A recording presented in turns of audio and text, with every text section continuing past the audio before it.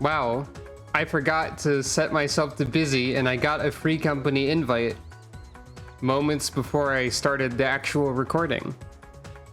Cool. No.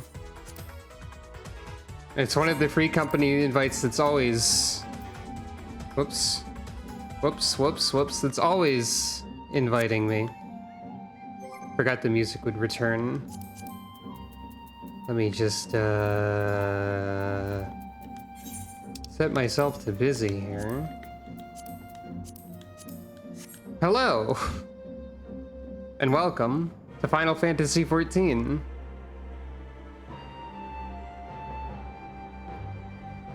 Today, we will be progressing the main story quest to a part that I have not seen before, I think.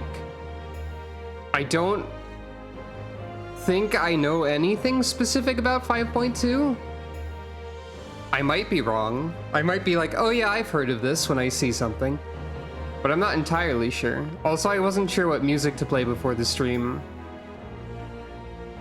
But I guess the battle theme from the Mario and Luigi Superstar Saga remake is kind of like the echo of a fallen star. A remake is kind of like the echo, and Mario and Luigi as a series is now dead forever, probably. So, you know, hooray, I guess. Anyways, it is also Wednesday, and that means that we should donate to the Shadowbringers before we do anything else. Oh, I can donate 30,000. Hold on, let me shuffle the inventory. Whoop.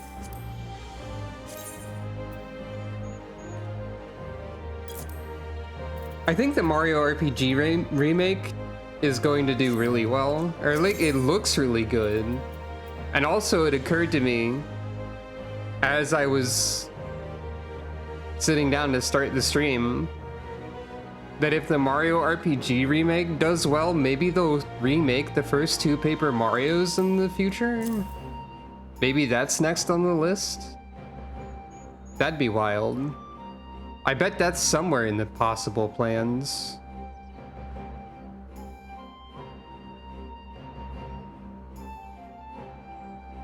Anyway. 30,000 gold. On behalf of the Shadowbringers, Sucro, I thank you for your support. Nod. I'm pleased to inform you that we have made great strides in our efforts to rebuild the Enclave.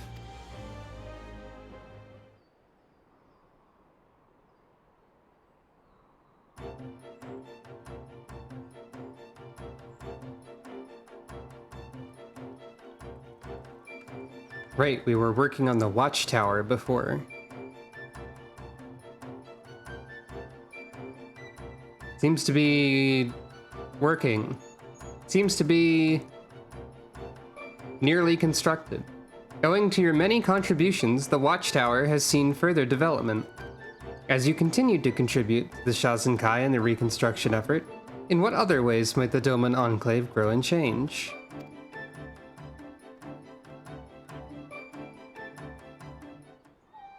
I'm sure we'll find out in a second. Hold on a moment, though.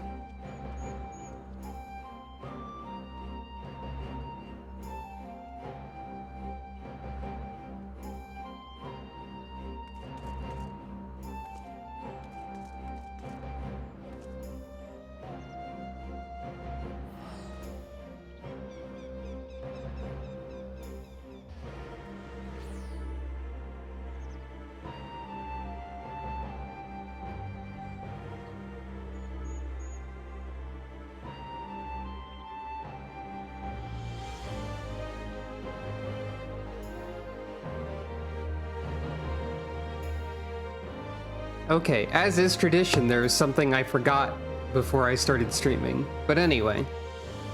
Also, it seems that my retainers have completed adventures. Neat.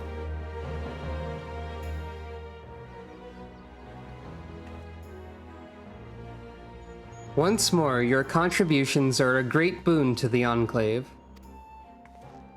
greeting.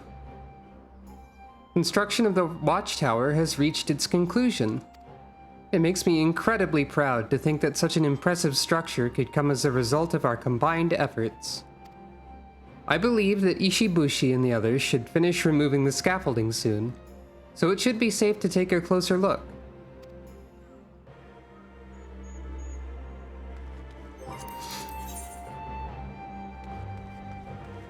Oh yeah, I guess Bozja is gonna be marked over here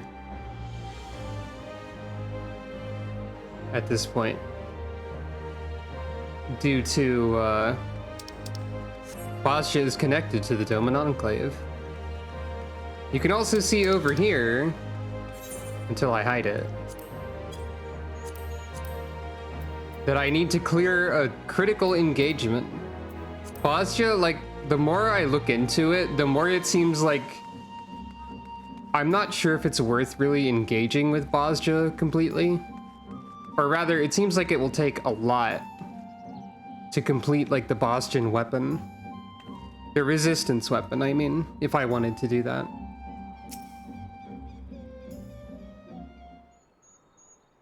Like, it seems grindier than the first two, than the relic and the animal weapons that I have. It is done. I think what he means to say is, due to your continued donations, the project is now complete, and we can all marvel at this fine example of modern Doman architecture.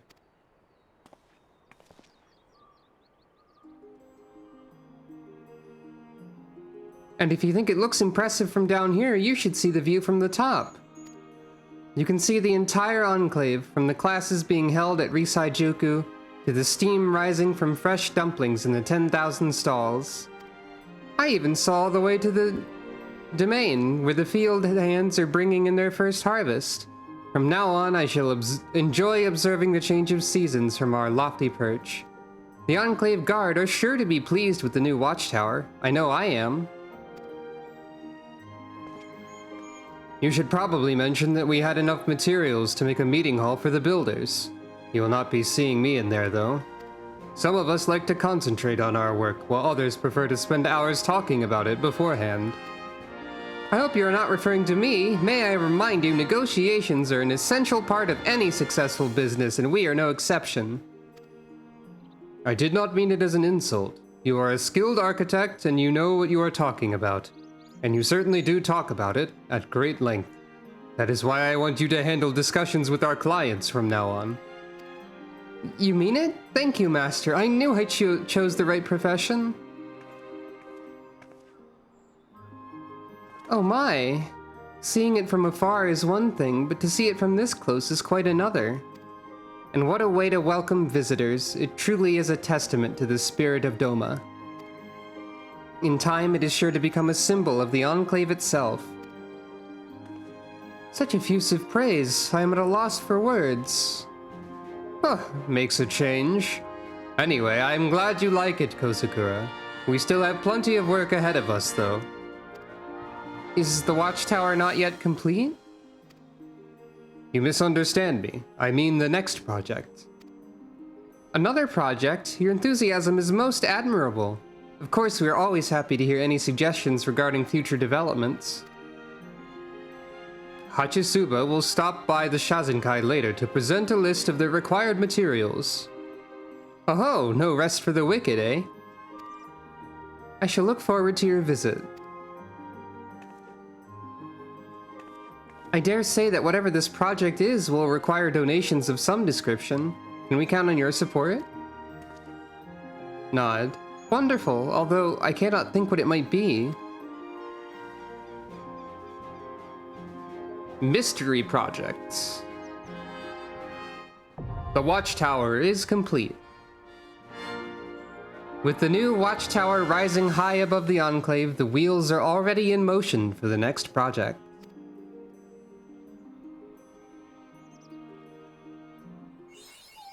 Biodoma 4. You want to know what our proposal is? All will be revealed in due time. Mysterious.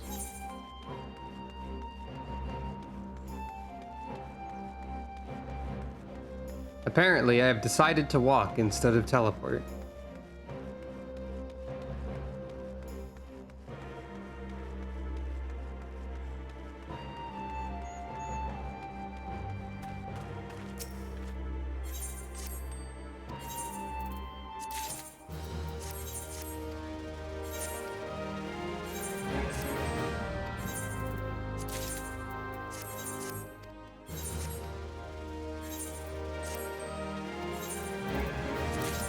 I've also decided to collect money.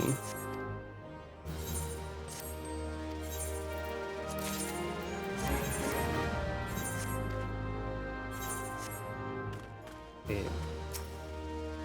I thought someone had earned a guild for a second there. Anyway.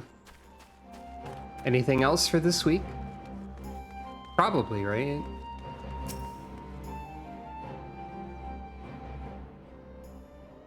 Your kind donations have helped secure the materials requested by Ishibushi.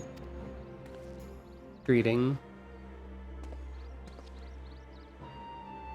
Kozakura, Sukro, Hachisuba request your presence at the 10,000 stalls. Do you have time to spare? Yes, of course. Nod.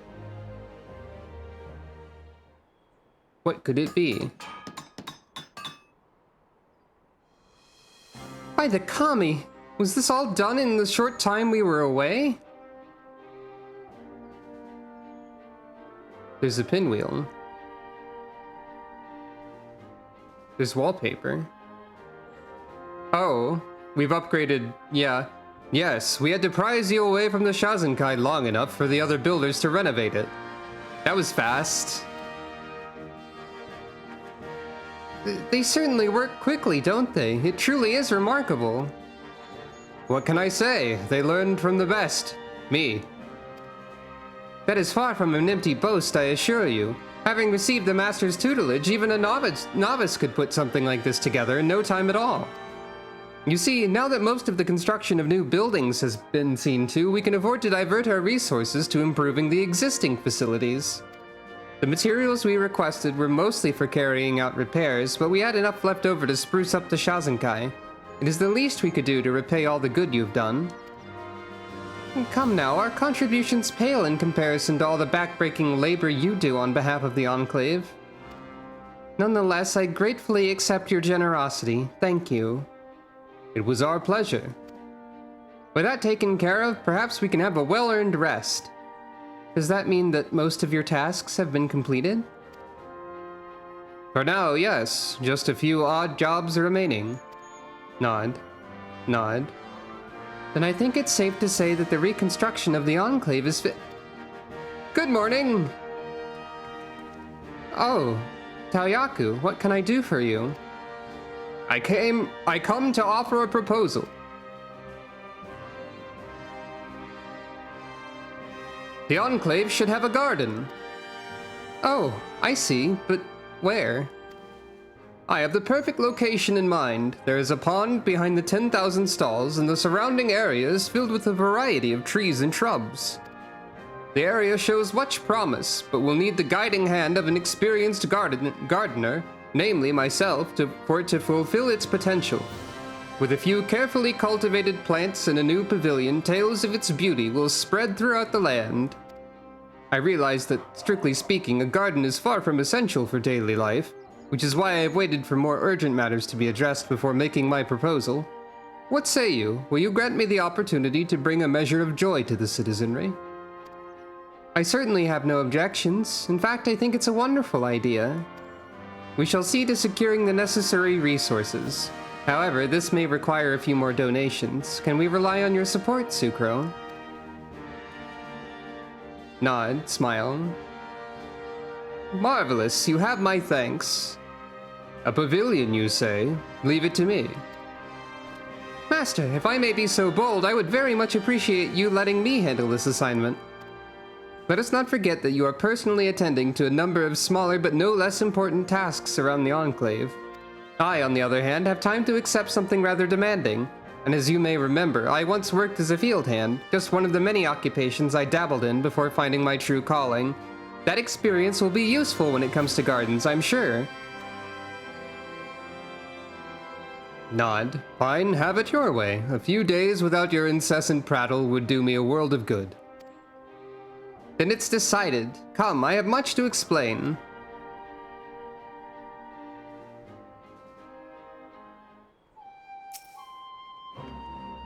Okay, that's all for this week.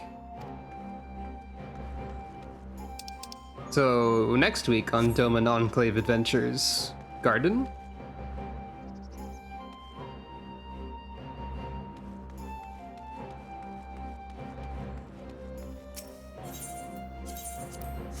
And that means... well, there's nothing else to do but 5.2.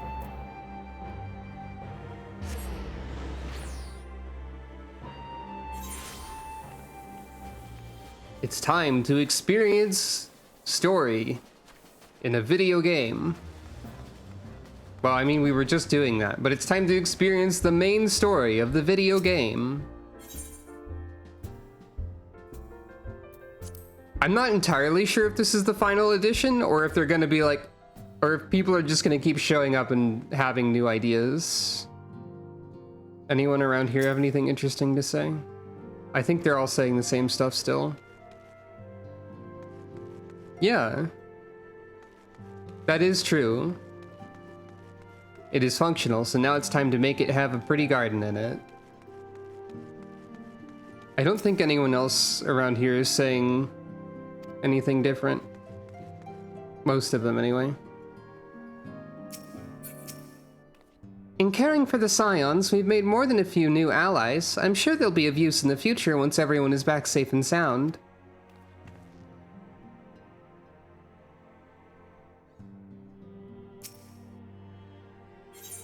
Old enemies, new threats. So, I would like to reiterate once again that I'm pretty sure I don't know anything about what happens in 5.2, although I may be like, oh yeah, I think I heard about that at any moment, because I don't super know, but we'll see what happens then. So this is like the first time effectively that I'm going into a segment of the main story quest knowing this little. Like, I've experienced the main story quest up until this point before, and I have not experienced that, and that's exciting, I guess. At least I'm pretty sure I don't know what's happening.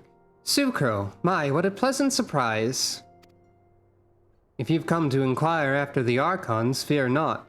Master Matoya's treatment has proven effective in stabilizing their corporeal ether. We mustn't grow complacent, however. Potent though these magics may be, they are not without limits. We can only hope they afford us enough time for the Crystal Exarch to complete his work. If only we could go with you to the first and help. Pardon the interruption, but I come bearing urgent news. Oh, you! Hello, Maxima. Ah, Sucro, it has been far too long, my friend. Nod. I remember you, from the Populares. Forgive me, I don't believe we've been formally introduced. Maxima, former Garlean ambassador. I remain here in Eorzea under the auspices of Commander Aldin, offering what counsel I can in the hopes of resolving the present conflict with the Empire. Gasp. Nod. Ah, yes, I've heard stories of a defector from Garlemald, but never mind that. You said you have urgent news. Indeed, as you may have heard, the Imperial capital is in turmoil, and a sizable portion of the Garlean forces have been recalled from the Gimlet Dark. With their numbers so greatly diminished, the main host of the Alliance has withdrawn, leaving the Alamegan resistance to keep watch over the border. And it is there that we have welcomed a most unexpected visitor who claims that this de-escalation may belie growing dangers and unforeseen threats. Commander Alden has arranged for an impromptu meeting to discuss these revelations. He has also requested a representative of the Scions attend as well, though it was clear to whom he wished I extend this invitation. It would seem time is of the essence. Well, you'll not be attending this meeting alone, though I'm not as well versed in the affairs of the city-states as our comrades. I see no reason to burden a single Scion with all this. Nod. Yes, of course. Then we must make for the Alamegan Quarter with all haste. Well, what are you waiting for? Get going, you two.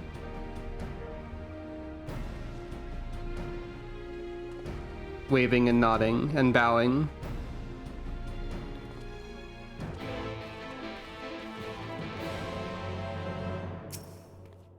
Don't worry about the others. I'll keep an eye on them while you and Kryl are away.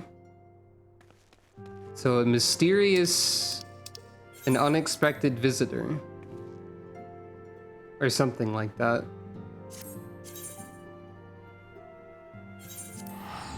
Been a while since we excuse me. It's been a while since we had to go to the Alamegan Quarter. Hey, it's raining.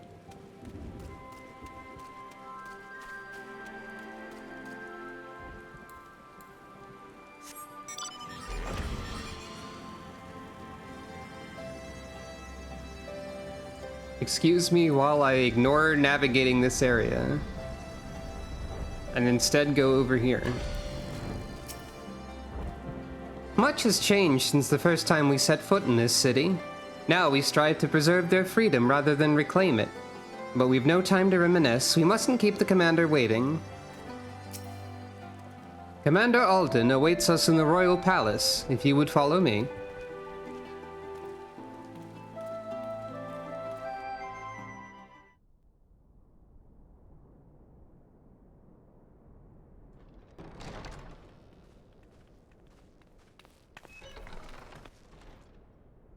That's who I was expecting. That's the unexpected visitor I was expecting. Hello, Gaius van Baelsar. They're here, Commander. And I, for one, am grateful that they are. Told you've been busy since our paths last crossed at the Gimlet Dark. I guess Sucro has already met Gaius back when we were testing the big old wall of no airships, please, which Gaius promptly crashed into. And of course, Sucro met Gaius when fighting Gaius, but I mean, like, more recently. I guess I have done a lot since then, Raban. Not that I understand half of it. When the Scions spoke of other worlds, I'd struggled to describe what I pictured. It's kind of like this one, but different. Mayhap things would seem clearer were I to hear the tale from your own lips. But I'm afraid the situation will not afford us that luxury. I think it would be funny if they added an additional mask to Gaius, like on his belt or whatever, every patch that he shows up in. And just never addressed it. He keeps finding, like, the rookie Asians. Or whatever. I trust you two require no introduction. Yep. We meet again, hero of Eorzea. Hello, Gaius. How are you? Glare. Must we repeat this ridiculous display? I pose no threat to you, though what I come to warn you of very well might. Had he meant to do us harm, I hazard he would have kept to the shadows, and brought more than 2 companions. We need not pretend to be the best of friends, but I hope we can put aside our differences for the present. Sucro is glaring. Well, fine. As you are doubtless aware, Sir Estinian and I cooperated to rid the world of Black Rose in your absence. Nod. Our journey together took us as far as the Imperial Palace, where we witnessed Emperor Varus meet his death at Xenos' hand. Being the sole witnesses to this crime, and in no position to defend our innocence, we were then forced to flee, each pursuing his own avenue of escape. Estinian's avenues of When escape. we were later reunited, Estinian claimed to have encountered an unfamiliar kind of machina during his flight, but to me his description seemed anything but.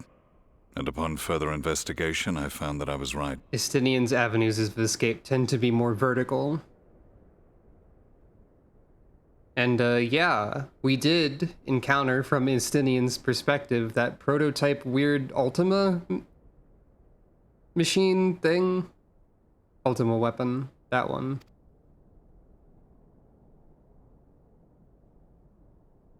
The Empire is developing a new Ultima weapon. That seems like a problem. What, that Allagan monstrosity, created to vanquish primals, with which you yourself once thought to conquer Eorzea? The same. In my foolishness, I sought to harness its power, and became the Ascian's pawn in so doing. But you know as well as I how that tale ended. The weapon itself, excavated from beneath this very city, was destroyed ere we could fully unravel its secrets, and that should have been the end of it. But unlikely as it sounds, the Empire's efforts to recreate it have somehow borne fruit, primarily through secret research conducted by the 7th Imperial Legion, it would seem. Wait, the 7th was all but annihilated at Cartano, along with its legatus. Indeed, few survived. The 7th, as it is now, has little in common with the Legion led by Vandanus, and its leadership has changed hands several times since. Precisely how this project has continued despite such turmoil, and under whose auspices, remains a mystery. It's probably the Ascians. Probably a specific one who we saw for like 1 second and don't know the name of yet. May or may not be related. That's my guess. What we do know, however, is that a number of prototypes have been produced, and that one of them is on its way to Eorzea. It's always the Ascians. When in doubt, suspect the Ascians. That's bad, though. We attempted to stop it, but it was all we could do to slow its progress, so we resolved instead to bring you warning. And right glad are we that you did, though it soundly dashed our hopes that tensions might ease at last. So there's a new Ultima weapon, huh? As it is, we've Or begun to prototype, strengthen anyway. our presence in the Gimlet Dark, and are assembling a force to meet the coming threat. A force with you in its vanguard, I hope. Well, okay. Before you say anything, I know full well you have pressing concerns of your own. Your comrades remain in peril, and I would not ask you to forsake them. So I do happen to know that, like, the series of trials that exists in 5.x, the Sorrows of Werlet, or whatever they're called, do involve, like, the Ruby weapon, the Emerald weapon, etc. That seems like that's probably connected to them trying to develop a Ultima weapon prototype. I don't know if those are other prototypes or like offshoots of the project or whatever, but I'd be willing to bet that they're probably related, especially because the 7th Legion is doing the Ultima weapon stuff.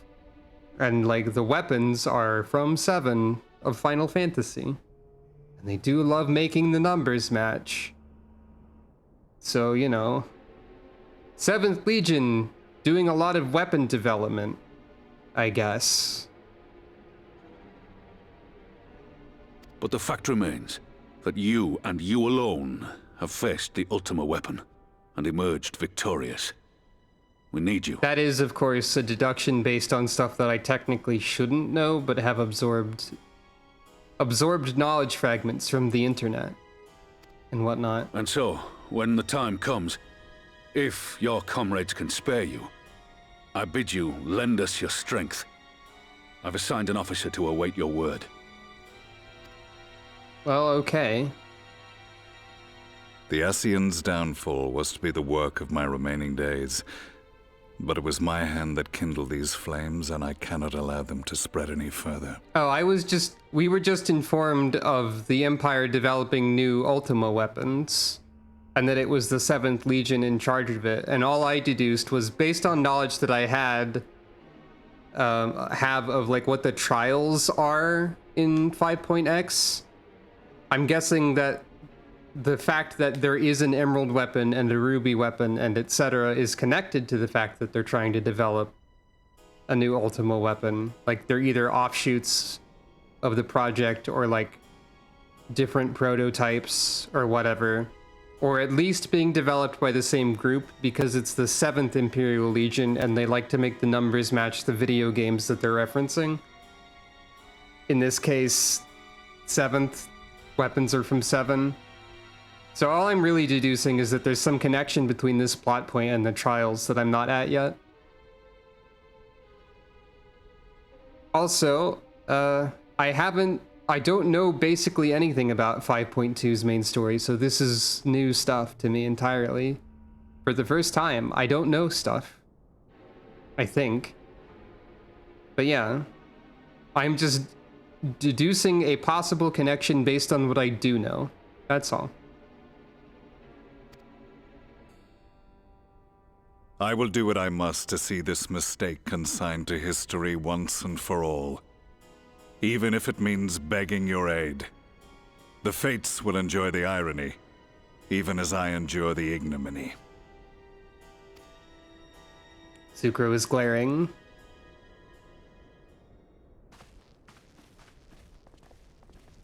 Okay, I bye. too shall make for the border and offer my skills, meager though they seem in such company. Mayhap we shall meet there anon. It'd be really cool if there was a duty support dungeon with Maxima and Gaius in it or something, as a result of we can ill this. afford to ignore the coming of a new Ultima weapon. Our friend's plight grows ever more precarious, and none save you can join them in the first. True.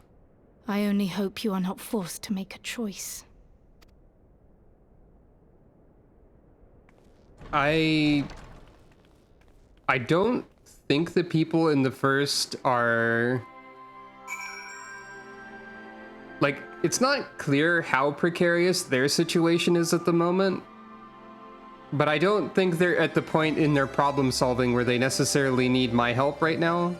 So, like, we could go do this. Also, I didn't notice before that this little bump in this rug is in fact a bump in the terrain. Whoop, whoop, whoop, whoop, whoop. Okay. Very like a cat to be distracted by a rug, perhaps. Or anything. Just batting at this fabric.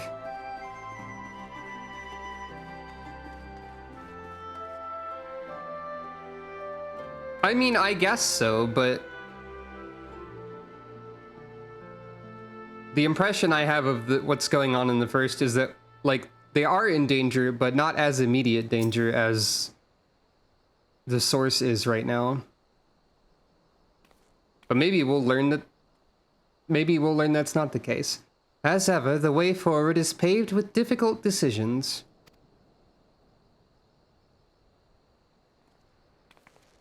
We can ill afford to ignore the threat of a new Ultima weapon, but with each passing day, the plight of the Scions grows ever more perilous. If you cannot stay for a debriefing on the Ultima weapon, I will not stop you. I only ask that you confer with me before returning to the first. Right. I mean, it doesn't seem like the Scions are in as immediate peril, is what I meant to say. Oh. Hey, look, it is connected. That was actually... Hey, we added the Sorrows of Werlet questline or whatever. And that's like a side branch. So this actually means that they're in no peril because I can do this whenever I want or ignore it. Anyway, Cryo. I guess we're going to the first instead. This was Gaius's trick. This is not actually the main storyline right now. I take it you're ready to return to the first? Then I would ask that you apprise the others of recent events here in the source. Namely, Xenos' return and the development of a new Ultima weapon. As for their bodies, you may assure them Master Matoya and I will continue doing what we can to keep their corporeal ether stable. Safe travels, Sucro. I hope to see you and the other Scions soon. It's fine, the ruby weapon is just gonna sit in the desert until we bump into it. The emerald weapon isn't gonna bother anyone unless we go underwater. Now, like, the diamond weapon, though, I think that one just runs into you if you happen to be flying around on an airship too much, and we do fly around a lot, so it's entirely possible that we'll accidentally run into the diamond weapon. I'm merely making joking speculation based on 7, but, you know.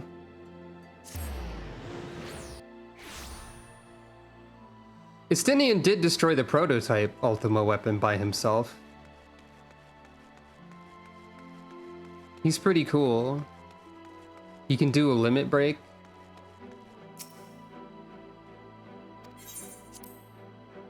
He can jump. He can fly real high with his Dragoon jump. With his pistols out, he's one tough Scion. Wait, no. That's not quite correct. It did have 4 Hearts of Sabik, though. There might also be like a Sapphire weapon. I don't remember what that one's deal is, if it's in 7 at all. I don't think that is in 7, but there might be one. I don't know. Anyway, what's up? You've come at a most opportune time, my friend. I've made something of a breakthrough in my research on the soul and a means to return the Scions home. I thought Emerald was the underwater one. I trust you too have been making good use of your time. Sorta, I guess. Ill tidings from the source, you say? And I will summon the others that we might all be apprised of the situation. Nod. I don't remember Sapphire existing in 7.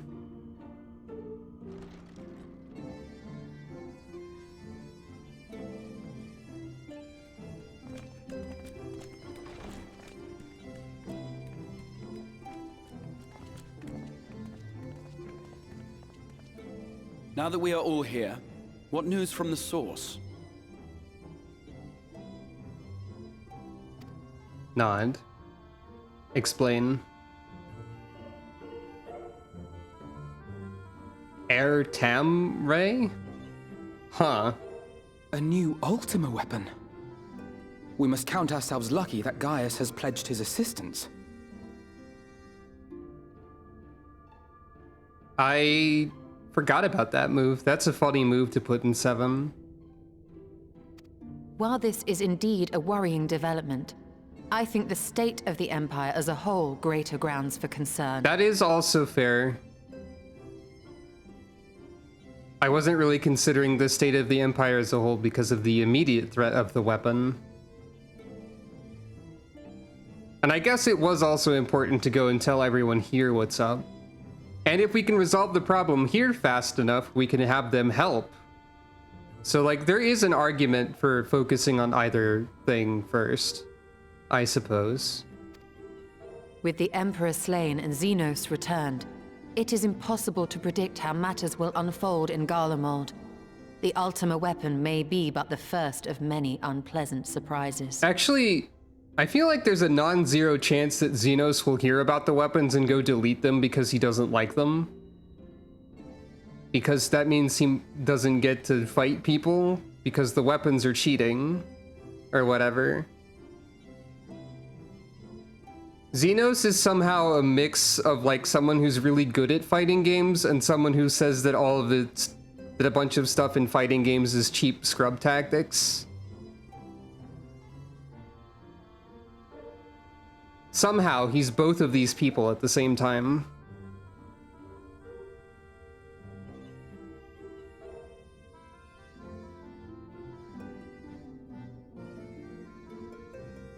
But yeah, the Ultima weapon is likely to be the first of many unpleasant surprises due to the fact that there's like 4 other weapons, probably. That's true. He might not be able to figure out what's going on. Yeah, if Xenos knew that the Warrior of Light was fighting the weapons, he'd probably go delete them or something. Except he doesn't, because there are trials against the weapons, so he's probably occupied by, like, I don't know, solving a crossword puzzle or something during those times. Because because the phrase crossword puzzle has sword in it, he's interested. The situation beareth closer observation, of that there is no doubt, and doth compound our need to return unto the source. But yeah, if we can return quickly... Then let us address that issue. Our long search for a means to see you safely home may well be nearing its conclusion. Thanks in large part to Urianger and Beklug's invaluable insight, we have succeeded in fashioning a vessel for the journey. Crow sword puzzle.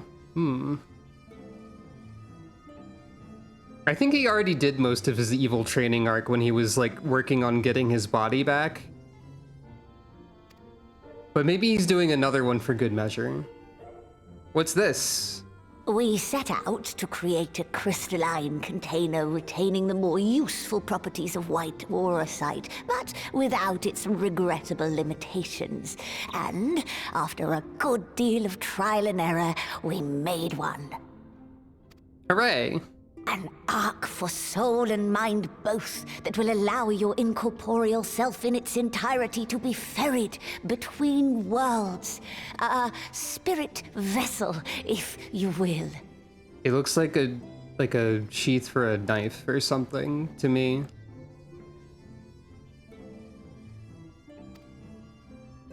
However... What the... Okay, so I've enabled auto mod recently upon realizing that that was a situation that it was a thing I could enable. Apparently, it tried to block the word pale, saying it was a sex-based term. Is auto mod just going to teach me to hate more of the English language than I already do instead of being helpful?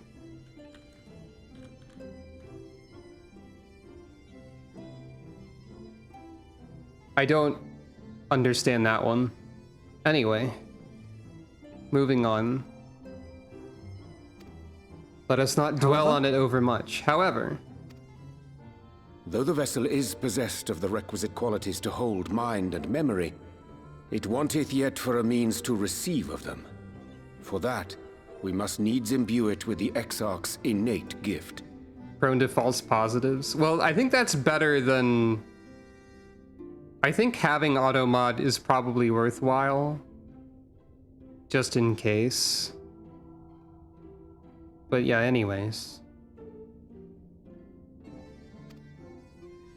A gift that lives on only through the blood of the Allagan Emperors, which certainly does not flow within aurosite or any other crystal.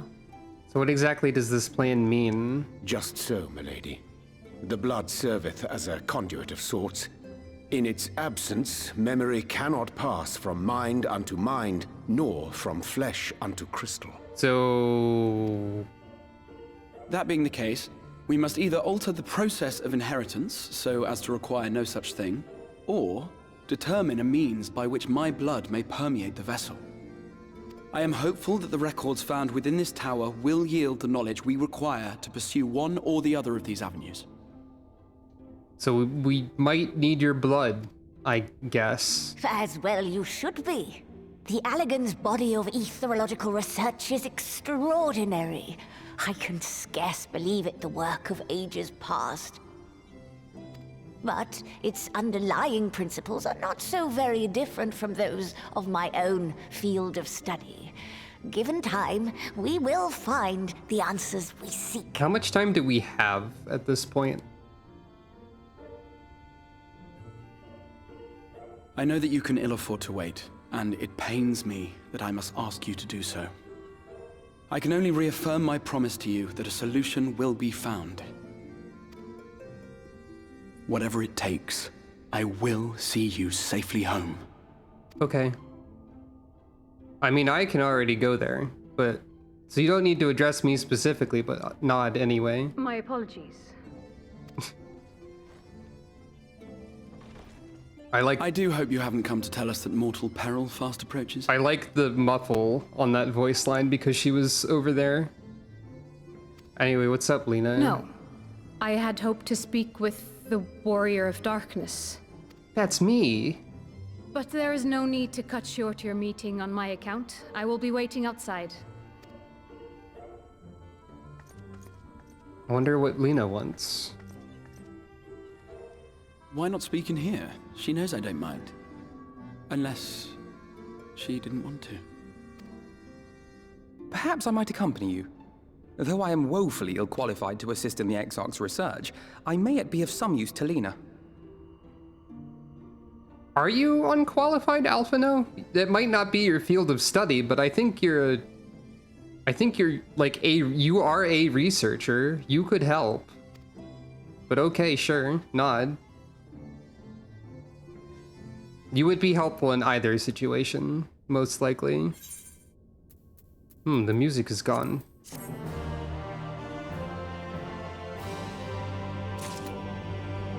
Exarch is thinking.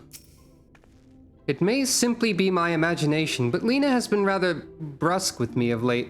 You don't suppose she's still upset over that mishap with the salmon fillet, do you? The what? Are you going to explain that? Probably not. Never have I seen such a repository of knowledge, a stark reminder of what little we truly know of the world. Upon White Auracite's crystalline foundation, we have built not a prison, but a refuge for the soul. Would that Moonbreeder were here to see the wonders inspired by her research. To think we will not only have Xenos to contend with once we return, but a new Ultima weapon as well. Why must all of our enemies insist on returning from their graves? Gaius also did that, I guess. Well, although, bleh. Could have been a side story. I must confess, while I enjoy my fair share of scholarly research, it will be good to step outside for a spot of fresh air. Okay, confirmed Alphino did, in fact, want a change of pace, and also acknowledges that he's good at research. Well, no, Y'shtola just said Xenos, but there's also Gaius. There's a lot going on. Now then, shall we go and speak with Lena? Nod.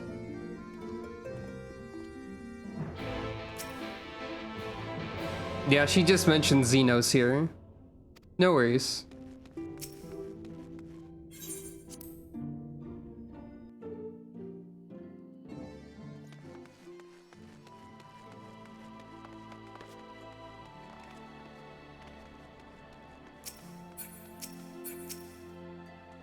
I suggest we hurry. Lena does not strike me as one who enjoys being made to wait. We have little time, so I will be brief. A Sin Eater has been sighted in Lakeland, and I ask for your assistance in slaying it. A Sin Eater? I'd heard some few yet remained after the knight had returned, but perhaps we should call the others. That will not be necessary. It is only a single Sin Eater. A simple task for our guard, I should think. That said, I believe fighting alongside the Warrior of Darkness would be a valuable experience for them. Peace can lead to complacency, and they gain nothing from an easy victory. But you do not underestimate your foes, however harmless they may seem.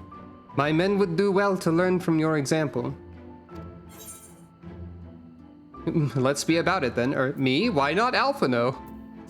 Alright then, leave it to me. Excellent. Then let us make for Fort Job. Nod. There's gotta be more to it than just that. You wouldn't just want this.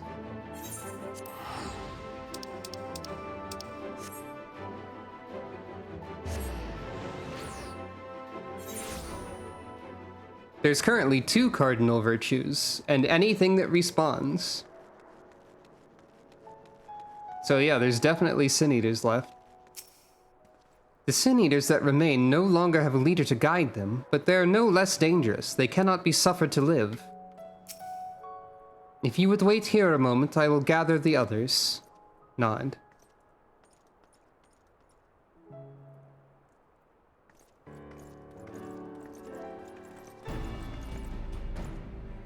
Salute. You may not remember, but you have met these soldiers once before, though only in passing. Long have they awaited the opportunity to fight at your side. I was at death's door that day after the Sin Eaters attacked. If you and yours hadn't come along, I'd have likely stepped through, and I wouldn't have been alone. Your courage and selflessness is something we all aspire to. I too was there that terrible day. My friend was transformed into a Sin Eater before my very eyes, and I had no choice but to cut her down. The thought of returning to the field, of holding a blade again, it filled me with dread.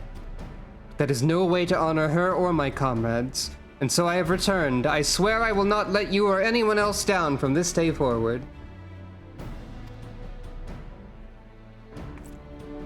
A pleasure to meet you, miss. Truly, it seems like only yesterday I watched as you took flight astride an Amaro to go and save the Oracle. Strange to think the Yulmoran soldiers we once locked blades with are now on our side, but we will do our utmost to keep the peace here in Lakeland. Nod. We seem to be missing one. Your helmet's gone also. Hey. Why do you also look like Ardbert? Stop this. Why does everybody look like... Wait a minute, we know about this. We saw someone looking mysteriously like Ardbert before. And I think I guessed who that might be. I think I did. I might have. But like, if you'll give me just a moment here.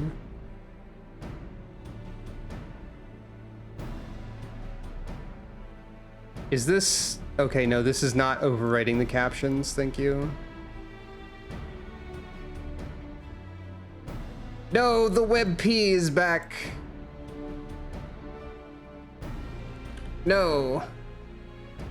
Okay, he looks so... He has the same face as Ardbert, is the thing. Like, I feel like the helmet is removed. Like, the same face, the same hair color. I feel like the helmet is removed to make this more conspicuous as well. I think we were supposed to go, you look kind of like Ardbert, and I bet Sucro's gonna make a weird face in a second or something. But,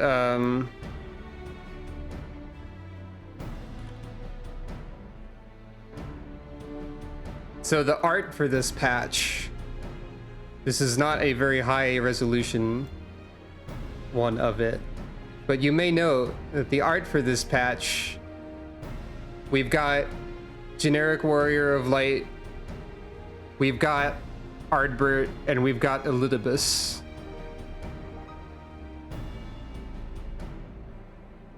Which furthers my expectation that Ardbert is in fact Elidibus right now.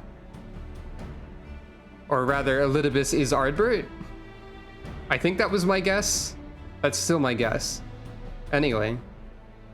Did I actually elaborate upon that? I'm not sure, but that's my guess. That's a guess that I have. My apologies, Captain Lena. An elderly gentleman asked that I escort him to Clearmelt. It took longer than I anticipated. I'll not begrudge your desire to help those in need, but a soldier must be punctual, especially when we play host to honored guests. It won't happen again. The name's Taylor. I'm sure you don't remember, but we once met before in the infirmary. Oh. Maybe not then. Maybe I'm assuming the incorrect thing here. I asked you to deliver a message to the Exarch and the Warrior of Darkness. Little did I know I was already talking to her. Don't give up. Don't give in. I keep those words close to my heart, and the boundless, beautiful skies above serve as a reminder of their importance. This could still be Elidibus, though. Those words also apply to Elidibus. My friend got to see the Knight's return shortly before he passed. He left this world with a smile, satisfied with a glimpse of what was to come.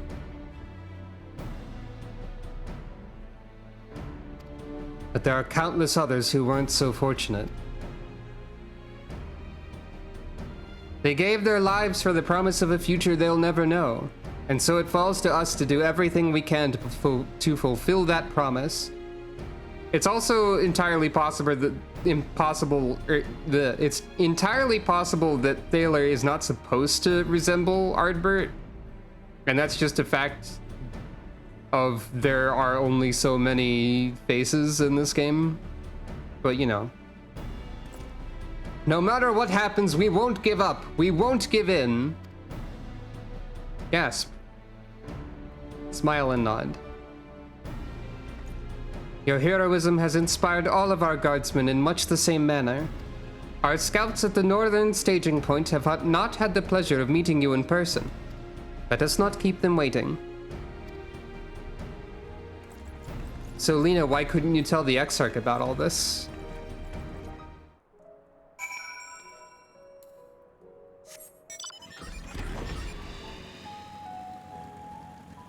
Clearly, Lena is Elidibus. No, probably not. What if everybody is secretly Elidibus? Someone's Elidibus right now. It might be Elidibus.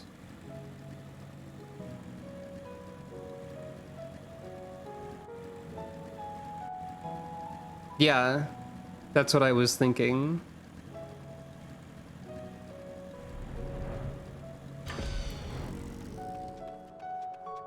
Ah, geez. Could I be Elidibus as well? Hey, have we seen a Sin Eater that looks like this before? This is not a familiar model. Like, immediately.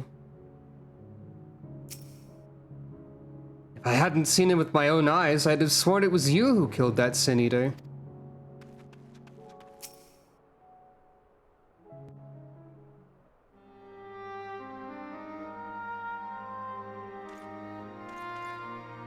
Did we already defeat it then?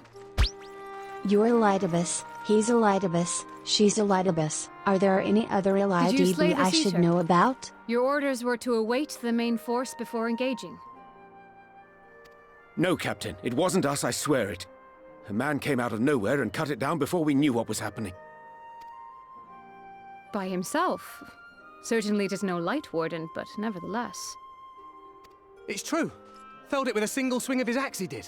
I've never seen anything like it. Okay, that's where Ardbert is. Never mind. Thaler's not Ardbert.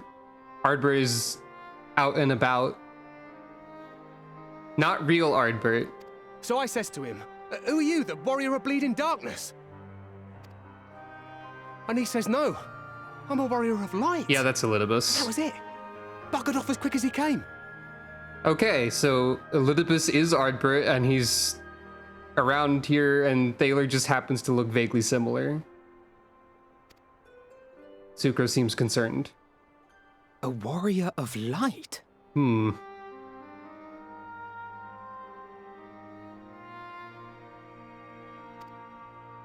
Why would someone go around calling himself that, though? It was those bastards who caused the flood. Okay, you're definitely not Ardbert related. You just happen to look sort of similar. I mean, if you were going to pretend to be anyone, it'd be her, the Warrior of Darkness. But if they were the Warrior of Darkness, they would have said, I'm a cat, when prompted. So, definitely not me. Hey? Oh, I didn't know. It's an honor.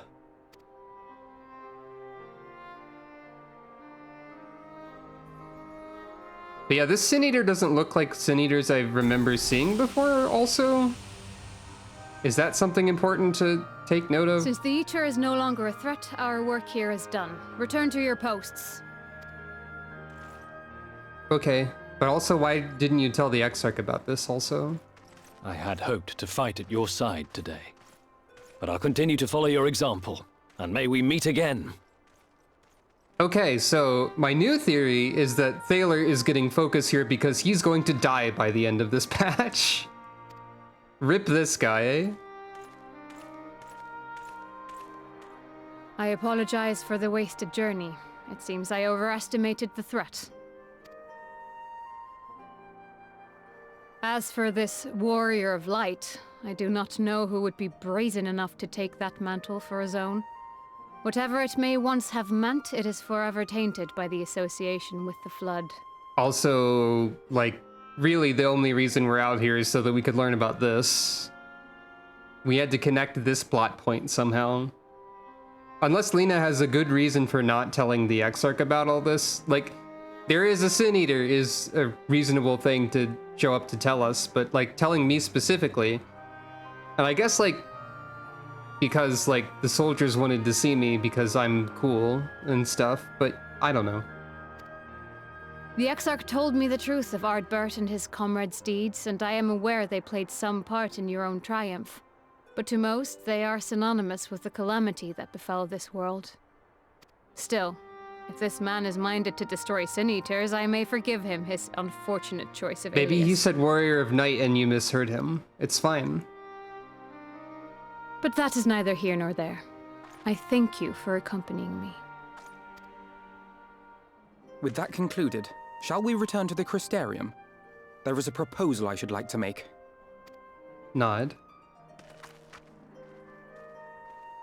Forgive me. There is one more thing. Okay, this is what. This is a it. personal concern of mine. I had hoped you might have a moment to speak privately. That's what I was expecting. I was expecting you to have some sort of personal concern. Questioning head tilt. Take your time. I shall go on ahead. That makes everything make more sense. And then Lena is like, I am Elidibus, and kills me instantly. Elidibus is well known for announcing his name. The Warrior of Limes is also entirely possible. That should be someone in the Culinarian questline. What's up? I will not mince words. This matter concerns the Exarch. Oh, that's why you didn't want the Exarch to hear. Okay, everything makes sense now. All the stuff I was saying was like sort of just in case it didn't make sense, or like it wasn't immediately apparent. Not intended as criticism, just observations. Warrior of Light. Though his countenance belies his age, his demeanor never has. He has seen more than any man should and grown ever more weary with time. Uh-huh. But I see I give the wrong impression. While it is true he attempted to open a letter with a salmon fillet the other evening, we are not here because I suspect his mind is deteriorating. Oh, that's what that was about. So we also had that explained. By the way, did I ever point out that Lena's weapon is the level 80 dancer weapon, I think? Like, I'm pretty sure she just has the Shadowbringers artifacts weapon dancer words. How you get that? How'd you get that? Where'd you find that?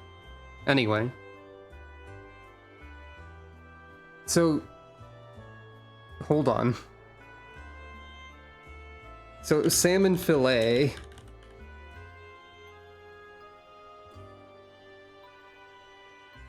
Are you telling me he attempted to open a letter with a cooked fish?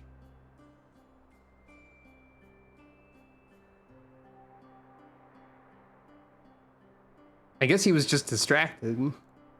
I was double checking because I was like, could that mean something else? Is like a fillet also a term for a knife of some kind? I mean, there are fillet knives, but like, you could open a letter with any knife, probably. You can fillet things with it. Like, in the way that words are usually arranged, this would imply that he is trying to open a letter with a fish, which is just very silly.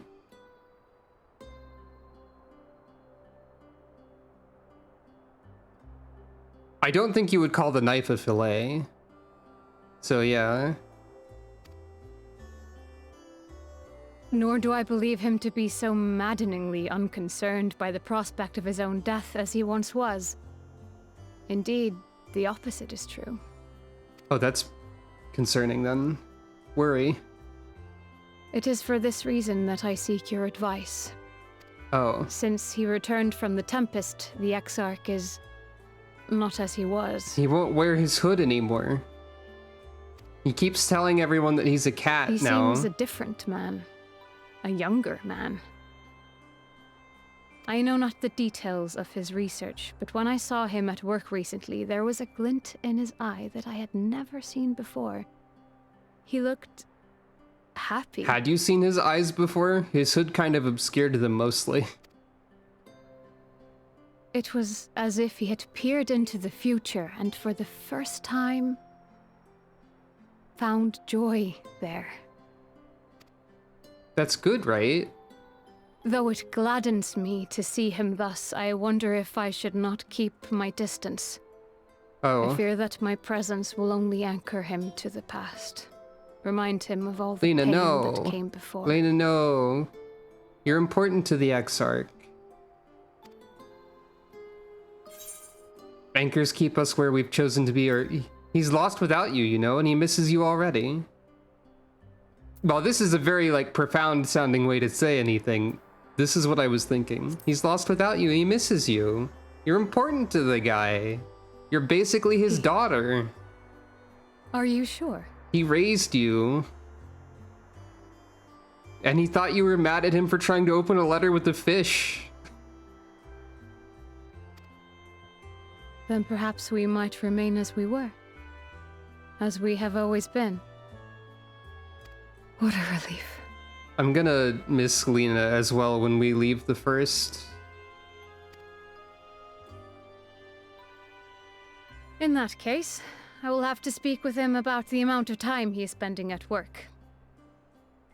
The Warrior of Light told me that I can tell you to go to bed and stop trying to open letters with fish. This research is important, I know. I mean, Warrior of Darkness. If he refuses to consider his own health, I will have to consider it for him. Hell yeah. It's always good to help people consider their own health.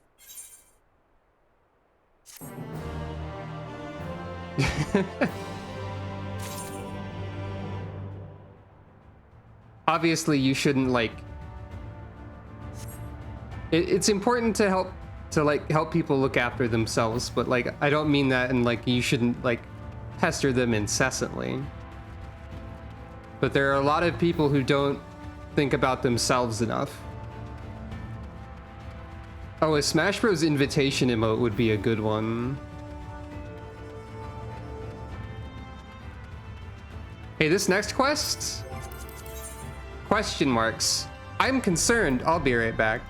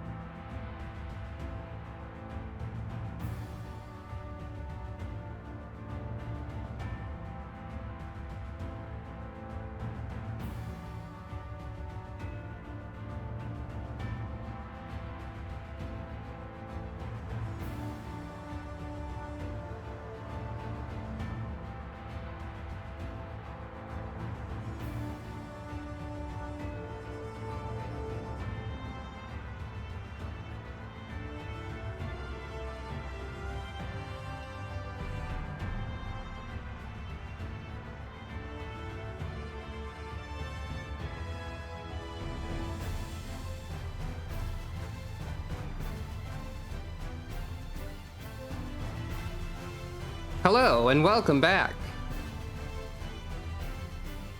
Welcome back to me, I guess, because I'm the one who returned. Hello, I have returned.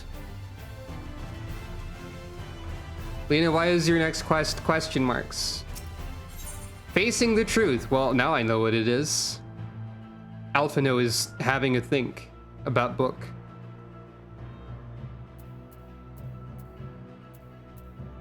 And there's salad nearby in the future. I will not keep you. You and your comrades have much to discuss. I will see the others back to their posts. Salute. Nod.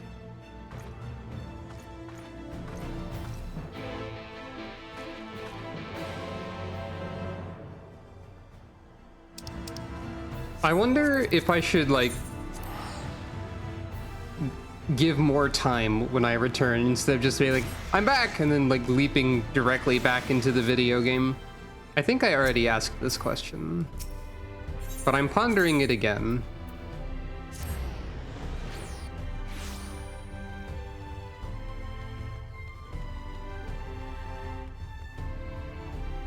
Normal structure. I got distracted.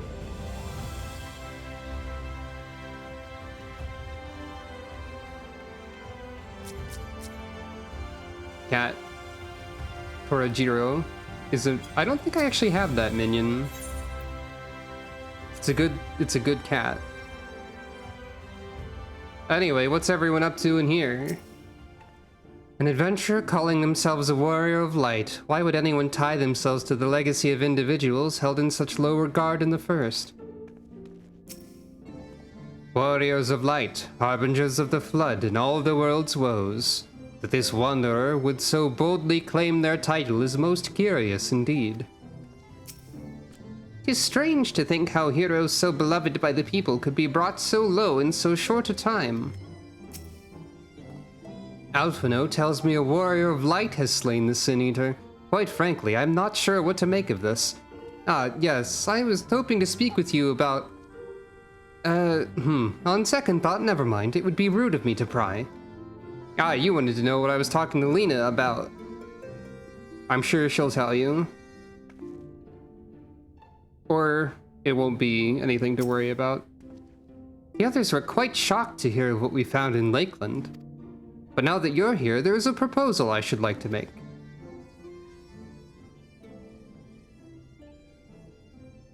I've been spending a great deal of time in the Cabinet of Curiosity, and of late I've noted more and more people perusing books on history, the years leading up to the Flood in particular. I suspect they wish to know more about the Warriors of Light, as well they should, but nearly everything I've come across describes them as Sin Eaters or worse. Regardless of whether or not this Warrior of Light is whom they claim to be, I worry that their sudden appearance in conjunction with this renewed interest in their predecessors may lead to growing unrest and fear. If the people of the Crystarium seek the truth, I say we give it to them. I too can attest to the falsehoods found within full many of the Cabinet's tomes, with nary a mention of the noble deeds of Ardbert and his comrades. To be fair, they bear some responsibility for the Flood, but when the tale is told again and again over the course of a century, I am not surprised to see their roles distorted and them painted as villains. Were it not for the records stored within the Crystal Tower, I would have no reason to question the narrative. Unfortunately, that knowledge was of no use, for when I arrived here in the first, their reputation had already been irreparably tarnished. That said, there still remained those who worked tirelessly to defend their good name in those early days following the Flood. Considering all the good they had done, I find it a wonder they needed defending at all. They brought to justice the man who misused my knowledge to bring about the fall of Verbert. That such heroes could be spoken of in the same breath as Sin Eaters is absurd. Nod. Under normal circumstances, I would agree, but as time passed, those who knew firsthand of their deeds dwindled. In the end, only one truth remained, that they were the cause of the Flood. Heck, even they believed that, or Ardbert did. With the world on the brink of oblivion, it was all too easy for the Warriors of Light to become villains deserving only of resentment and hate. At that point, the truth mattered little. It would not change their lot. Thanks to all of you, however, their lot has changed, and now they may heed the long-forgotten truth. You claimed it was Ardbert who helped you overcome Emmett Selk, correct? Such a revelation would do well to sway the hearts of those who knew him only as a villain. I have shared this with a select few, but one and all must be told of his sacrifice. To that end, I say we proceed with Alphino's plan. We call together the people of the Crystarium and recount to them the true tale of the Warriors of Light and the flood that followed in their wake. Nod. Nod, nod, nod. Nod. Well, what say you, Sucro? Spread the word, I say, or I wish we had done this sooner. Spread the word, I say. It seems like now's as good a time as any. Hopefully they will listen to us because of how we did an awful lot. Will spreading the word only in the Crystarium help, like, everyone else? Because, like, this story has spread beyond the city. Then we're all of one mind on the matter. Good. Exarch, might I ask you to continue working with Beklug on our means of returning home? The rest of us will see to gathering the people of the Crystarium in the Exedra. It is a center of civilization, but there's also the people in Yulmore and, like, the surrounding towns and all of the other stuff. It is... yeah, still. We have to reach out to anyone and everyone who might be willing to lend an ear. With any luck, word will spread and more will accompany them. Nod.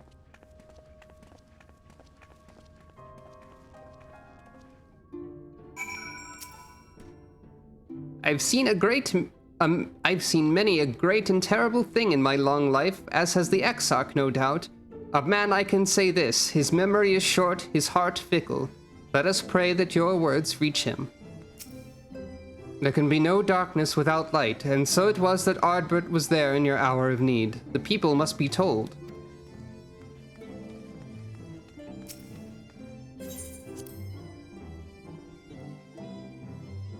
Okay, in what way will this go poorly? It won't is also an option.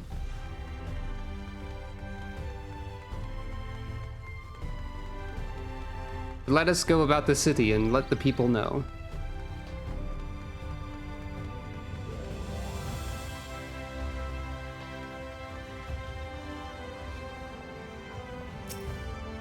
Sucro, my, what a wonderful surprise, though I hope your being here doesn't mean someone's been hurt.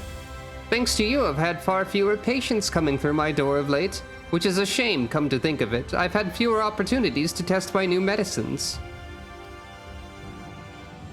Laugh.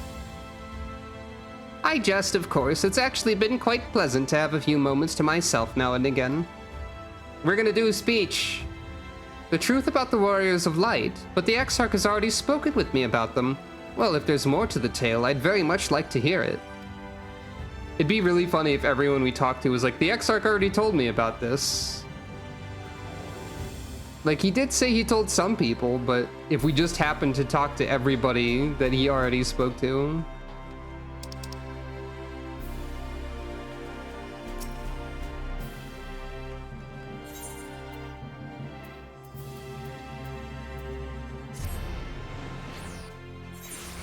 Considering we're likely to speak to all of the, yeah, we're speaking to all of the recurring people, that it would make sense.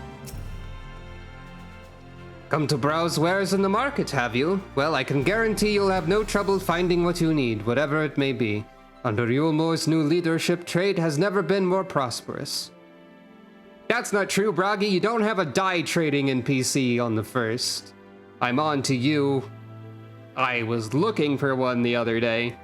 Word is that fellow from Daedalus Stoneworks has taken over as mayor. Did he really? Little wonder business is booming the way it is. I imagine it won't be long before all of Norvrent reaps the benefits, but you've not come to talk about the market. Something on your mind? That's also true. The bicolor gemstone trade is very, very many fates.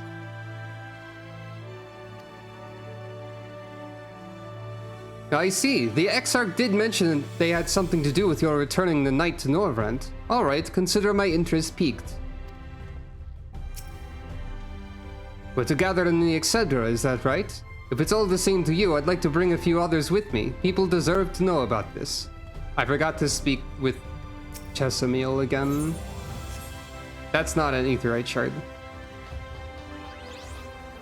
That's a lot of fates. That is not a small number. That is a big number. I guess it'd probably be faster to just... I forgot to speak with the medicine lady twice, but that's probably fine, I guess.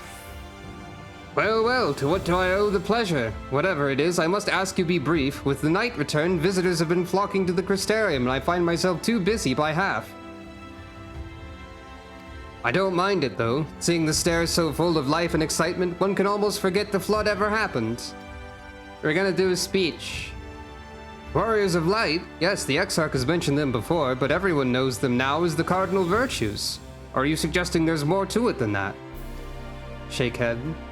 Well, you've yet to steer us wrong, so I'm willing to hear what you have to say. Ciela has agreed to keep watch over the stairs in my absence. I'll be along to the Excedra soon.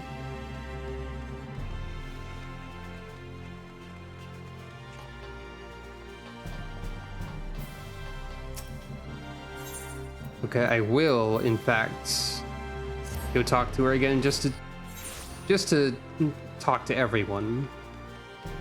As far as the shared fates go,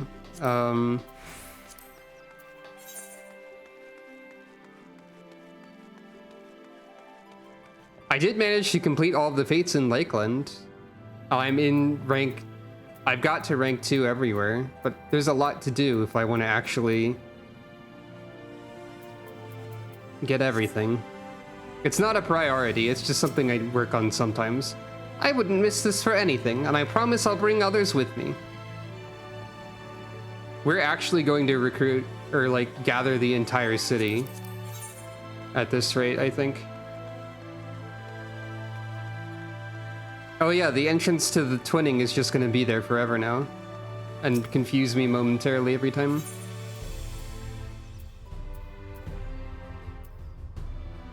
Hold on. The Chiliad? Is that like the Iliad, but like... chill?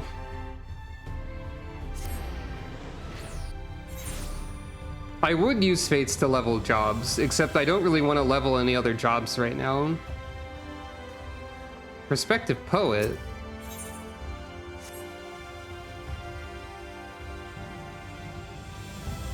It could also be spicy, because it's like chili. But I kind of hope not. Given what spicy would mean in the context of a story, I would rather it not. I don't know where I'm going, but I'm supposed to be up somewhere. I don't know how to navigate your heckin' city. Oh, that's the crystalline mean. Should have looked at that. Help, where am I?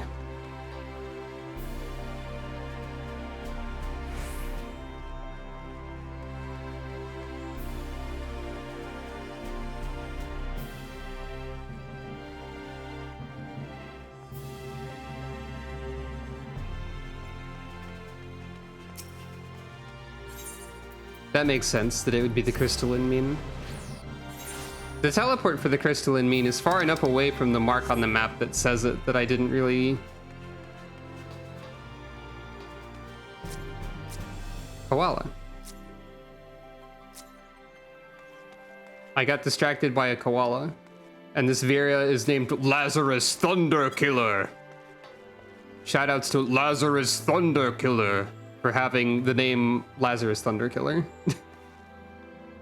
Did you know that the Viera naming conventions are that once they leave the forest, they just pick their own heckin' name? So that any name a Viera has is completely lore accurate? Lazarus Thunderkiller. Yeah. So Lazarus Thunderkiller is a completely lore accurate Viera name, because anything is. Unless the Vira has not left the forest, I suppose. In which case, there are naming conventions. Well, what a coincidence. I was just reading over a letter I received from Grinelt not long ago. He says a visitor from the Crystarium found him at the bottom of the ocean and that she inspired him to reach new artistic heights. Well, I can only think of one person capable of both feats, though I'd say the latter is far more impressive. To think fate could bring the two of you together in such a place. I don't remember your voice, so your accent's all over the place. Sorry. I'm sorry? You mean the Exarch didn't tell us the whole story of the Warriors of Light? Well, whatever he's left unsaid, I'm all ears.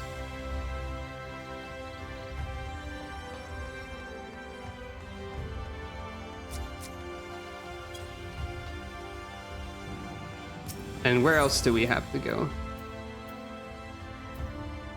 Whomst else must we... Morin, probably.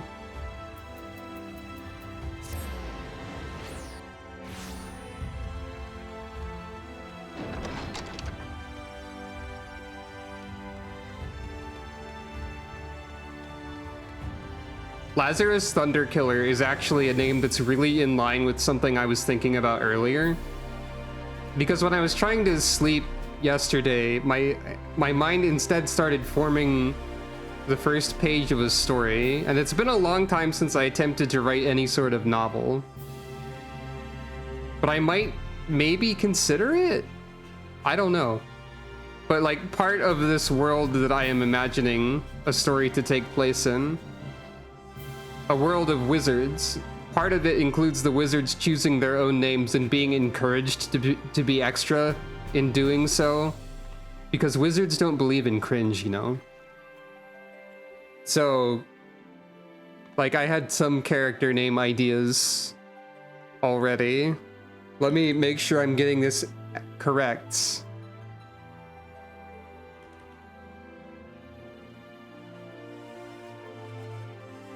I already forgot the exact name.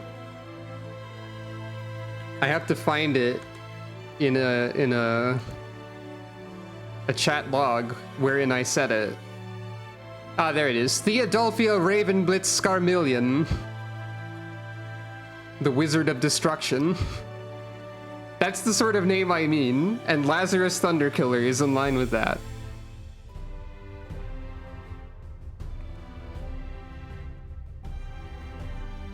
Theo for short. Incidentally, both of the character names that I've thought of for like some of the main characters are like, all the main characters are ladies at the moment, but the short versions of their names are like if you shorten their names to give them nicknames, the nicknames would be traditionally masculine. So like Sai and Theo. So in addition to my writing just to the fact that my writing would inherently be extra queer, I think that probably adds to the number of the percentage of that. They didn't choose the title The Wizard of Destruction. In this concept, the elements of the world of magic are like split between the north and south poles of the globe. And the North Pole is fire, earth, lightning, and destruction, and the South Pole is water, wind, ice, and restoration. Restoration and destruction are separate elements in this concept. So they're like more abstract and not really tied to the other, like the six more physical elements, I guess. They're separated, but also like connected in some way, probably. So she is the Wizard of Destruction because each wizard is, like most wizards in this setting, in this idea, are attuned to one of the elements more strongly than the others. And like for example, a Wizard of Fire could exist as well. And then like the Wizard of Fire would be mostly able to use fire magic, but also probably a little bit of the other magic on that pole. So earth, lightning, destruction. Now, Theodulfia is sort of a secondary character, and she is so thoroughly attuned to destruction that she cannot do anything else. So it's sort of a weird attunement condition. And then the main character, whose the name idea I had for her was Cyandrea, or Cy for short, is her whole deal is that she's attuned to nothing. So she can only do like the most basic magic, but it can be of any element.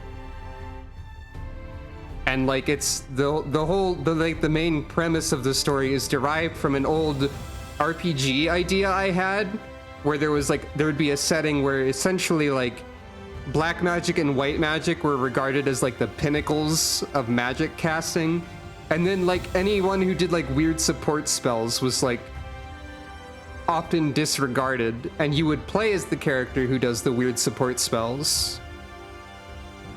So like the idea of Cyandrea in this setting is it's sort of like, I guess that the central premise of the story is someone who is regarded as like not fitting in to the societal expectations of the world, finding out how she can still be helpful and like her own path and all that stuff. It's a sort of theme that I like a lot. It probably because I can relate to it.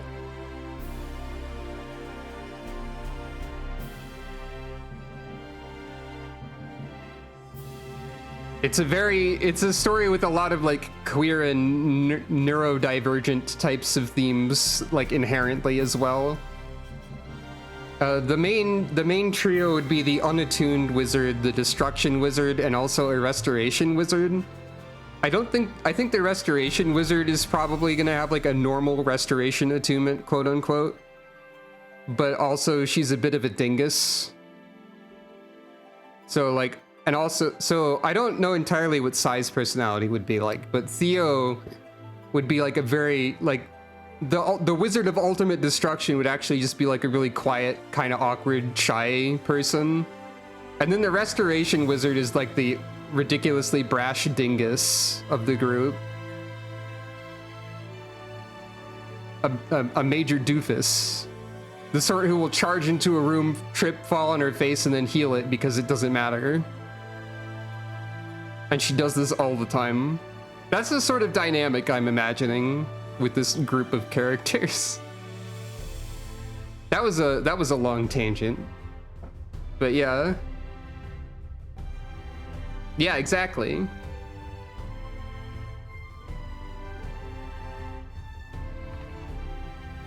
I think it could be interesting.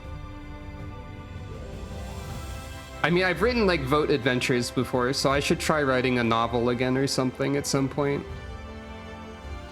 Just having ideas, sharing ideas, talking about ideas. Anyway, Morin. No, this can't be. Surely there's at least one book in here that does not cast the Warriors of Light and their deeds in such a negative light. A comfort gesture. Gasp! Oh, Sucro, forgive me. The Cabinet of Curiosity has been bustling with visitors of late, but I fear a repository lacks for the knowledge they seek. The people wish to know the truth of the Flood, of the Warriors of Light. I've searched high and low, but alas, every account portrays them as no better than sin-eaters, abominations worthy of only scorn and resentment. Hey, Morin, I don't mean to be completely distracted from what you're saying, but I've just noticed that you are wearing gloves with rings over the gloves, and I didn't know that was a possibility in this game. Though given that the ring is on the same finger and the same ring on both hands, I would assume that to be part of the gloves model. But what gloves are those? Morin, sorry.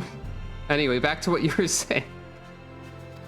I know they were not always judged so harshly, yet I can find no proof. And I dare call myself a librarian. Hey, a librarian can't, like, conjure books that don't exist. It's alright, it's alright, it's alright.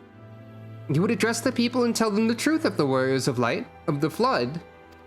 How wonderful! You've regaled me with the tale once before, but I should love to hear it again. Oh, you may be assured I will not come alone.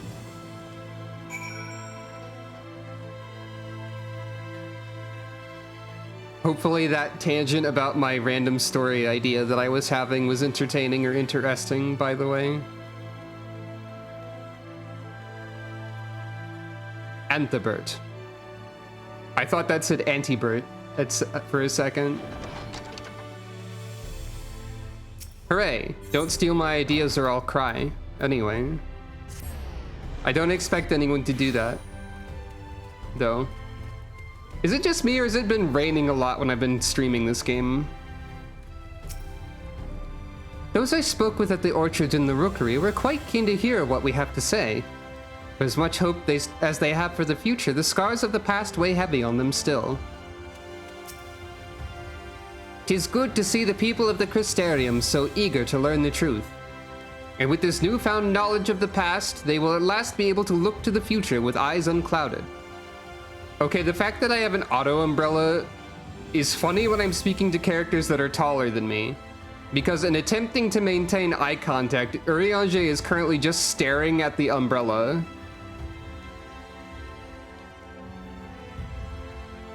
Like, without unflinchingly glaring at this umbrella.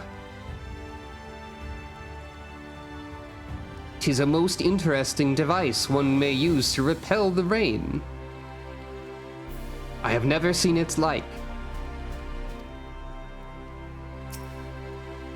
There you are. Between the four of us, I dare say we've swept the Crystarium from top to bottom. Now we need but wait for the people to gather. I could have the Warrior of Light tilt the umbrella because there is an umbrella idle animation change thing. I could do that. It stopped raining though, so it's fine. I think we did literally get everybody, or like most of everybody.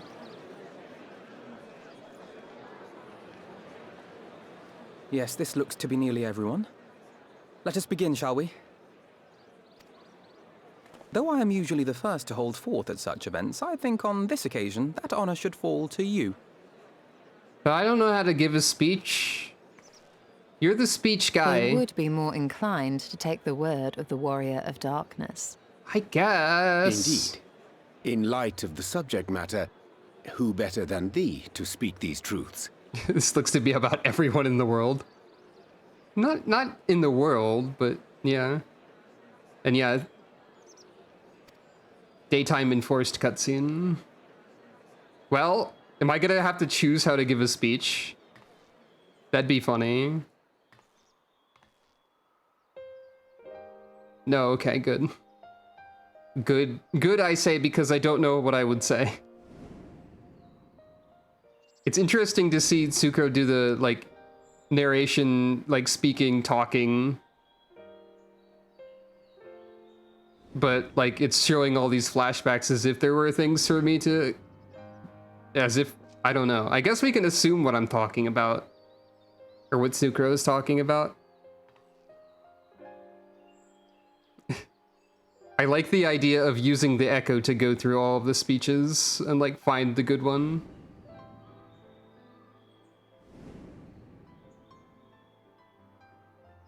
This is the most that the Warrior of Darkness ever speaks at once, for sure, in the entire game. Wicked White? The Warriors of Light did all that? Yeah, they were pretty cool.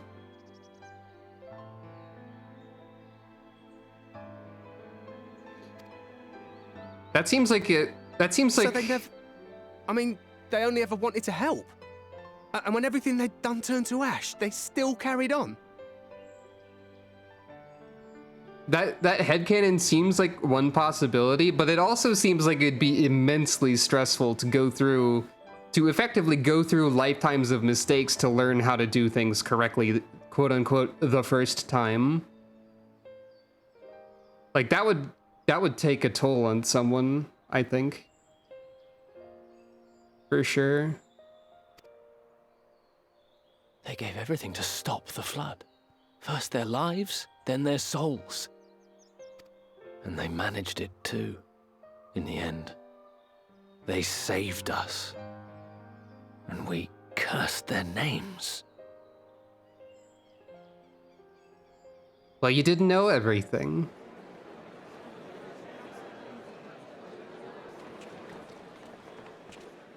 This should go a long way towards clearing the air.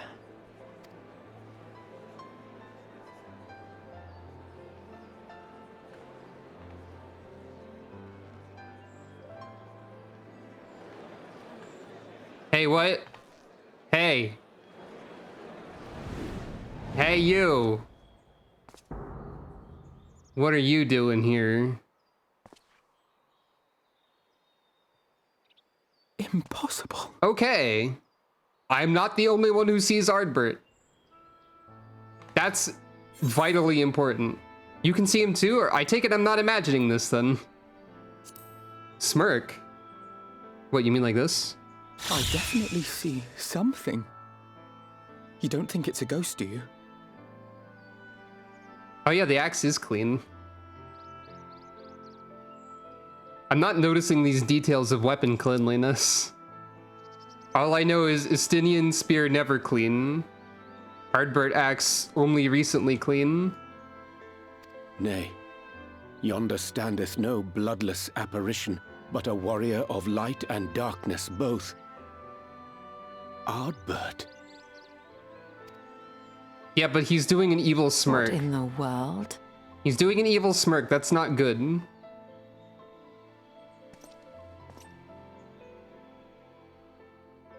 It's you! The one who slew the Eater!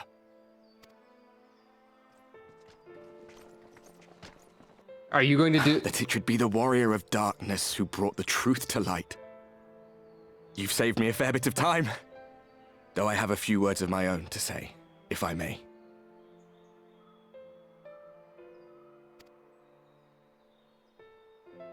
I'm evil now.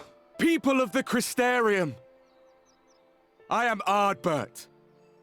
One of those you know as a warrior of light. No, you're not. That's impossible. You should be dead. You should be, like, dead 3 times. Like 3 or 4 times, even. Aye, that I should. But as the world has been given new life, so too have I. Also, I don't think Ardbert was one for grand speeches. So this is also I know not suspicious. why I, and I alone, have been gifted this chance. But I do know this.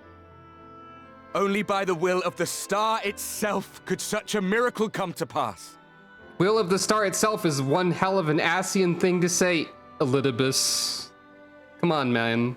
You gotta put more effort into it than that. Sucro's like, yeah, that's... The hero who stands before you now, the warrior of darkness, is not of this world. And the day will come when she must return to her home. I liked that pan through the crowd, but I mean, this is true also. We don't want to cause panic, though. This land though. is our home. And if it is to remain so, now and forevermore, it is we who must protect it. I mean, I guess you're not wrong, but what are you getting at? The time to rely on saviors from afar has passed. It is you who must rise. You who must become the new warriors of light. Okay. What? Us? Warriors of light? What are you getting at? Also, you're not Ardbert. None of us were born heroes, my friend. I was only ever a man with a thirst for adventure. You were an Asian. But wherever my journeys took me, I was invariably confronted with the same choice. To lend what aid I could to those in need, or not. And I always chose the former. It is very interesting how, though the game has not explicitly told us that this is Elidibus, I am strongly guessing that this is Elidibus, and it's interesting how this entire, like, quote-unquote inspirational speech that he is giving has an undertone of menace to it. It is very interesting how you can do that, or how they could do that, or how the story is doing that. Like, it's not something I would have considered, really, like menacing inspirational hero speech, because this guy is not who he says he is. Any one of you could do the same. All you need is the will to help your fellow man. And the resolve to see it through. And like some of what he's saying makes sense and like, but like very suspicious still.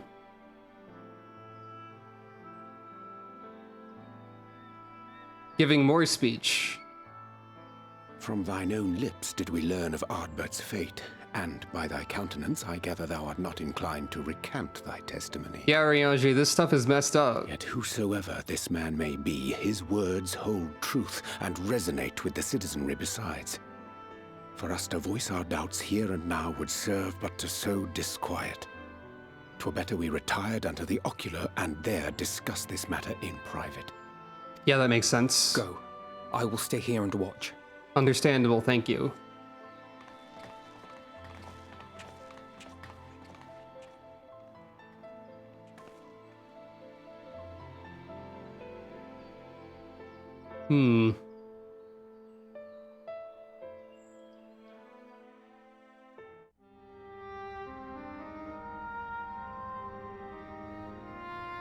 Oh, we're also watching from here. Okay. So, that is a warrior of light of the first. Well, that's what he claims anyway. I've not had the pleasure of making his acquaintance, but as you all seem to be in agreement, I gather this is no simple case of mistaken identity. I mean, that is also fair. It is kind of suspicious for us to leave. But we've earned more trust than this guy has, as well. As far as I was able to discern, that was indeed Ardbert. It has been a long time, but not that long. Could he truly have been resurrected as he claims? No. No, absolutely not. Or it looks like him and sounds like him, but it isn't him. I think it's very funny that the first answer is just no. Because that's what I said. No. Definitely not. Doesn't act like him, really. Trust his very soul unto thee. I see no reason to question thy judgment. Sucro's pouty face here is funny. And yeah, like, as is said, entrusted his soul. Nor I. To my eyes, your ether burns as brightly as the day you slew Emmett Selk. That is proof that he is with you still. Oh, Ardbert actually has a last name from the latest lore book. What is it? I am curious to know this information unless it is a spoiler. Unless his last name is Ardbert Imelitibus. Because, I mean, like, I already know that, but still. Okay, so here's what I'm... His name is Ardbert Heilfist. Hilfist, or Heilfist. Alright, sure. Makes sense. So here's what I'm thinking. Ardbert did, in fact, get resurrected. Sort of. Here's what I'm thinking. But he gave us his soul. So when he was resurrected, sort of, it was just his body. And then Elidibus grabbed that because it was just soulless before that. That's my guess. Either that or Elidibus is just doing some shenanigans to conjure a body, because that's probably within his power. Those are my two guesses. Either the body resurrected without a soul and was swiped, or Elidibus is just conjured it.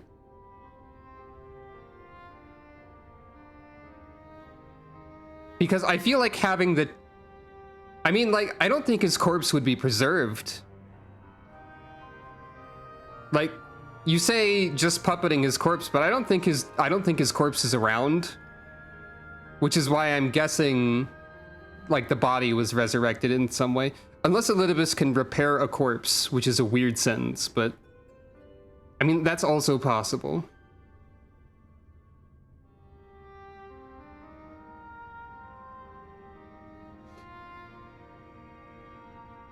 I mean, yes, but like Xenos' head was more recently removed from his shoulders. Like Ardbert was killed and like evaporated into a ghost multiple times like a long time ago by this point.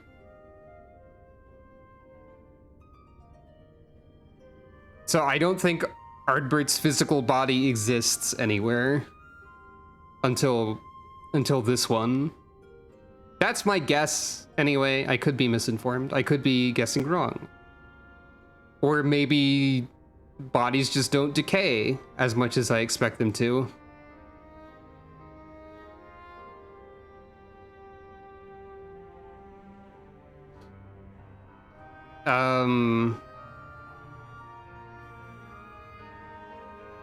That's true, I guess. And the Sin Eaters do resemble them, but I think that's just because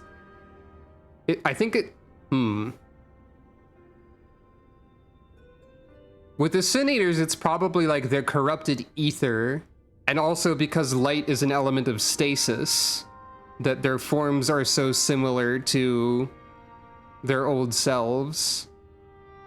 So it could be that because of all of the light, yeah, that's what I was going to say. Light would preserve things. So that could be it. Or it could be that his ether was stolen or something. Gave up their lives so that their souls could travel to the source. Yeah. Oh. Yeah, that's also true. Yeah.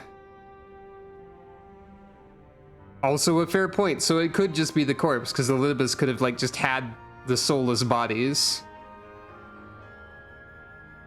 Hey. Also,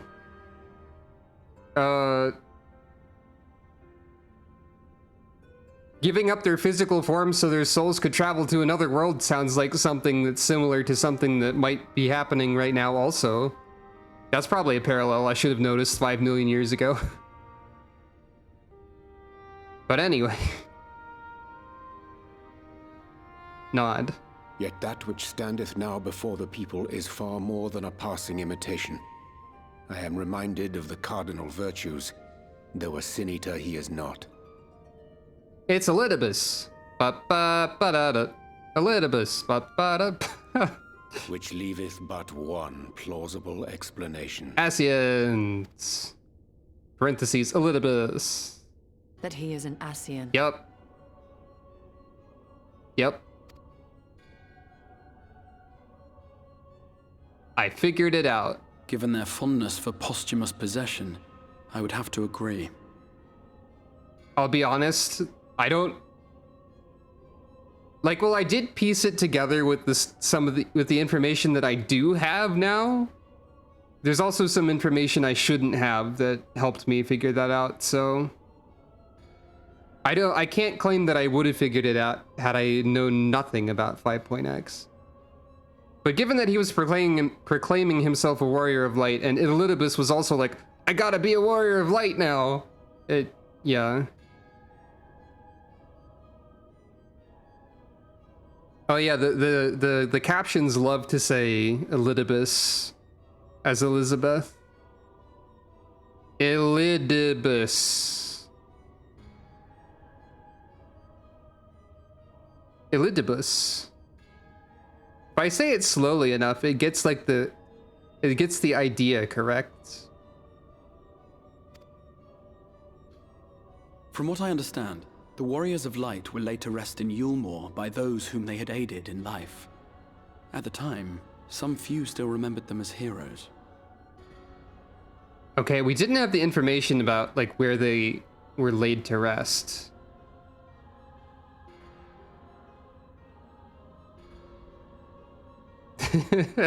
I forgot about Graha as Garage Tia. Anyway. Needless to say, 4 of them were subsequently exhumed to serve as the virtues. And if one knew where to look, Ardbert, too, would not have been difficult to find. There was a giant sign that said Ardbert and had an arrow pointing down to the coffin. Assuming then that this is indeed the work of an Ascian, my mind inevitably turns to the last remaining paragon to survive the Sundering. Elidibus. Elidibus. Ba-ba-ba-da-da. Eye narrow. That Xenos hath reclaimed his own flesh is known. Yeah, Elidibus was Xenos for a while. Thus evicted from his borrowed form, and cognizant no doubt of Emet-Selk's failure here in the First, 'tis quite possible the emissary chose Ardbert for his next vessel. That would be the most... Inhabiting the flesh of the fallen. My, that is unsavory. And they do this often, you say? Yeah, they made a habit out of it, pretty much. Nod. Verily, for they possess no corporeal forms of their own. In what one may term their natural state, none save those gifted with the echo can perceive them. Indeed, when Elidibus intruded upon the waking sands, his presence did go unmarked by all save Minfilia and the Warrior of Light. Confused Chitaru here is funny. And yeah, they don't have to steal dead bodies. They can steal living bodies. On that occasion, I myself remained ignorant of his coming until after his departure. It was only at a later juncture, when he deigned to appear before me in borrowed flesh, that I was finally able to take the measure of him. In such puppetry do the Ascians engage when they seek to influence the course of history. And they have gained much by it. Emet-Selk single-handedly built the Garlean Empire in this manner, while La Hebrea came close to conquering Eorzea, having taken possession of Thancred's living body. Yet it must needs be noted that the Ascians cannot avail themselves of all mortal vessels. For were they able to do so, none would serve as a better pawn than our own redoubtable champion. Mayhap the blessing of light shieldeth Hydaelyn's chosen from Ascian influence. Or mayhap other forces are at work. We cannot say for certain. Yeah, Thancred is elsewhere. Urianger isn't currently busy with Eden though, I guess.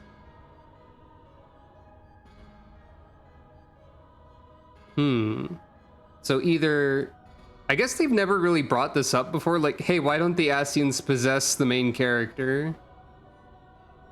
We probably assumed it was the Blessing of Light, but the idea that it could be something else is... Whatever the reason, I mysterious hope it holds true. too. I dare not contemplate what might come to pass otherwise.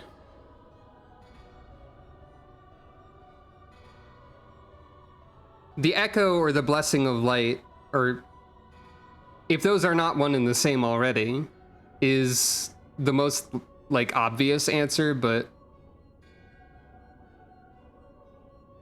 it could also be that the Warrior of Light is too cool and rad. That would be a very funny angle for the game to suddenly take. The player is an Ascian. Clearly. Is it not peculiar, then, that Ardbert's mortal remains should be susceptible, given that he was once a Warrior of Light? Or did the final departure of his soul make it possible, perhaps? I have been assigned to Sucro. Her mission is to purify the world. Wait, no. We're doing the opposite of that, kind of. The world is about to be purified? She doesn't even have a baseball bat? She could kind of if she was a gunbreaker. Anyway. I am always thinking about RPG Maker 2003 video game off.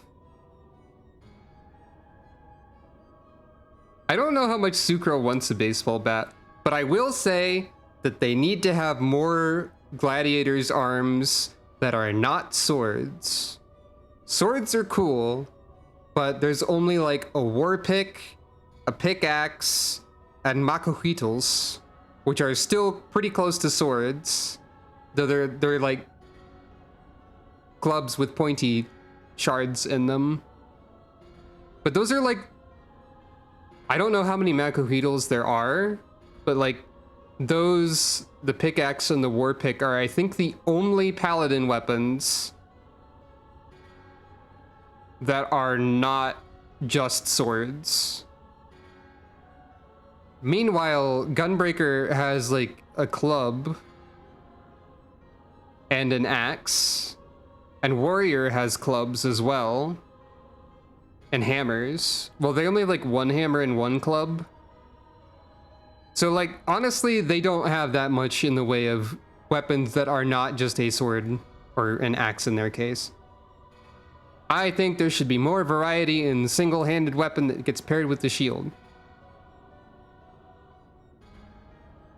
Oh yeah, there is the Gaia hammer. I forgot about the Gaia hammer. But yeah. So there's the Gaia hammer, a war pick, a pickaxe, and Makuhitals. I don't know what... Oh, a Harayama. I get it. I thought that was actually a thing, but Makuhita and Harayama, I get it. I get your joke, thank you. Good joke. Yeah, Warrior... Yeah, I can think of like 2 hammers. No, there's also the dwarven mithril weapon in the leveling weapons of Shadowbringers. That's also a hammer for Warrior.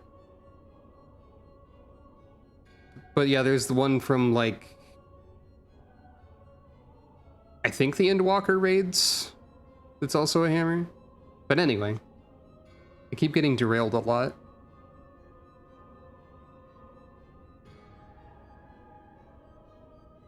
Okay, this is an important text box to like actually process. So if Sucro can't be taken over by an Ascian, why could Ardbert? Isn't that weird? Kinda, yeah, actually. Regardless, to hear an Ascian use him to call forth new warriors of light boggles the mind. He wishes to tip the balance again. Elidibus hath ever been an enigma, his ostensible purpose being to preserve the balance between light and dark. Well, tip the balance in, like, big air quotes, I guess.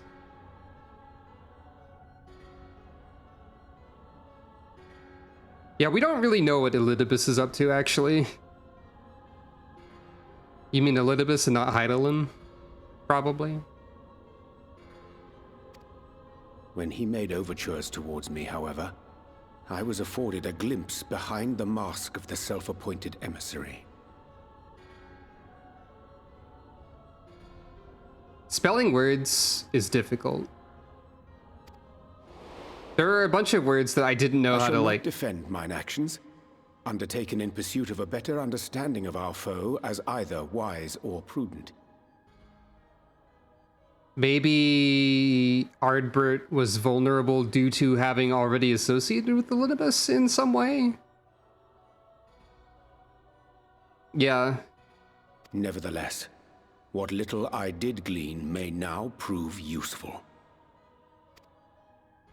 Elidibus possesseth a subtle mind, practiced in the art of manipulation.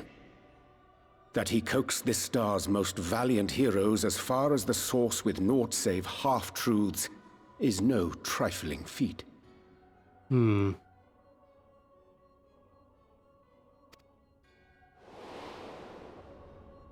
now I believe he doth employ his skills once more to some as yet unknown end.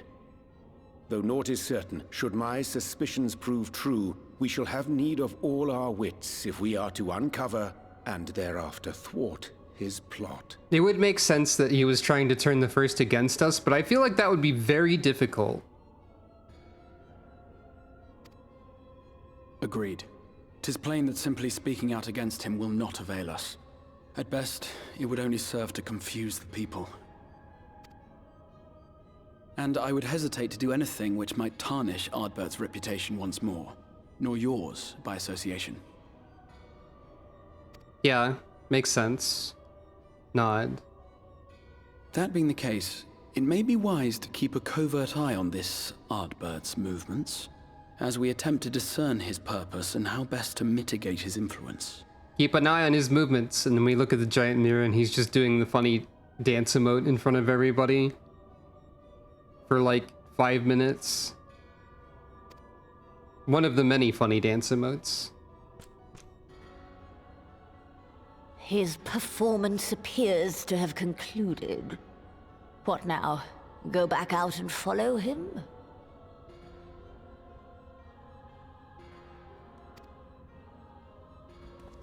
If Elidibus was to do a dance emote... Master Alphino already hath pursuit in mind, and I suspect one pair of eyes shall better serve our cause than half a dozen.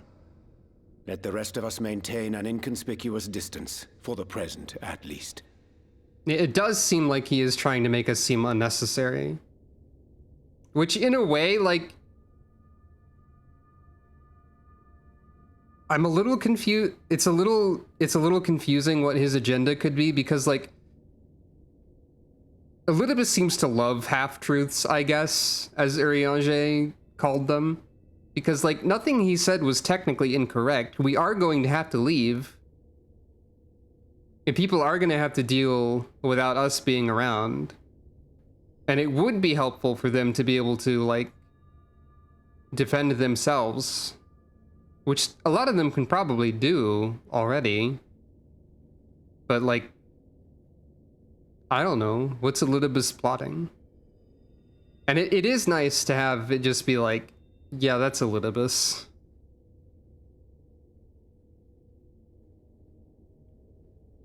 That seems probable.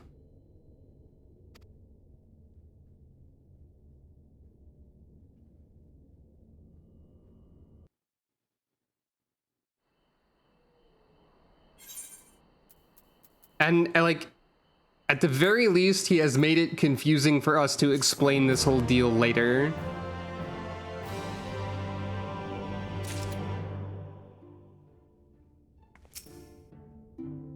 I feel like it would have benefited Elidibus's plan if... Well, I mean, like, he wanted to address everybody.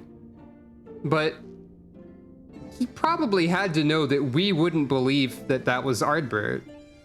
So it might have been beneficial to him to not... I don't know. We were a hair's breadth from defeat when we faced Emmett Selk, and now we must contend with yet another Ascian. We must tread carefully. We must not act until Ardbert hath made plain his moves. 'Twould be folly to proclaim him false at this juncture. Urianger's favorite thing to do is wait. I mean, like, strategically.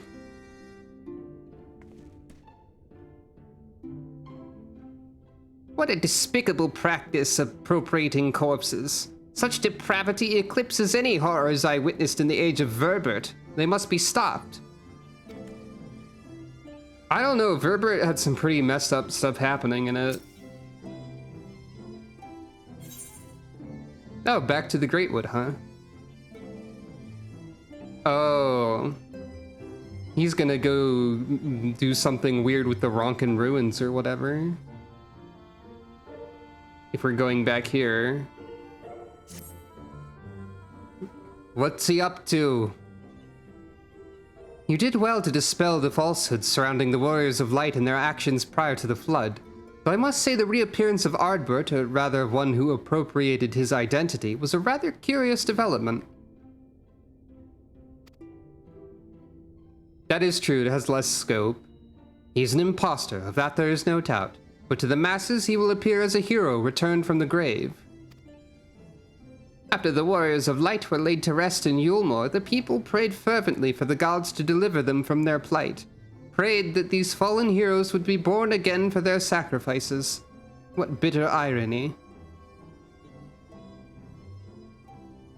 Anytime a lot of mass prayer is brought up in this context, I'm concerned. Could lead to primal. I, for one, would like to know why Ardbert urged the people to become Warriors of Light themselves. Ere we take action, we must needs ascertain his intent. Let us pray that Master Alphino returneth soon with that most essential knowledge. For now, I think it best to apprise Thancred and Reen of our efforts. When we do confront Ardbert, we shall no doubt have need of their strength. Nod. Agreed. I think it prudent we all take measures to prepare for what's to come. Beck, Lug, and I will continue our research into how we might improve the spirit vessel, that it might one day carry you home. Thinking.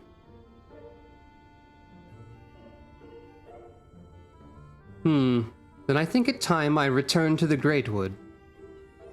Until now, everything we've learned of the Ascians has been handed to us at their leisure. But that was one of Emet-Selk's unique failings. I have no reason to think Elidibus will be as forthcoming.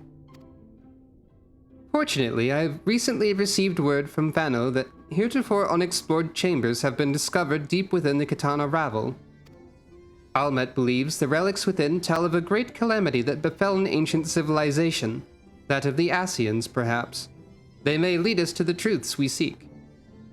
Okay, so Elidibus might not be after these, but we could go look for them. Be sure to let me know how that works out. Would you care for company? Hey, I need something to do too. They've got to put a dungeon in this patch somewhere. I wouldn't dream of going without you.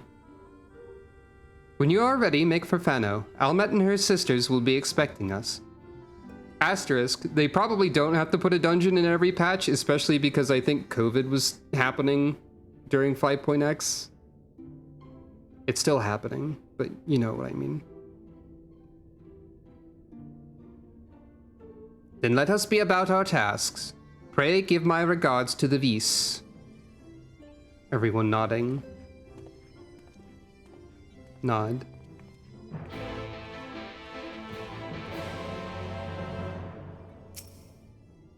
Though I would like to join you in untangling the Ascians' machinations, I think it best I stay here and devote my energies to finding a way to deliver the Scions back into the Source. I will help the Exarch in any way I can, but the key to solving our problem lies with him and the Alleganai. Is this when they stopped adding optional dungeons? That makes sense. Also, it does make sense that we would find more stuff related to the Ascians and whatnot in the Katana Ravel.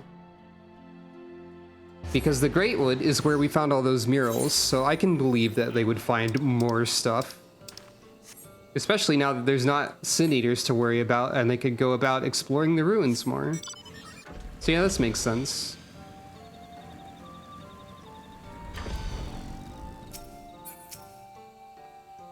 Let us pray these new ruins are not as unwelcoming as the last. The allies of Ronka! My, it feels as if an age has passed since you last graced us with your presence. You look as if you haven't seen us in an age. Is the passage of time really all that different for you, Mistel?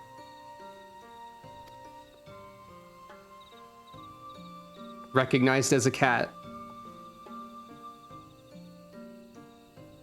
Hard mode dungeons would be interesting.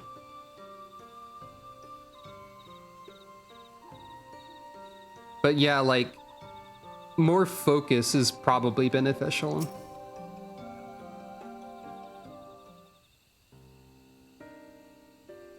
Welcome, allies of Ronka. We have accomplished much since you last came. With the Light Warden dead and its minions dispersed, we have at last reclaimed our hunting grounds near Raktika Falls. It was there that we discovered more ruins. Although we ran afoul of no traps while exploring its halls, we determined that the innermost chambers were warded by magic. We were all in agreement. Before any investigation could proceed, you should be summoned.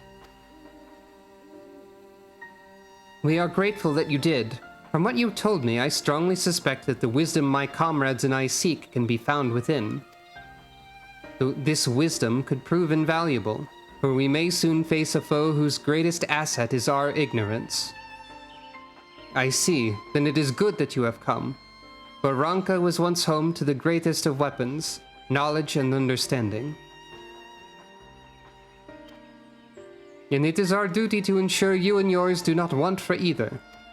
That said, we must proceed with caution. To have reached the inner chambers unmolested suggests a more formidable deterrent yet lies within. Come now, surely any threats sleeping within the ruins pale in comparison to those we have faced thus far. This is not a game, sister. You should not be so eager to run headlong into danger. Oh, and who was it pining for the return of our allies that we might venture into the ruins? Clutching her staff at night, wishing it were... You promised not to tell! Then I suggest we be going. I have no idea what you two are on about exactly. Get back here! Well... Remind me, exactly how old are you and your sisters? On second thought, perhaps it's for the better I do not know. Pray forgive their overzealous nature. None save we three have been privileged to escort you and yours into the ruins and bear witness to its secrets. Their hearts now burn with a curiosity that is not easily satiated. Please, you needn't apologize. As a seeker of knowledge myself, I understand full well their enthusiasm. And if not for your sedulous efforts to protect the ruins, we would not be afforded this opportunity. Y'shtola, did you borrow Uriange's thesaurus? What does that mean? Sedulous. Of a person or action showing dedication and diligence. Yeah, okay, fair enough. I learned a new word today. I'll forget it tomorrow. I have not tried it. Well, of course I have not tried the variant or the criterion dungeons, but I probably will at least try some of those in the future on stream. Those are probably relevant. The variant ones seem like, if they're like savage versions of the normal ones, then probably not. So I'll probably do the variant dungeon, but not the criterion dungeon, is my understanding.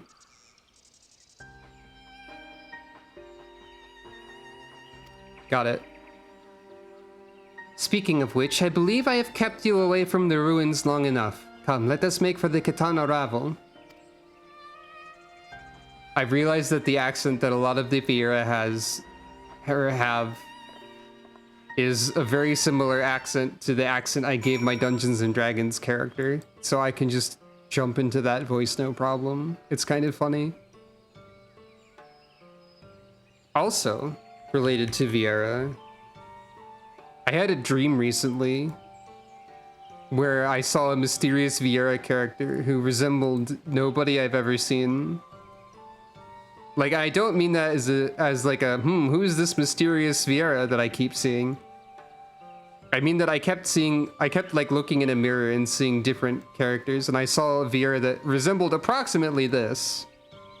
So who is this mysterious individual? We may never know. Perhaps in another timeline, this is the character we were playing as and not Sucro. And speaking of the character, the D&D character who has the voice that, or has a similar accent to the Viera, she was another person I saw in that mirror, thus implying that the mysterious rabbit is some aspect of me, I guess? Lahi? Excitedly pointing at the screen and hollering, Lahi!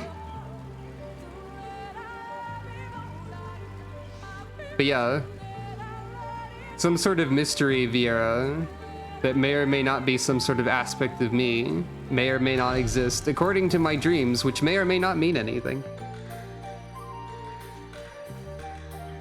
These four are arranged in like increasing height. So if I stand here, we form a semicircle of shortest to tallest. It seems there's a trial, or a solo duty. Even Emmett Selk was taken aback to find a mural illustrating the final days in these ruins.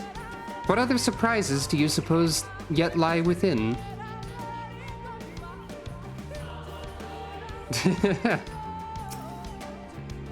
I feel oddly ill-equipped to venture inside, but with you here, I'm sure things will work out. Ready when you are. You could tell that this wasn't going to be the dungeon because there's no tank other than Sucro standing here. Saimet's a healer, and like, Y'shtola could be a healer if she wanted, but is now a DPS. Oimet and Almet are both DPS. Only Sucro is tank. Unless some sort of fourth mystery Viera shows up out of nowhere with a shield. But like, not either of the previously mentioned mystery Viera. Just a completely new one. It is most strange for these halls to be left unguarded. Have care when breaking the seal on the chamber door. Danger surely awaits us on the other side. Or an axe, yeah. It is recommended that you set aside sufficient time to view these scenes in their entirety. You didn't do the several cutscenes we'll play in sequence, but you did say that it's recommended to set aside sufficient time.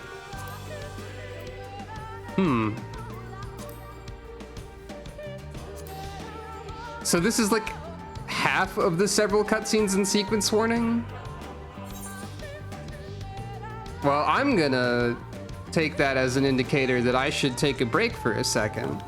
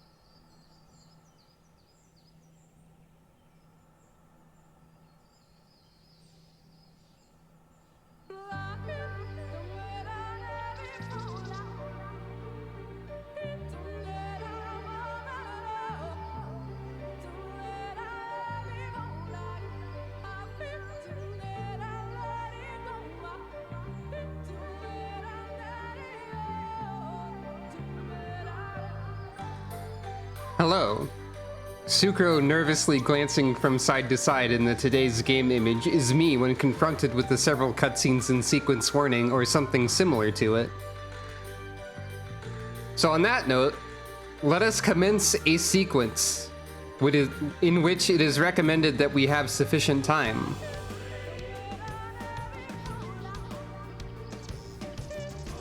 Oh no. That sounds like a dangerous set of Wondrous Tales requirements.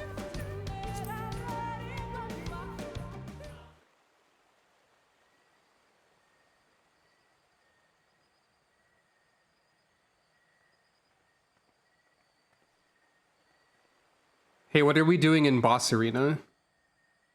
This is where we fought the Light Warden. Our new discoveries are to be found this way. I think this one was Eros. The definitely not Cerberus one. It turns out if we'd looked right from the boss arena, we would have found something interesting.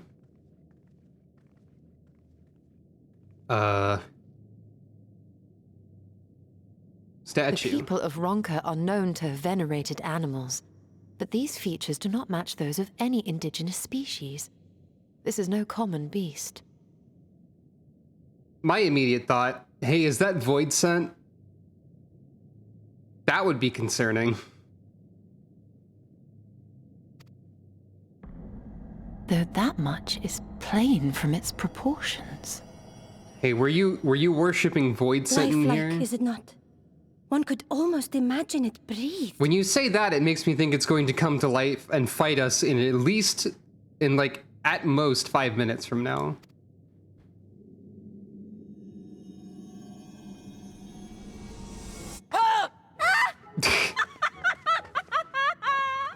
Why you...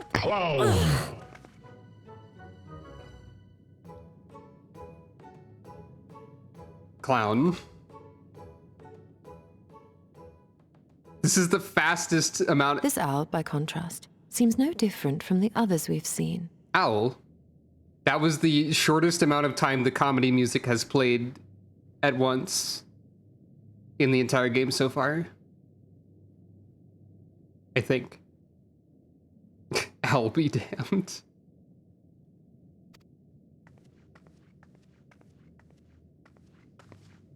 The sealed door lies ahead.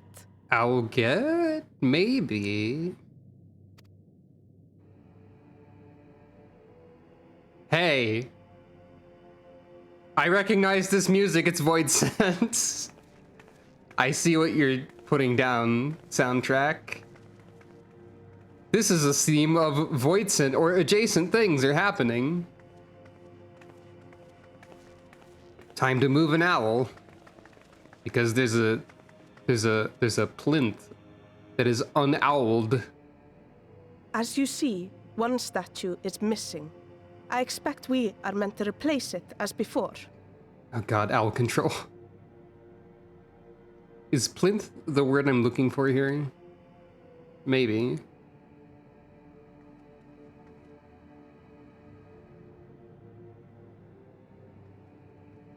Okay, so once we pick up the owl, this thing will attack us. Too simple. There will be some additional defense mechanism. Could it be the void scent?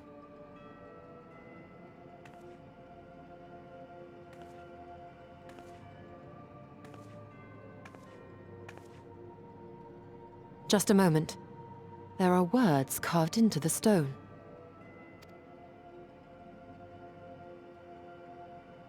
He who would disturb a hero's deserved slumber shall instead waken the beast and know his folly. Wait! Don't! Huh? Clown! What? But I only... What is happening? Put it back!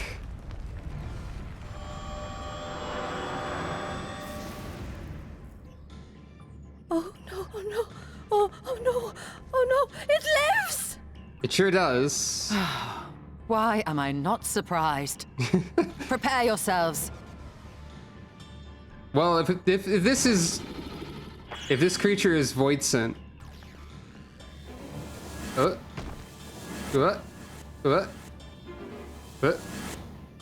then they are not similar to any sort of void scent we've seen before.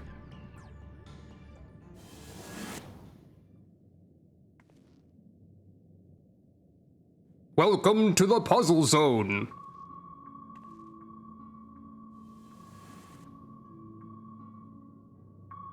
Why am I over here? And there... What? Sorry, what? Welcome to the puzzle zone. I have transformed your friends into collectible trading cards.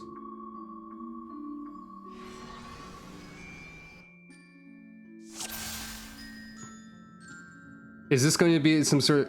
You trespass, mortal, upon sacred ground. In retribution's 4 souls I have bound. In horribly demonic voice, solve my silly card puzzle. Yet to heroes proven, learned, and wise, a comrade's soul shall be their prize. If you would see theirs set free, answer me these riddles 3. Okay, it is a Sphinx situation. I was going to ask that. Deft of paw, with kin do I vie. Though sought apart, betterment of the whole do our efforts descry. What am I? Okay, so what? Deft of paw, with kin do I vie. Though sought apart, betterment of the whole do our efforts descry. What does that mean? So it's either a cat, a bird, or a monkey? I guess an Oppo Oppo is deft of paw. And that's probably Oppo Oppo. Indeed, the Oppo Oppo is keen and shrewd, the spirit of ingenuity by whose guidance the Ronkans did prosperity pursue. The riddle's answer you did discern, and thus to you a soul returns.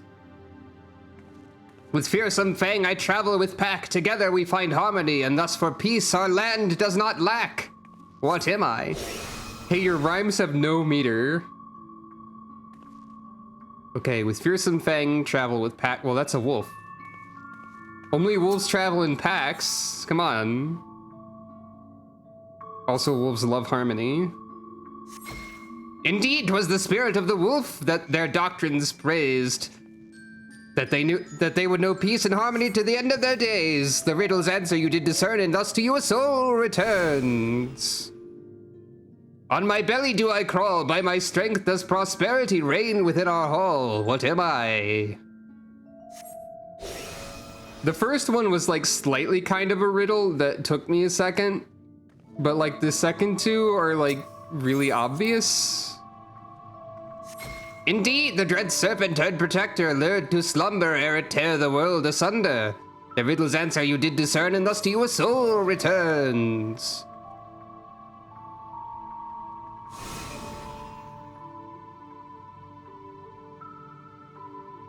Desire you that which I claim? Then we shall play another game, 'cause I have run out of riddles, you see. A test of mind and memory. Choose wisely, and you may all yet go free. Twixt these talismans hide friend and foe. Choose your companions well, or sorrow no. Free your comrades from the talismans. What?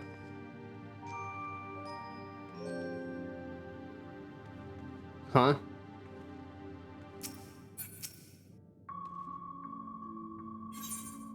Sure. Is there perhaps some meaning to their arrangement? Well, that's... Oh, it's just a memory. I just have to flip and see. Well, that was just Stola, I guess. I did it! What did I do? Your comrades are assembled together at last! Yet there still remains one trial you must pass. If you would glean the knowledge enshrined in this earth, I would first take the measure of your worth.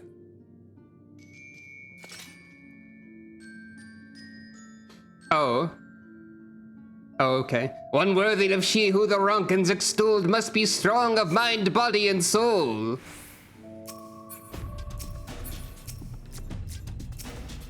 Oh.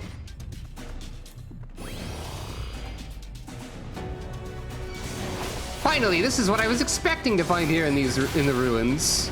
Immediate. Be careful, sisters. I don't know why I used invincibility.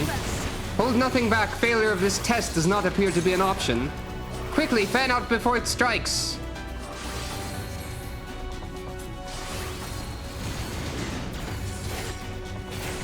Its sights are set on Y'shtola. Hurry, we must protect her.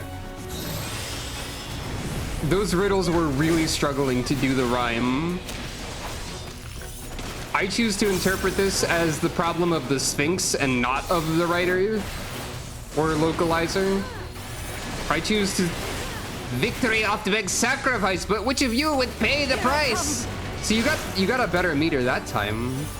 Oh, it's me apparently. Sucro, hurry, we have to save her. Oh, that's... Okay, this is a fun twist where you have to see all of the NPCs do mechanics to save you. Like, this can happen in a trust dungeon or whatever, but it depends on what class you are at the moment. And here I'm guessing it's scripted to be you. And also as a teaching mechanism for the next part, which I was also expecting. A pathetic display, one and all. The weak shall not be suffered to disgrace this sacred hall. Wait, did we do something wrong? Oh, was I supposed to not just interrupt the tether, but just like grab the thing? Did I misunderstand? Because I did block the tether. I didn't know if I had to do something else. It's fine. Oh, I didn't point the laser away. I didn't catch that part. The deceit of pain. I guess that wasn't... I will not hold back. See, I'm just used to blocking that sort of tether because that's a mechanic I was taught. I wasn't taught the other part. You may think you have won, but we've only just begun.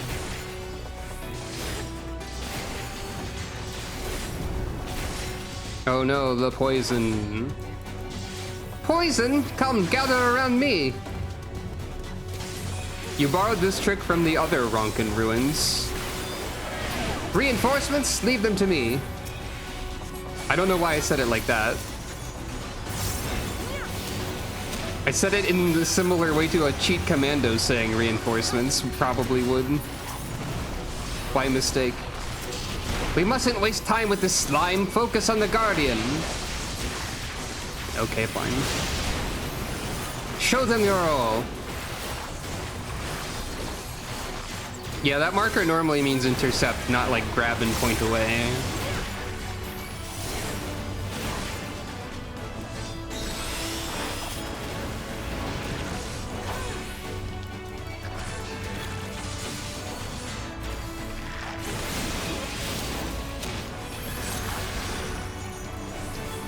Oh, we have to move out of the poison, or into the poison, rather.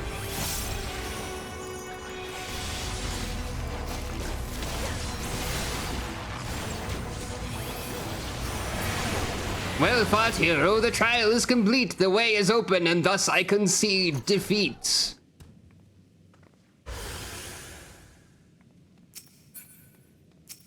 Okay.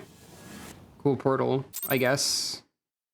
Could you place the portal somewhere more convenient instead of, like, underneath your corpse?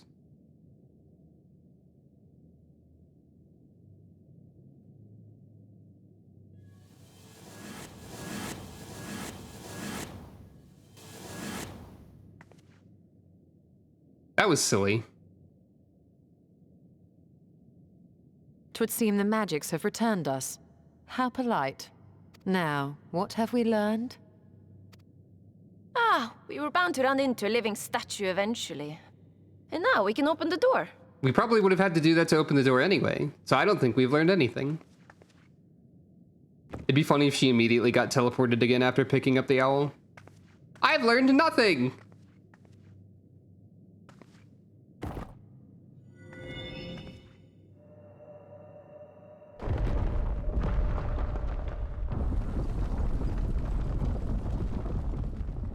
He who would disturb a hero's deserved slumber. I was going to make a joke at some point about discovering, like, a pile of Ardbert corpses, but now that sounds slightly more likely. Oh. There was a super cool Viera at one point. Whomstead, though. A tomb, just as I thought. Befitting a hero.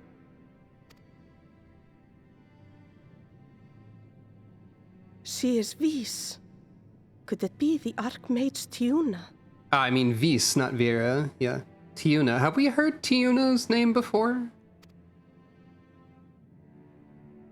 By that head tilt, I would guess no. A legendary hero of Ronka, as you surmised. The tales tell of how she smote entire armies with a single incantation, so potent was her spellcraft. Though she ever fought in the name of peace. I see she is doing a fancy barrier. Me immediately trying to think of everything in terms of, are people reflections of others on here all the time? Is this a reflection of Y'shtolo or something? I thought them no more than tales. To think she really existed. Though I don't know how that works with time shenanigans either. Can your reflection be someone who's long dead? Wait, yes, because Ardbert. So, yeah. Well, I, for one, always believed. I think Shentoto... I don't know. Shentaro isn't from the source either. What do you wonder? By the light of fallen stars, great power awakens. Tiuna was not only a master of spellcraft. It is said she could see truths long lost and hear the voices of men's hearts. Surprised it's actually an echo. It's actually a reflection of Kryl. I don't know. I forgot there was... I forgot Shentoto or whatever. It was Not less than the echo. Yeah, Shentoto and Shentato. Different. But yeah, echo. In which case, none of this is mere coincidence. Please elaborate. Ponder? Question? A shower of stars setting the sky aflame.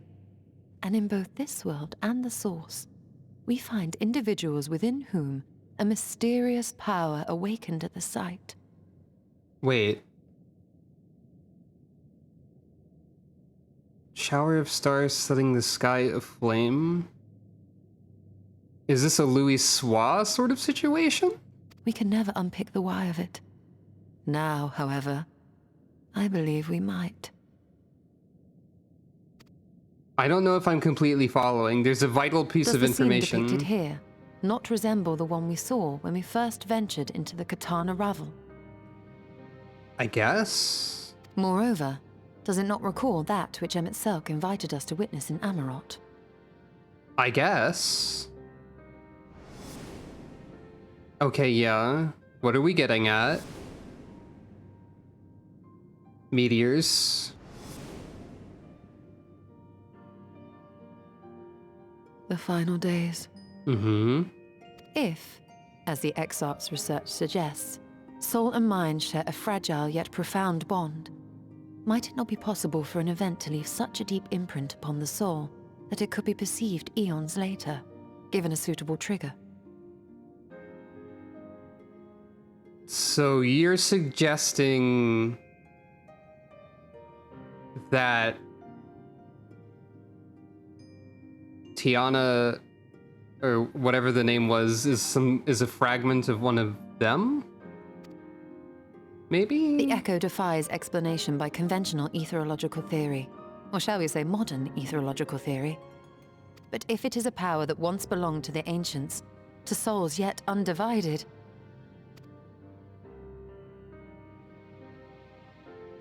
Ah, it would seem I have entered the realm of pure speculation, and I call myself a scholar. I think scholars are allowed to do that. I shall refrain from making any further wild claims until such time as I have evidence. I'm not entirely certain I see how this makes sense. Because if something triggered ancient soul memories, this is a depiction of this having happened, though? Like, as if there was another meteor storm shower thing? So I'm not sure what we're talking about exactly. I feel lost at this point for sure. Still, I cannot choose but be reminded of our experience in Amarot. Mm-hmm.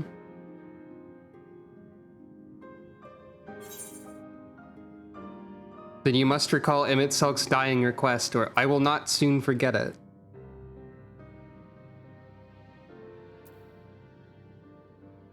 Seeing the future, I mean, that could have happened too, I guess.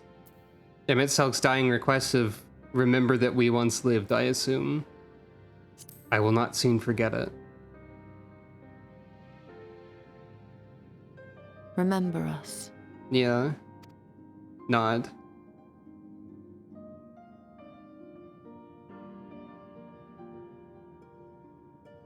I don't fully understand. History is learned, not lived.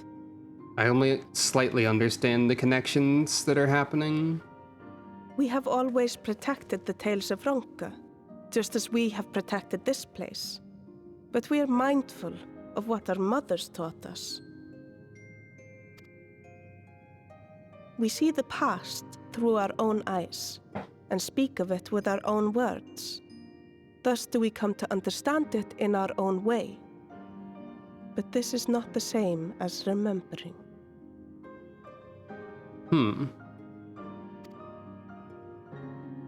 Your mothers were wise.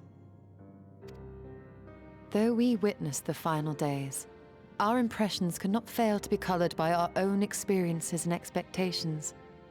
Those who lived through it would have perceived the event quite differently. As evidenced by how we completely disagree with... By, like, how Emmett Selk kept going, even after seeing all this, you don't get it? Like, why don't you get it? And it's because we're not Emmett Selk. We didn't live through it. That makes sense. Oh, I see. When you put it that way, it makes more sense. But the fact that there is a tomb would suggest that there is somebody in the tomb.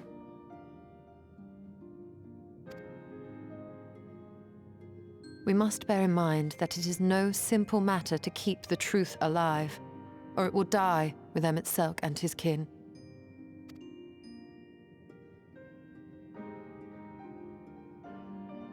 But we have disturbed Tiuna long enough. Tiuna. Fanau will serve similarly well as a venue for our contemplations. I said Tiana by mistake. Tiuna. How is this important? What does this mean? Who is this and what did they actually do? Will we know? Will we learn?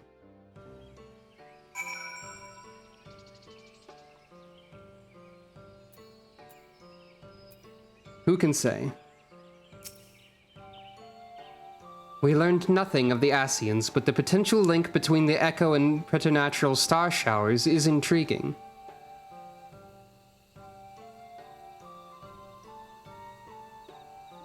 So are you assuming this link purely because there was a star shower and Tiuna presumably had the Echo? Where is the link? And like, I guess like the Ascians, or rather the Ancients, may have also had the Echo, and we're speculating that the Echo is something that is like only appears occasionally because of the fragmented nature of everybody.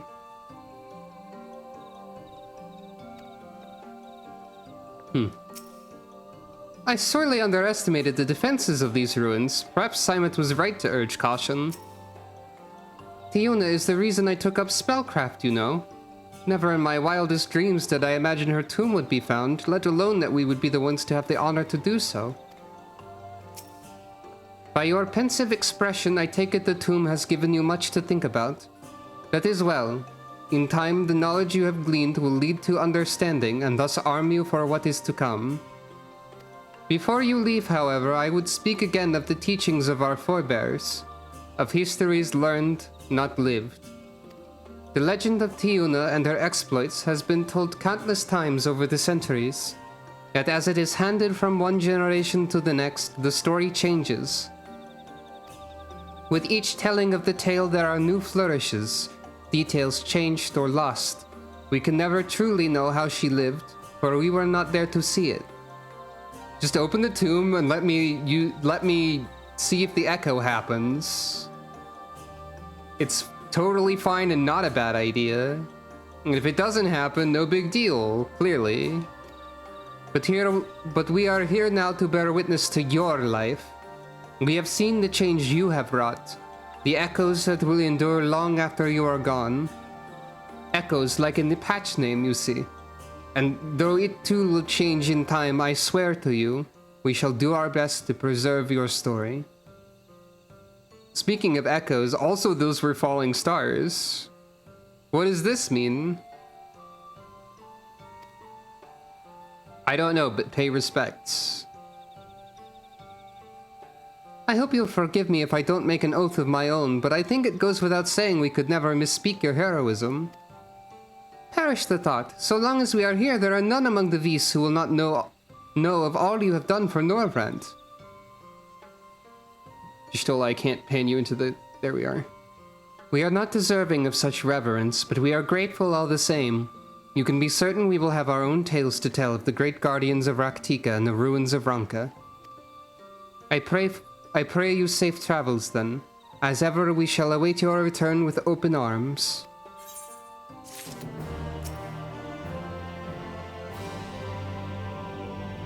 So long as we Vis live, we shall preserve the truth of your deeds. In the short time we've known you, it feels as though we've experienced a lifetime of adventures. Adventures we are not like to forget. Perhaps we should create a new mural in your honor as a record for future generations. What do you think? I'm trying to imagine a mural of Sucro.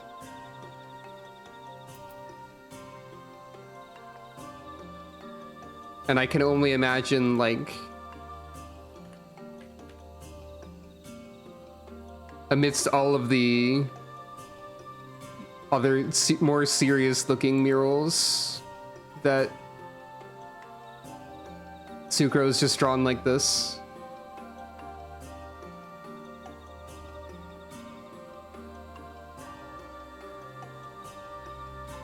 Like, this is the exact mural of Sucro.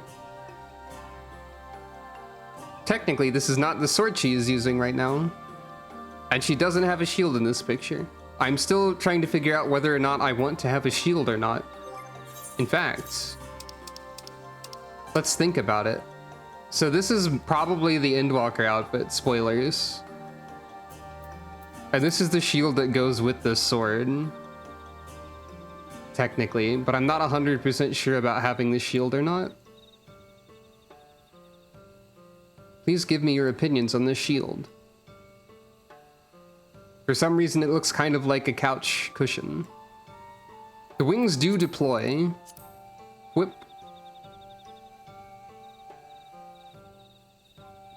Perhaps the shield is cushioned so that you may better use it for shield surfing. Well, no, it'd be pretty uncomfortable to, like, sit or stand on such a shield of... This sword matches the outfit very well. But shield or no shield? This is also an unrelated outfit. I don't think this is a good Endwalker outfit. But I do think the unfinished Cortana, like the very first step of the Realm Reborn relic weapon, is really interesting. It's like it's made out of a chunk of crystal. And like, there are some bucklers that are also kind of interesting. This is very Dark Souls of Sucro. Like, literally, this is the armor set. This chest piece is part of the armor sets inspired by Dark Souls.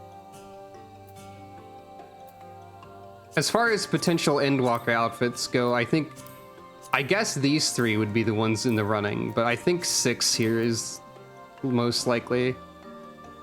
I don't know about the shield yet, though. The buckler is really good. It just doesn't go with every sword. Like, I don't think it would go with the sequence. And I don't think there's a buckler that goes with this the sequence better. I was personally imagining that, like, the rings I've been putting on Sucro's left hand are, like, serving as a shield by, like, projecting a barrier or whatever. It's like magic barrier ring. Which I think is a neat idea, but shrug. Many things to consider. It is unique. One thing I will say regarding the use of swords without shields is that a distinct memory I have from the days of Neverwinter Nights is that I always wished that a duelist class was in the game, because you either used a sword and shield, two swords, or a really big sword. And I always thought it was cool to have one sword and then a free hand for some reason, like a fencer might. Though not necessarily with a rapier. So I do have sort of an affinity for a one-handed sword and no shield as a concept. But shields are also cool. Like, this shield is cool. This sword and shield also work really well with the armor that I've got right now. Maybe we should just go look at shields that exist sometime. That would be a fun side activity. I don't know if I've done that before. I mean, I've looked through stuff on the market board on stream before, but maybe we could just have a segment where we talk about shields. Anyway, I keep getting derailed a lot in this stream. It's kind of funny. Although we learned not of the Ascians, the insight we gained into the Echo made our trip worthwhile. If you say so. Before we return to the Crystarium, however, there is a small matter I would attend to in Slitherbow. Might I trouble you to come with me? Nod. Thank you. After we arrive, we should have a brief word with Runar. Various gestures. I'm guessing you're going to tell the Knights Blessed that you are going to have to leave the world. Soonish. That does seem like an important thing to tell them about, probably.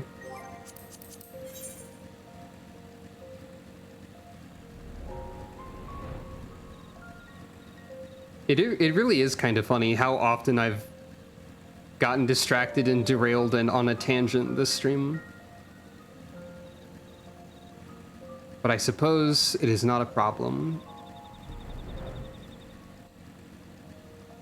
It is a feature, I guess.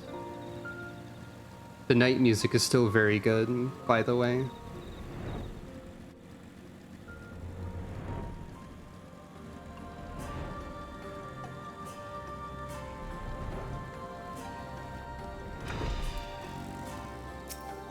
Runar appears to be in characteristically high spirits. Sucro, it is good to see you.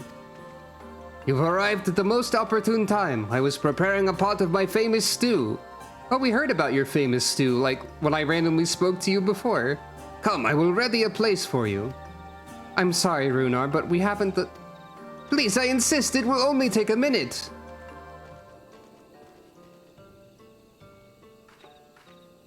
My apologies, Sucro. It seems our return to the Crystarium will be delayed. But perhaps only for a bit, if you assist me with my work. I say work, but it is rather more a chore. I must clean my chambers here in Slitherbow from top to bottom. If you'd be so kind as to go and fetch a broom from Askier, we might finish before Runar is done cooking. Oh, you weren't here to tell everyone that you were leaving? You were here to, like, pick up all your stuff? You know, I guess that makes sense too. Sucro gets to look at all the books. A broom for Master Matoya? I cannot imagine why she would have need of such a thing, but here you are. It is old but sturdy and sure to suffice. Y'shtola, if you animate this broom and make it speak backwards to live up to your name that you've chosen here.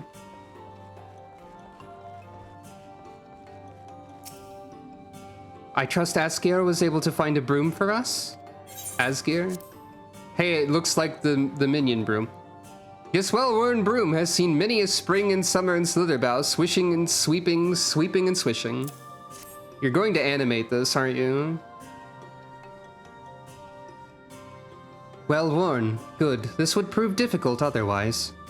Though I must say, I think I did rather well for not having a broom thus far. Sucro looks around, questioning head tilt. Yes, well, you weren't buried beneath a veritable avalanche of books when you entered, were you? Right, anyway, it is time I finished cleaning with the help of that broom. Matoya's theme. Yep. Are you going to tell Matoya about this as well? And how you took the name Matoya and so on?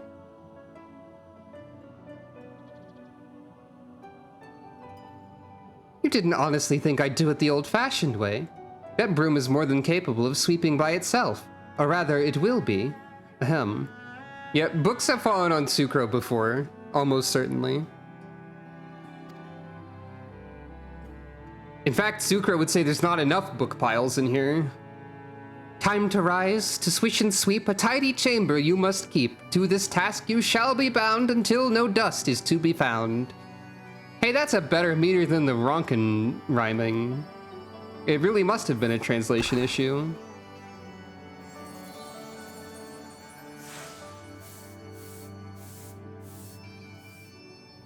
I think Sucro should do the clap emote here. I think she should be like...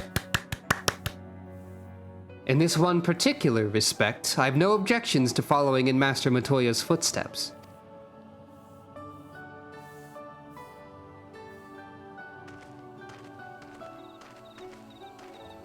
In future, I may need you to remind me the pursuit of knowledge does not preclude other equally important duties, such as maintaining clean quarters for said pursuit.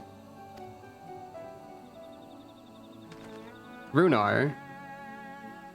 I will dearly miss this place, these people.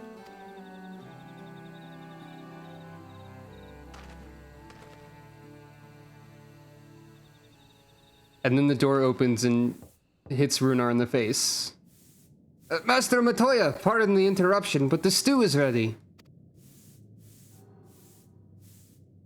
I hope you were like planning to tell them that you're leaving.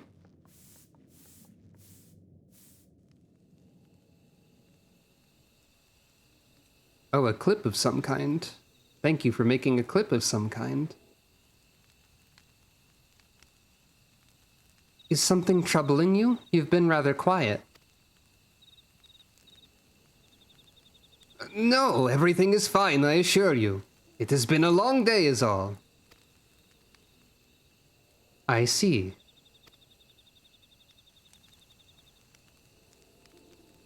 Y'shtola, thank goodness you're still here.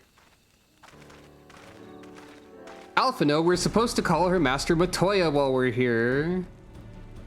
Man, come on. Alphino, I thought you were following Ardbert.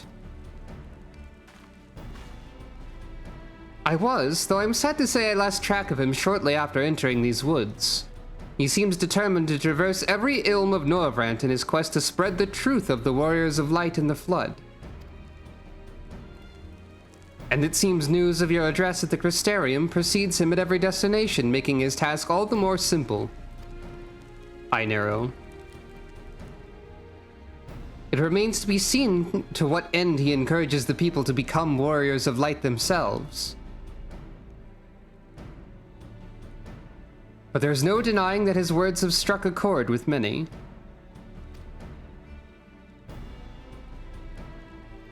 Well, we've all agreed that this is just another Ascian ploy, yes? They've commandeered corpses before and to no good end. I see no reason to think this time is any different, especially when it's that of a fallen warrior of light. Nod. I doubt we'll learn more if we remain a step behind. His next destination is, in all likelihood, Slitherbow.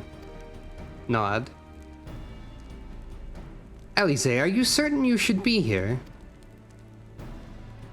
If you're concerned about Halric and the others, you needn't be. Their treatment is going well, but progress is slow and exhausting for all of us. The best thing I can do now is let them rest. So I believe we were about to discuss how to arrange a meeting with our would-be warrior of light. Before visiting any towns or villages, Ardbert would hunt down and slay a nearby Sin Eater to earn the locals' trust.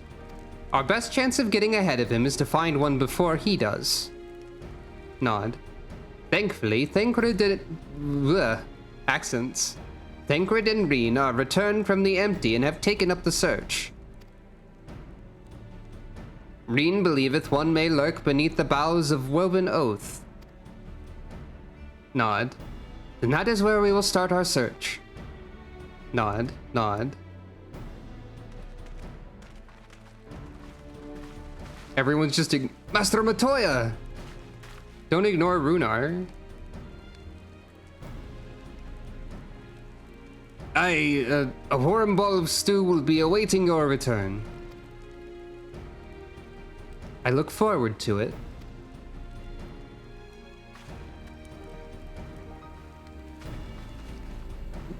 Runar definitely feels left out of the loop of all these major events happening. Probably. I'm over here now. Where am I? Okay. Immediate about face.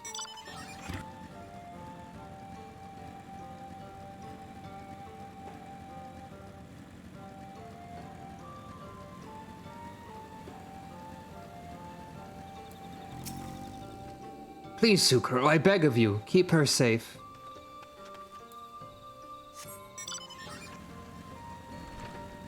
That's not... Which one of these is Y'shtola's again? No.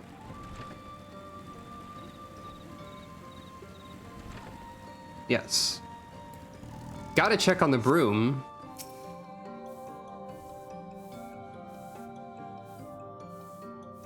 Not a speck of dust can remain. This room must be spotless when she returns.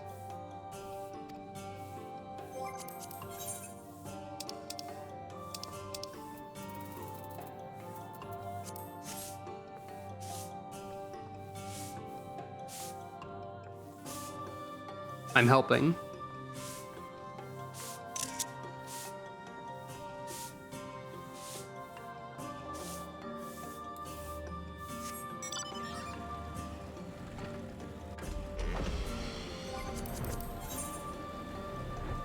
Sucro is very helpful.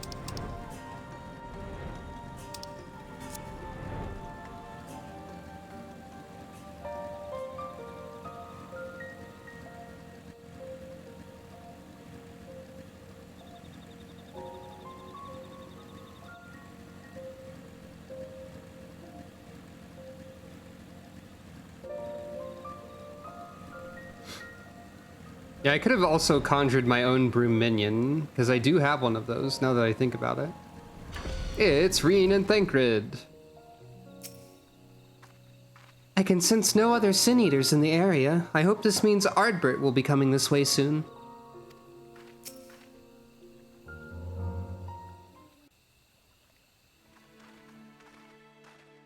This Sin Eater also looks unfamiliar. If you were hoping to vent your frustrations on our Eater friend here, I can only apologize. Few as they are now, it took us no time at all to track it down. That suits our purpose perfectly. Now we need only wait for Ardbert to arrive. Unless he just takes credit. Weren't you two meant to be attending to the empty? We can't do the... We were indeed, and we've made a certain amount of progress. So we thought we might see how the rest of the world was getting on. From what we can gather, the answer is strangely. I bet this line is different if you haven't done any of Eden. It'd be funny if Thancred was like, yes, but we can't do more of it until after 5.2. And even then, you can't complete it until after 5.3. Right now, we think we can do more good here. It is heartening to have all present. Indeed. We will be glad of the additional hands should matters escalate.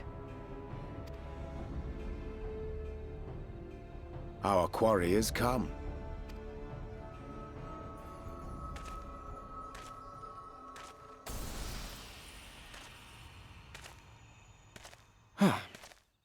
It seems I've lost this particular race. If I were Elidibus, I would simply not approach. However, that seems to be impossible for Elidibus for whatever reason. It's only fair. When we first met, it was I who outpaced you. Ravana, was it? Elidibus doesn't... Elidibus... I guess Elidibus doesn't know that we know? Or is Elidibus just like doing his best to act? Nobody believes this. But where are my manners? I wouldn't be here were it not for you, and I have yet to say a word of thanks. Yeah, like, all of the... Yeah. All of the voice acting is... Well, it's Ardbert's voice acting. Like, Ardbert's voice actor. But clearly not, like, spoken in the same way or, like, confident or convincing. Like, you can tell that Elidibus is having to, like, put a lot of effort into this, I think. A little bit. I might be reading into the voice acting a little bit, but I think that sounds like it might be the intent. Extend a friendly fist. Ask whether he wishes Seto were here. Yeah. How do we attempt to catch Elidibus off guard? The fist bump? I've got to do the fist bump. I'll try the fist bump. Give me a fist bump, coward. Or I'll punch you instead. I'm giving you trouble? You should have it examined.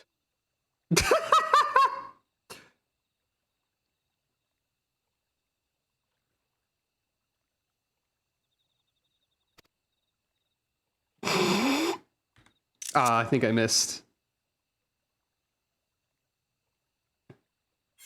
Indeed, Ardbert. I thought you were supposed to be good at this.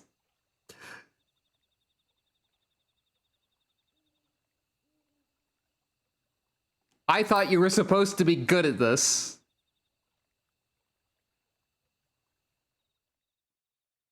Did I think that? I didn't. Very well. What the? Let us forego this pretense. Okay, I didn't expect the voice filter or the quote marks. After all, it was never you that I needed to deceive. That doesn't sound like... Yeah. Hello, Elidibus, I know. Yes, it is I. Elidibus. Hello, Elidibus. Through your time in Emetzelk's imitation of our home, I dare say you have gained a better understanding of my role since last we met. Not that it matters. Is this what Elidibus sounded like last time we heard Elidibus speak? Did we hear Elidibus speak, or were those not voiced cutscenes? Because this doesn't sound familiar. Okay, I just didn't remember then.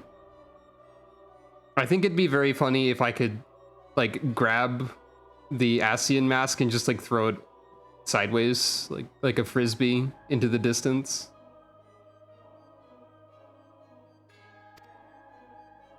That's probably not like a tangible object you can grab. We understand your role, emissary, but not your goal.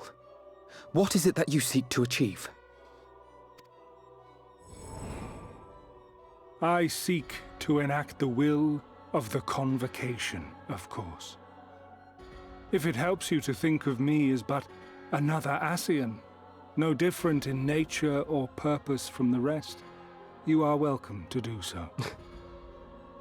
Smaller and less intricate masks. That just makes me think of the meme where the drawing on the left side gets progressively worse as the text on the right side gets progressively more like obtuse and unnecessarily wordy.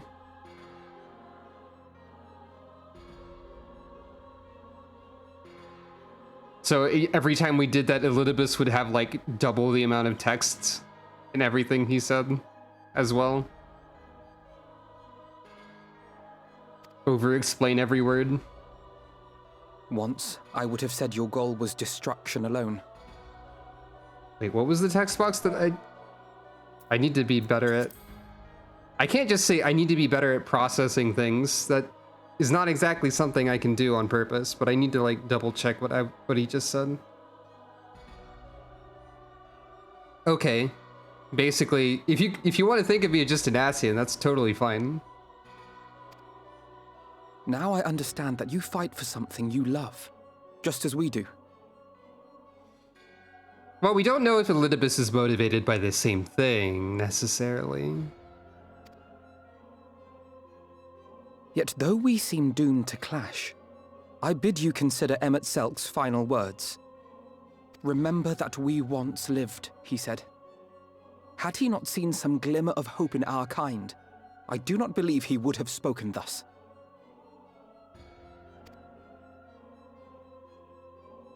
An interesting small part of the UI I've just noticed. None better understood your plight than he. His words must surely be worthy of your consideration. An interesting thing of the UI I just noticed is if we... This is a very small detail that barely matters, but if I remove the chat cover for 1 second, you may or may not be able to tell, because it is kind of small, that in the text box over here... Oh, that actually removed my cursor from being visible for some reason. In the text box over here, it doesn't show the line that is currently in the text box in the center of the screen. It only adds that to the log once you dismiss the text box. That's just something I've never noticed before. And it makes sense, but I just never noticed it. Interesting. Why is this interesting to me? I don't know. Anyway.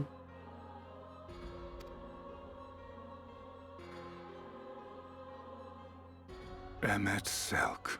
That guy sucks. I hate that guy.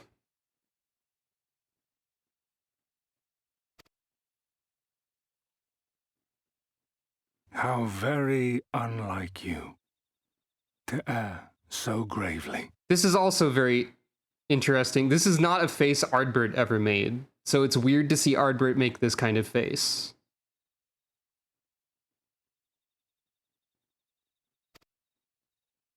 That one should stray at the end of so onerous a path is understandable. But I had thought you above such weakness. Mayhap you thought the same. Would that I had been present to offer correction.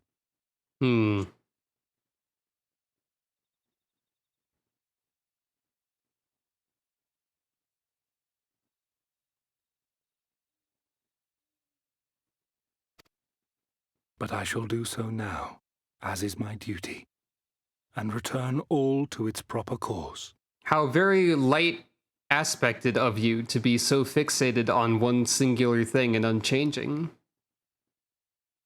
As for you, look at yourselves. Look at your history. Look back 100 short years to how your greatest warriors were undone. And now, at but a word from me, you raise your hands in answer like the puppets you are. You said a lot more than one word. Also, a concerning face that you're making here too. Naught has changed. You fail, and you fail, and you learn nothing. Allow that which is most important to slip through your fumbling fingers like so many grains of sand, again and again and again, and you would remember us. You do forget yourselves.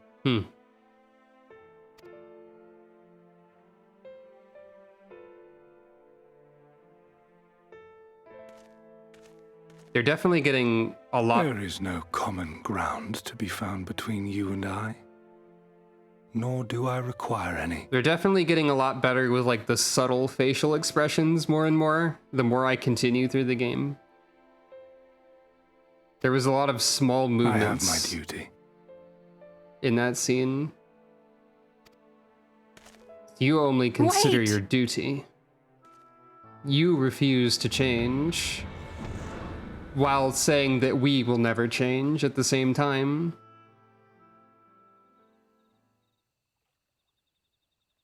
You accuse us of never changing, but you never change yourself. We have confirmed the identity of our foe, at least. And 'tis safe to say his objective is the rejoining. Interesting.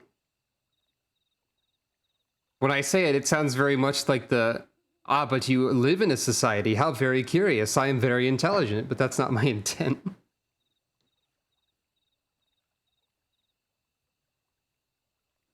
This is a little more of actual hypocrisy than what that comic is depicting.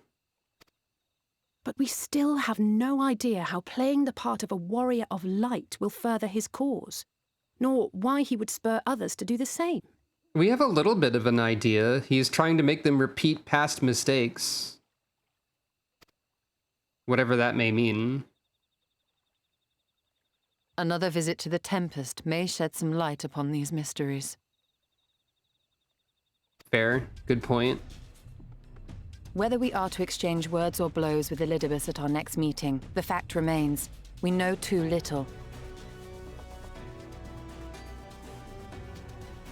Ere our paths cross again, I would learn more of the world that once was, and of Elidibus himself. Understandable. In this, we would be best served going directly to his home, much as Emmet Selk came to ours. Though I see the wisdom in thy suggestion, the Amarot we visited is but a phantom born of Emmet Selk's memory.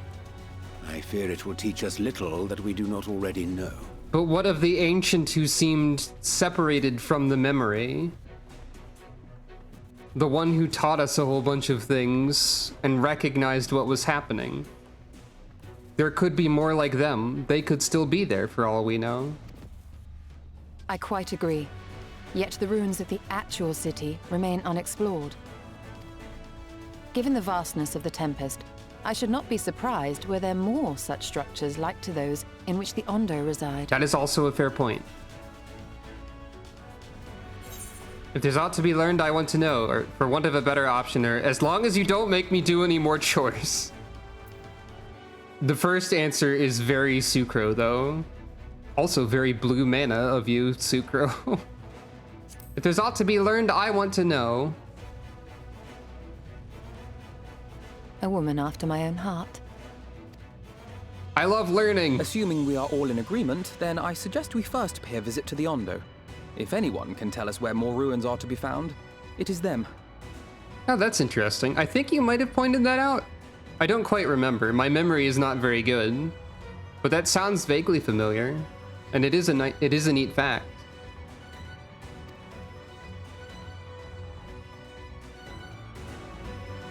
I don't know if they would have a book club. They seem like more the sort to just read independently. If they had a book club, it would be they just both happen to be in the same place reading quietly and not talking to each other.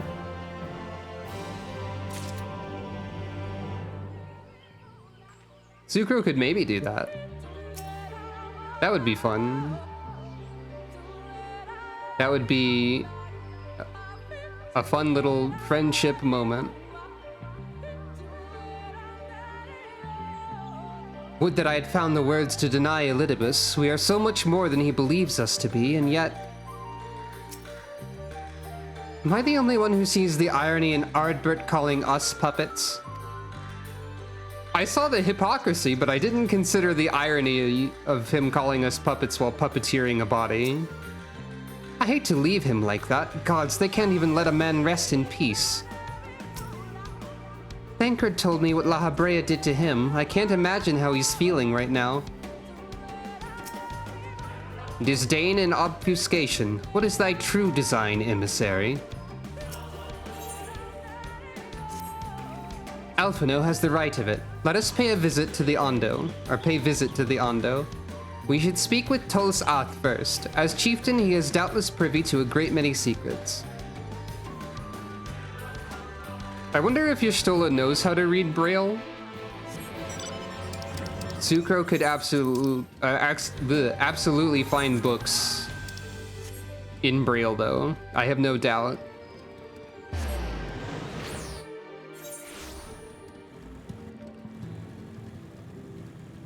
She should learn how to?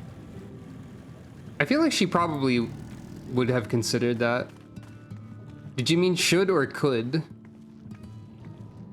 Because I don't know about saying someone should learn that.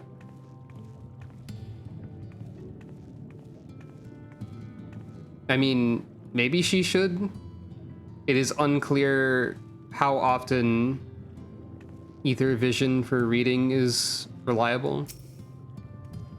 The last time we were here, the Ondo sent us to slay a massive creature. It was as large as Leviathan, twice as angry, and yes, of course I jest, it was only half as large. I'm glad to have the opportunity to visit the Tempest again. It's so lovely here, like a different world entirely. Ah, fair. She seems to just see with the ether at all times, and I didn't really think of it as a spell, I guess. Mayhap we shall find the secrets we seek in these depths, should their keepers consent to aid us.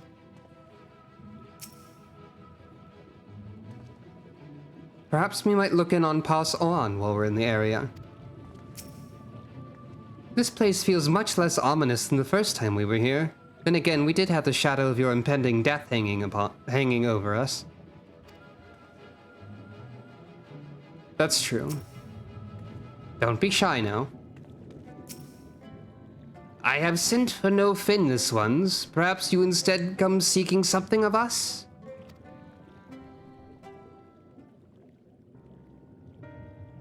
It's a detail that I didn't remember, I guess, about Y'shtola. Ruins which your kind have yet to explore, I see. I know of one such place. Alas, under these circumstances, I am afraid we can spare none to guide you there. And what circumstances are these? Nod. Rather than hunt for their own mules, the Benthos have pillaged our stores of Minieri liver. They must be replenished with haste. The Benthos, a particularly violent tribe of Ondo, if I recall.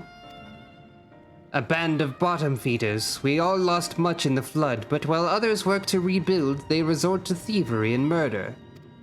Revenge, they call it, when they prey upon your kind, but do not be fooled. They care not who they harm. Would that we had the warriors to challenge them. This is not the first time they have stolen from us, but there's no resource more precious than liver. All must dedicate themselves to the hunt. Unless, of course, we were to reclaim the livers for you. It seems a fitting payment for vital information, does it not? Moreover, one could argue that by employing Bismarck to reach these depths, thereby driving back the waters, we are in part responsible for the deeds of those driven to desperate ends by the changing climes.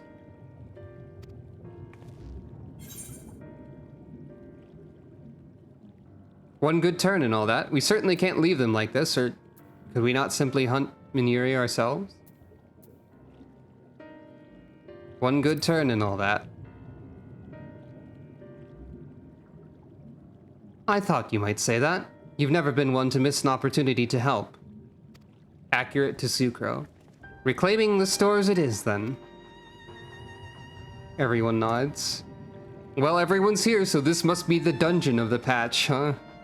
We would be grateful beyond words if you did. The Benthos have surely taken the livers back to Flounder's Floor. That's absolutely the dungeon. But be warned, there will be no shortage of guards waiting to spear intruders.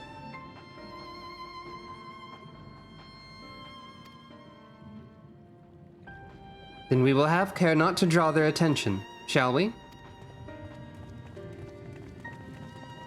It's funny how incredibly, like, signposted this is the dungeon. We needed to put a dungeon here. Uh-oh. The Flounder's Floor is to the northwest. We Ondo keep our distance. Were we not in dire straits, I would advise you to do the same. Okay, so what are the odds that we find something that is plot relevant and super important here at the same time versus the odds that this really is a complete diversion that has nothing to do with our main objective? Hey, isn't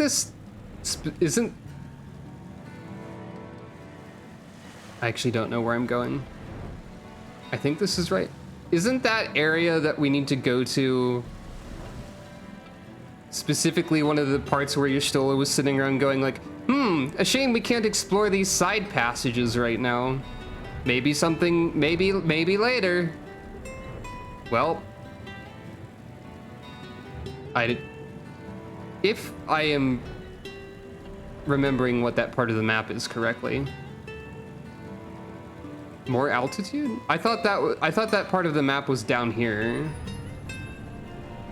But maybe I'm not right. Maybe I'm wrong about this.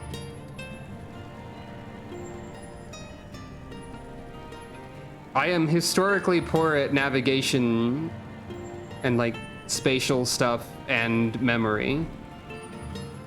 So it's entirely possible that I'm not correct in this matter.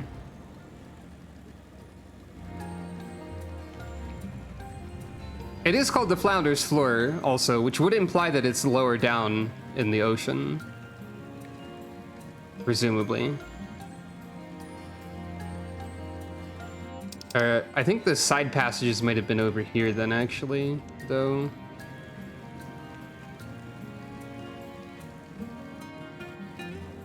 Alright, it's probably not down here then.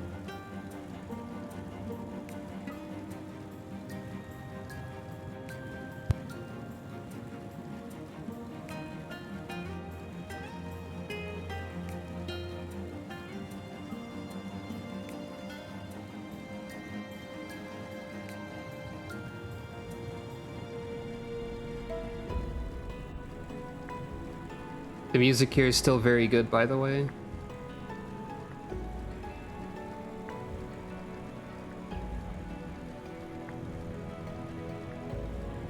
Okay, no, it's a lot easier to reach than I thought. Nervous? Me? Not at all. It's a bit dark though, isn't it? Definitely not haunted though. Certainly not.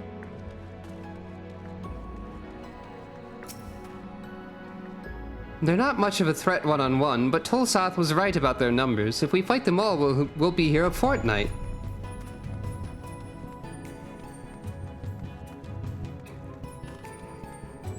Good thing they're level 79, so they won't bother me. If I were a bandit leader, I would surely keep my spoils deep within my stronghold. I would make it into a dungeon. Sucro is too powerful.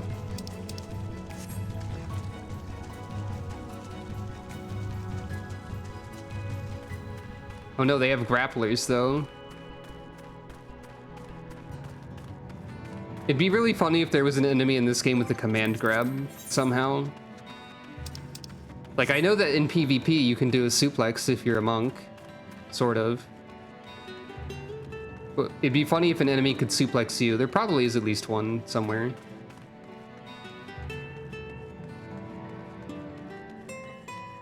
Oh yeah, Byakko does do that, doesn't he? I don't remember the details.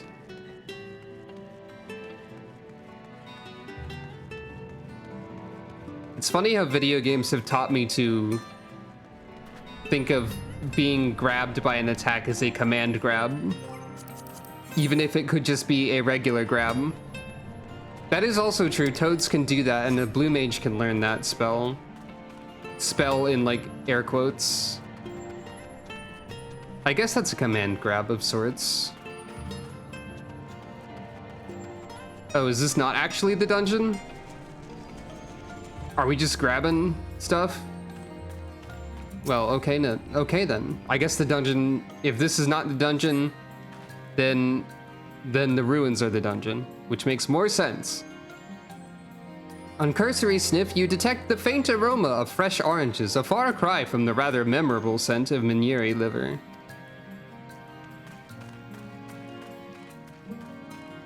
Thancred is just sitting here thinking about this bag.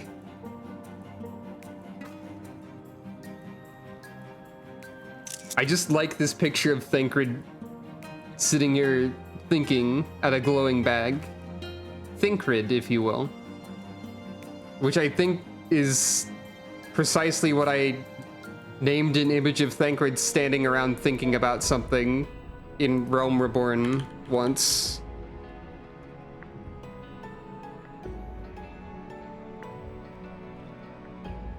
I think I made this joke before.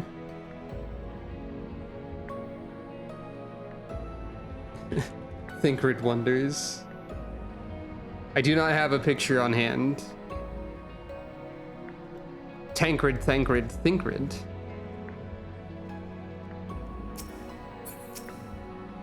These aren't the livers, but they're certainly stolen from somewhere, unless wheat has started growing on the seafloor since I last checked.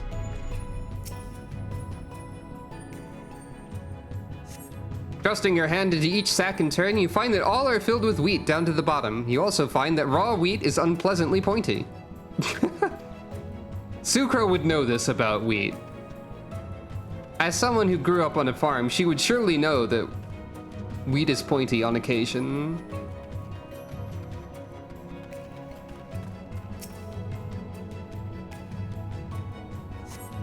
These boxes are filled with assorted vegetables. Liver is not a vegetable. The narration is... The narration is quite silly around here, huh? Reen scaled the wall with remarkable swiftness. Thancred taught her well. Is she up there? Oh!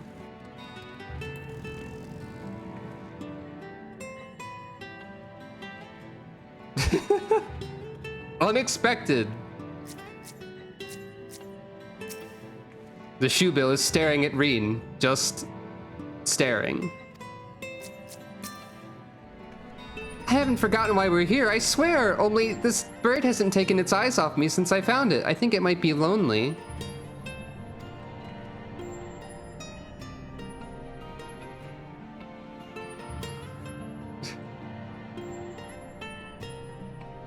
This is very fun.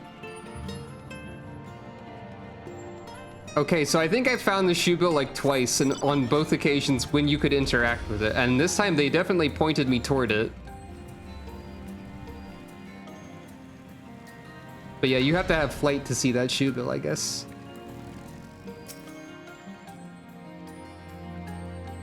I think I've only encountered the shoebill twice so far.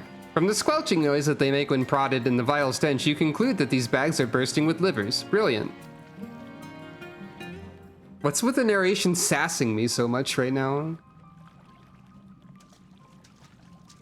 When did containers get so sassy? Are those them? Nod.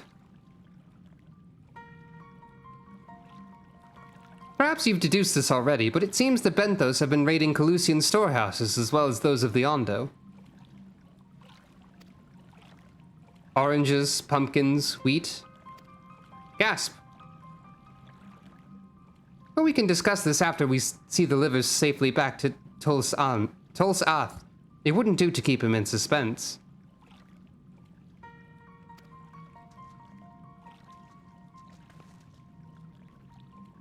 Sucro, they've stolen the pumpkin spice. We cannot let them do this.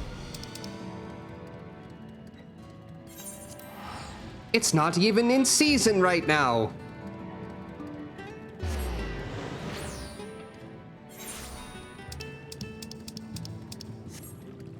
Thancred would love... Thancred probably loves pumpkin spice flavored stuff.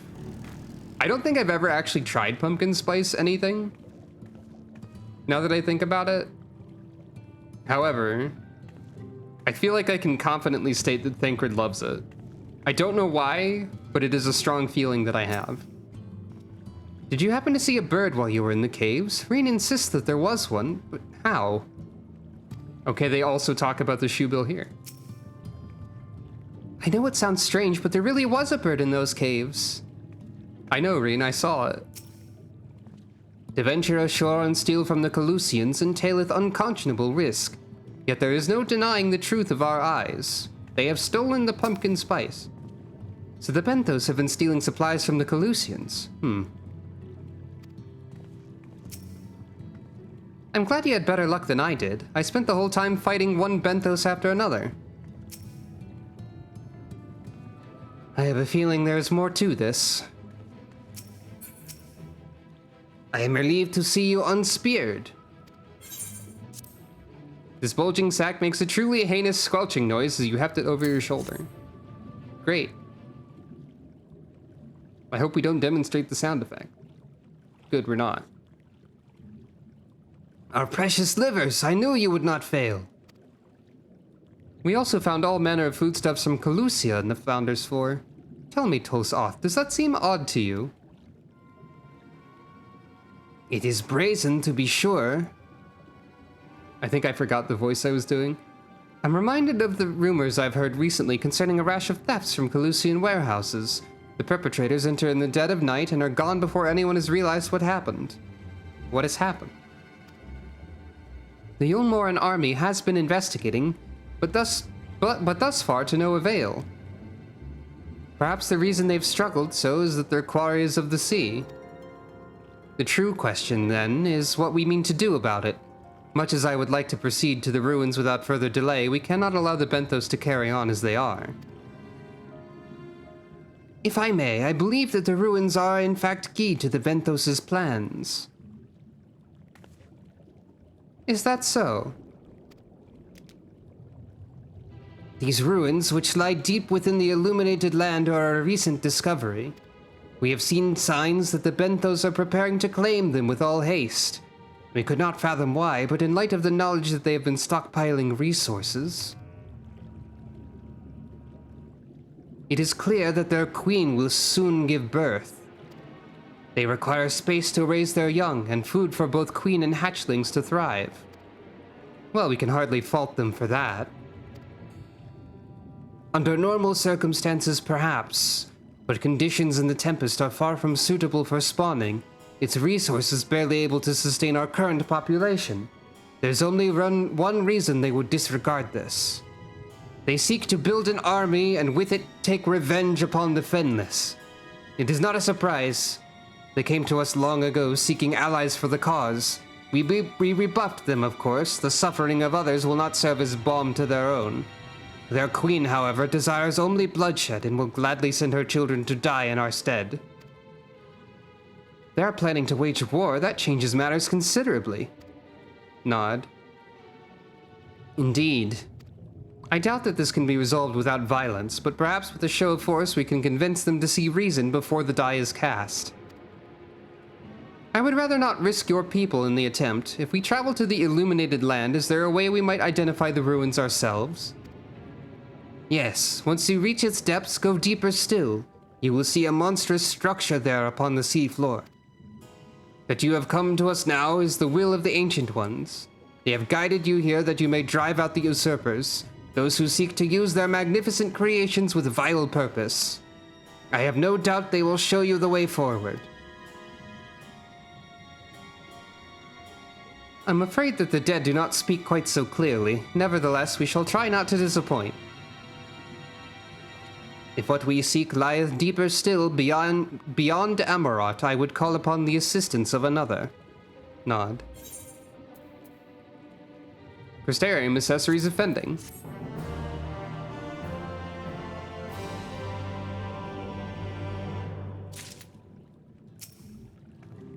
Is it wrong of me to be a bit excited? I know the circumstances are grave, but imagine what those ruins might hold.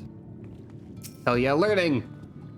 I would not care for what happened in Limsa to be repeated a world away. The Benthos know not what they do. It doesn't feel all that honorable or heroic to strike first, but if it leads to less bloodshed in the end... Why do these problems always turn out to be so much more complex than they seem? Couldn't we have a simple, straightforward adventure for once? The good guy's good, the bad guy's bad, no drama or intrigue, and it all ends with tea and tarts. Are those crafted? Because when I think Crystarium, I think of the Tombstone gear. It's blue, for what that is worth. I think that's Tombstone gear. Who's accessories? Eye level 500. That's some of the Tombstone gear. It's the set below Crypt Lurker in eye level. Pretty sure. The will of the ancients, if only it were so simple. Ah, now Urianger is going to clean some teeth. Though our course hath been decided, to pursue it we must needs beseech the aid of a friend. Aye, I speak of Bismarck. Pray follow me to Sullen, that we might seek an audience with him once more. Alpha no bow. Pulse auth wave. Hey, wait a minute. Whether or not the NPCs have access to Aetheryte teleportation is constantly in question. How do you leave the Tempest without teleporting? I think there is a path, but I don't know like what sort of path that is, because I'm just gonna teleport. Oh, also, hey, neat natural rock formation over here.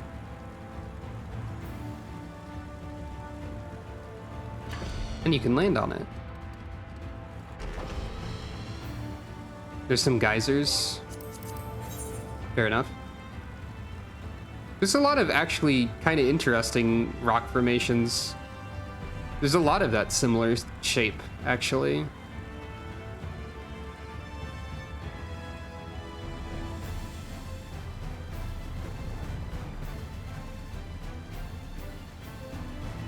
I'm sure that several of the Scions hate that process. Urianger might be one of them even. But he makes a completely stoic face the entire time.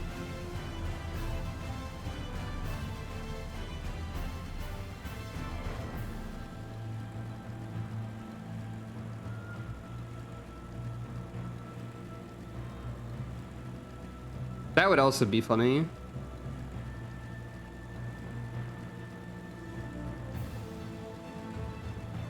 Introducing the new dungeon, Clean Bismarck's Teeth. A 48-player trial. Attack the plaque. Hopefully not.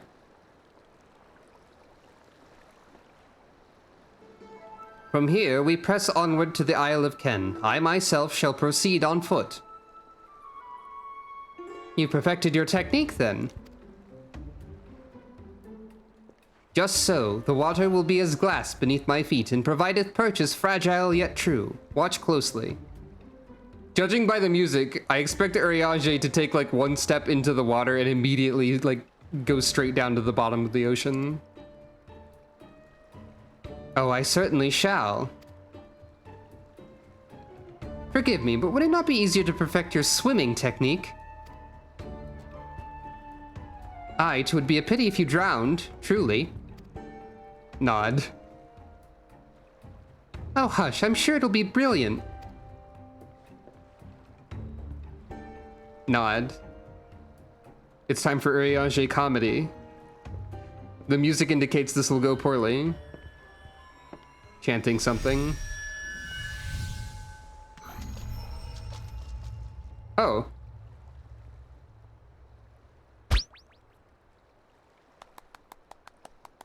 incredible. Also, he's done it.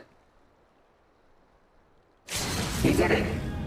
His very powerful power has allowed him to walk on the water. This is a sort of river. Oh, is that the wrong one? Well, it's what you redeemed. To the stars. Once upon a time, holding back their angry tears. Panel 2 spit tape. Destroy! Hurry on, Jake! For the love of... Actually, that was extremely well timed by virtue of being the wrong button. I don't know if that was intentional. Why is what happening? My apologies. The technique requireth the purest of focus, and mine was lacking.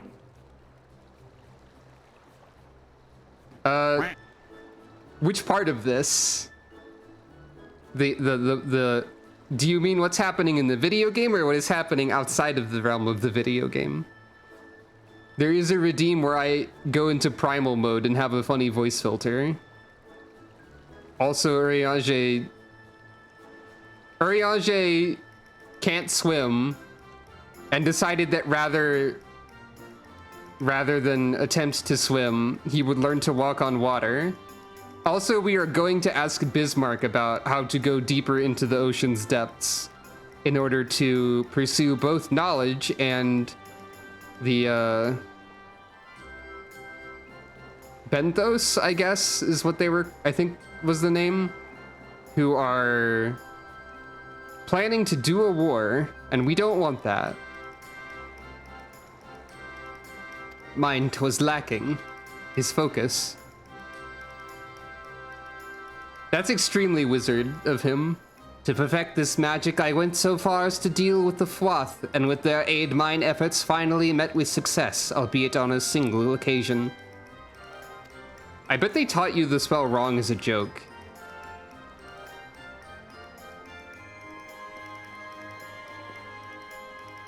I know not why I cannot repeat it. I thought I saw you waver a bit toward the end there. Perhaps you're simply tired? They're all, I was just thinking this, like, Urianger, it's probably because you are rapidly fading due to being away from your body. And it seems like that is immediately being true.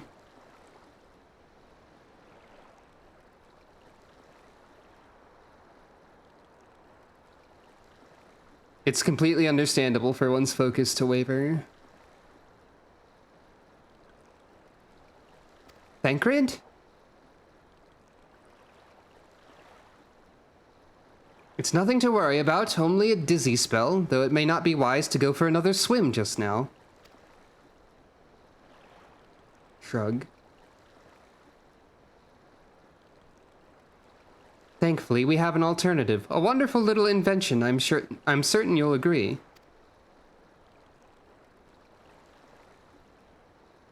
Camera pan to the freaking boat that is here. Thancred is like, did you not notice the boat?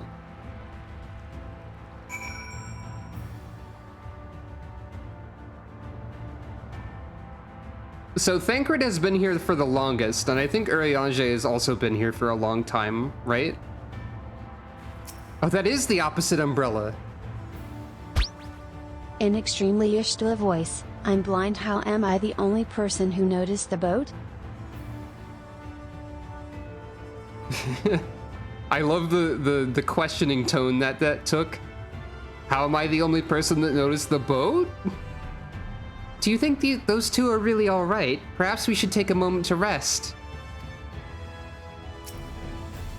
Before you make some quip about age catching up with me, you'd be out of breath too if you had to drag Urianger out of the sea without so much as a warm-up. I wasn't considering making such a quip, Thancred. How old is Thancred supposed to be again?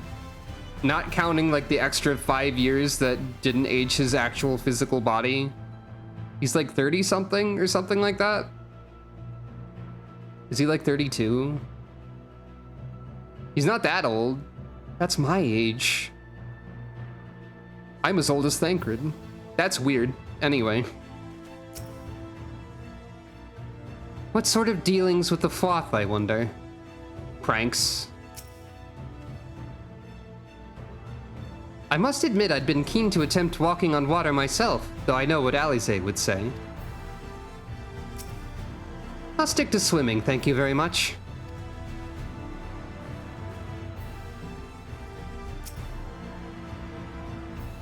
You must remember the anime rules, where everyone is younger than they should be at all times.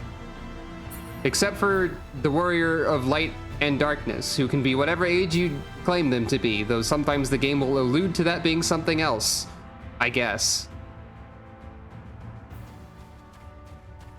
How much time has passed in-game is unclear, regardless of the claim of it being less than 1 year, but Sucro is at least 25. So I would say probably like late 20s is Sucro's age. I will petition Bismarck's aid on our behalf. Let us pray my diplomacy proveth more effective than mine experimental magics. Is Bismarck gonna be like, you still haven't cleaned my teeth?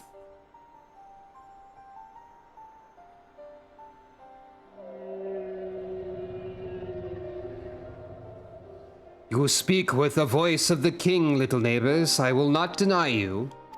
As before, if you seek what sleeps beneath the sea, I will be your guide. Thy kindness is as boundless as the depths, serene one. Before we depart, however, I would ask a favor. After our last flight, I found many creatures clinging to me. I am itchy. Remove them, and I will take you below. With all haste shall it be done. This patch is it just me, or is this patch like extra lengthy compared to some previous Point X patches? So, did he agree? Aye, though I agreed to a favor in kind. Regrettably, 'tis not one I possess the power to grant. Bismarck hath asked us to cleanse his underbelly of barnacles. Alas, one must needs dive beneath the surface to do so. Even if I could master the power to walk upon it, it would avail me not.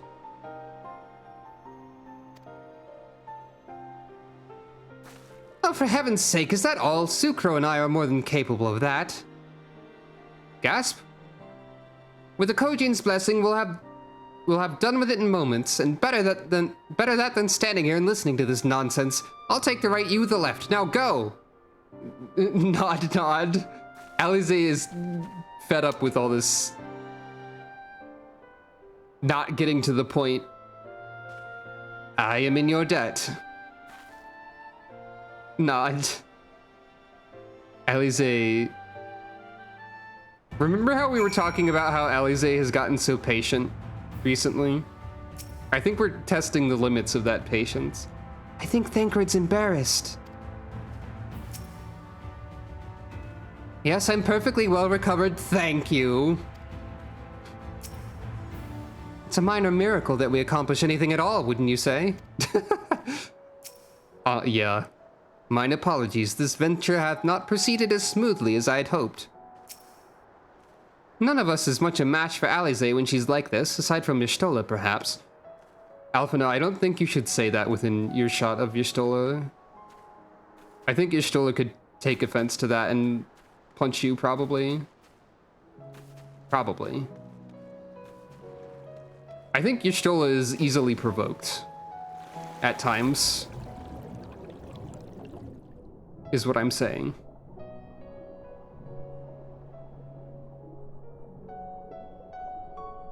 Alphino is also great at saying things that would probably get him punched by somebody in a comedic fashion.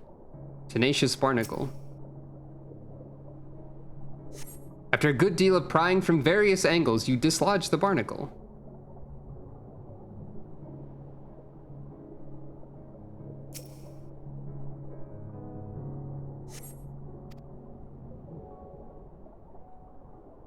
I'm imagining that Sucro has to use her sword as a crowbar for this process.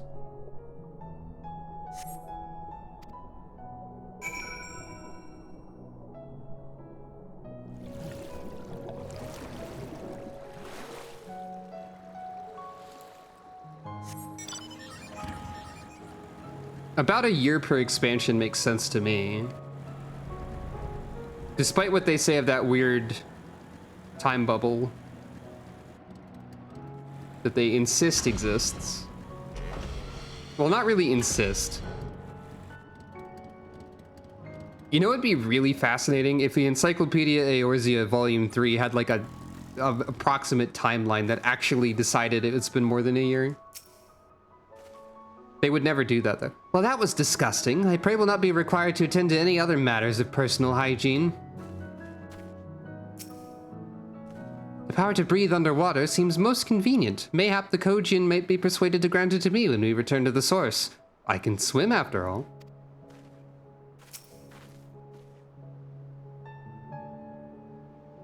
Would you please keep an eye on Thancred and Urianger? I'm still not convinced they're all right.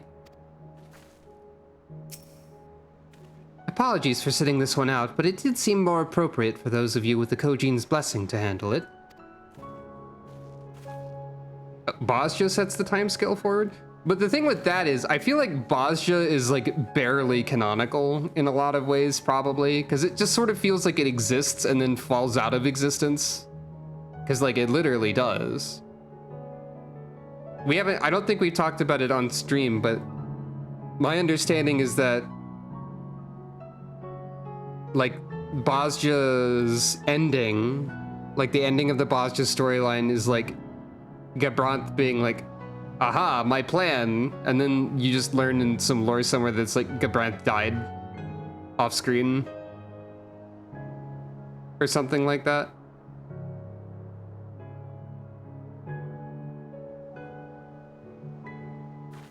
I think Alphino and Alize would have to be very short, like, because like Elizan are typically tall, as Urianger here demonstrates. But like, I mean, it's possible. If Bozja was required for 7.0, I would consider unsubscribing.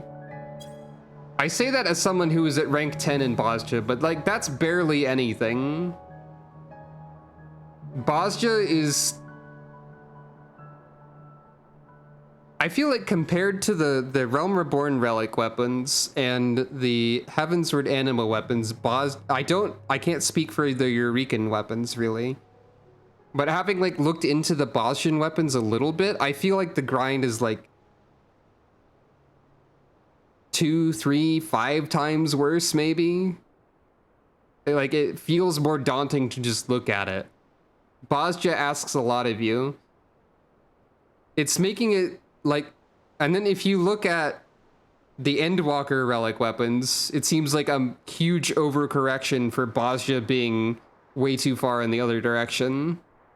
Because there's like nothing to the Endwalker ones, unless you consider having to play the Hildebrand quests as a chore, which many people did. Because I think a lot of people just don't like the humor of those, which I guess is probably fair. There were a few shaky moments here and there with the Hildebrand humor, but overall pretty funny. So I don't know. Take it you finished? Thine efforts are most sincerely appreciated. I will inform Bismarck that we may depart without further delay. Some people have difficulty with the have a good time part of that. Is it just poetics even? It's not even like, much, much better. Thank you, little neighbors. It's not like the more important tombstone currencies.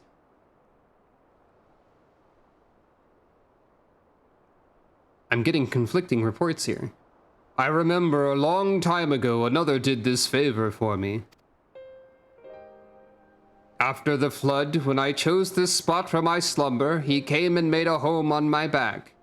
Ken was his name. When I grew itchy, I stirred, but he was not afraid. No, he asked me what was wrong. I told him of the creatures clinging to my belly, and he dove into the water. He helped me. He was my friend. He told me he wished to live in peace, away from his people and their wars. This I understood. I treasured our time together, brief though it was. Brief though it always is, but I remember him and how he laughed when we flew. I guess this is how the island got the name. I remember when he slept. I too slept that day and many days since. But the light fades and the darkness returns. Ken sleeps, but in memory he laughs, and together we fly. And I am here. I am awake. It feels good to speak and be heard again. A shame others cannot understand me. If thou art willing to learn, I would gladly teach thee the language of man. Bismarck loves this. So, can Sucro understand Bismarck due to the echo?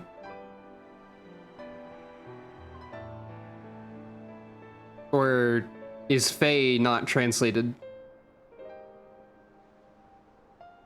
I guess it is. Because we can read it.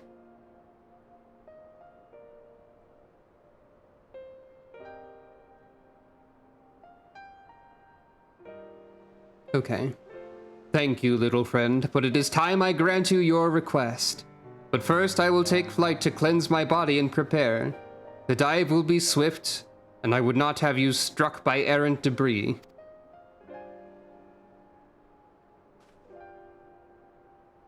So is Sucro just letting Urianger translate to be polite then? So this island was named for a man. How easily the past is forgotten. Wait, why can you oh wait, you know Fae. You know a little bit of Fae. I forgot. Thancred does in fact know some of the Fae language, but apparently enough to grasp that. He oh. Okay, everybody knows how to speak Fae now, it's fine.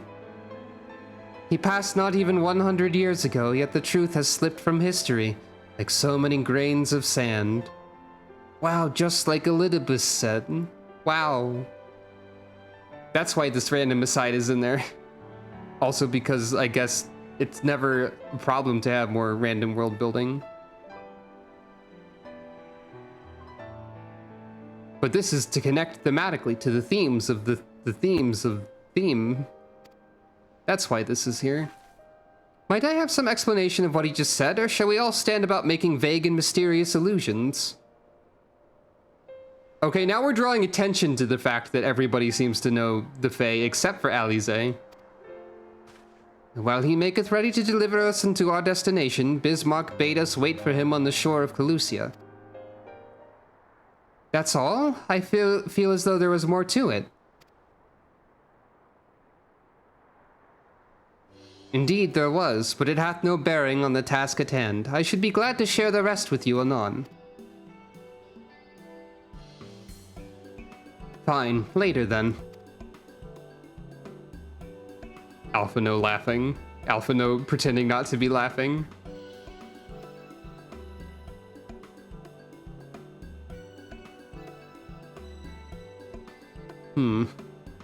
If Bismarck requires time to prepare, might I suggest a short respite for Urianger and Thancred in particular?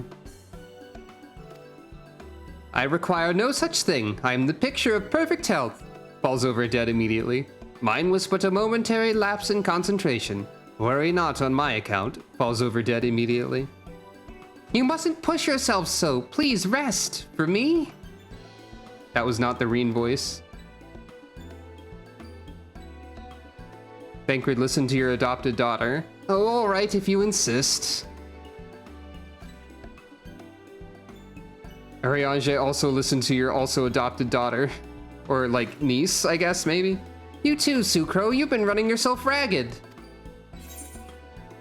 Yes, ma'am, but I feel fine. Aunt Sucro must also listen to Reen.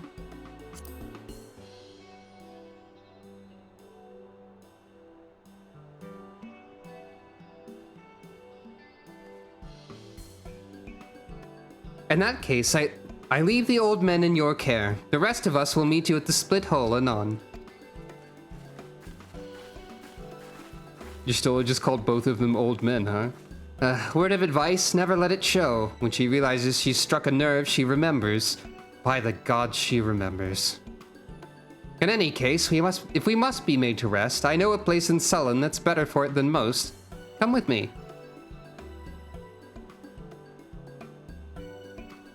Yeah, that seems fair. They do bicker a little bit.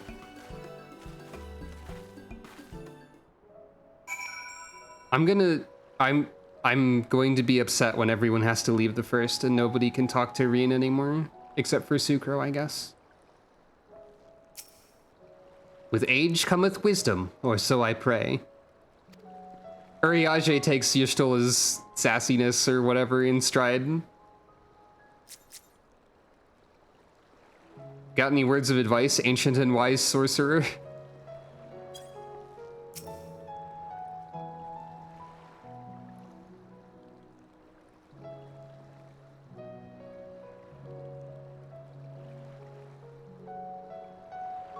Did you mean one of those sixes to... yeah. Wait, Y'shtola's... Y'shtola's age is Y'shtola worries too much about her age. Got it. May as well have a seat. We wouldn't want our elderly knees to give out. Claims to be 23. Huh.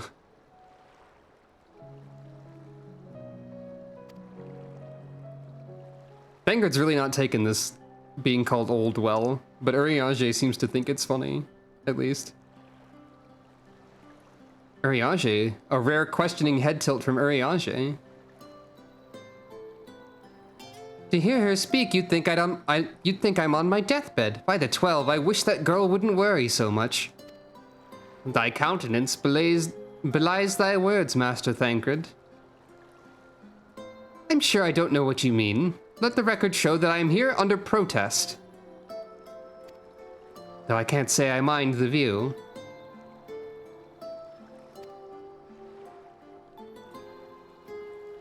It is a nice view. And if the abundance of anglers is any indication, even an amateur might land an impressive catch. Shall we try our hands at it? Help! Someone, quickly! Nope. No rest for us, I guess. It's Nightshade! We was attacked on the road from the Crystarium, barely escaped with me life! I suppose we might have predicted this.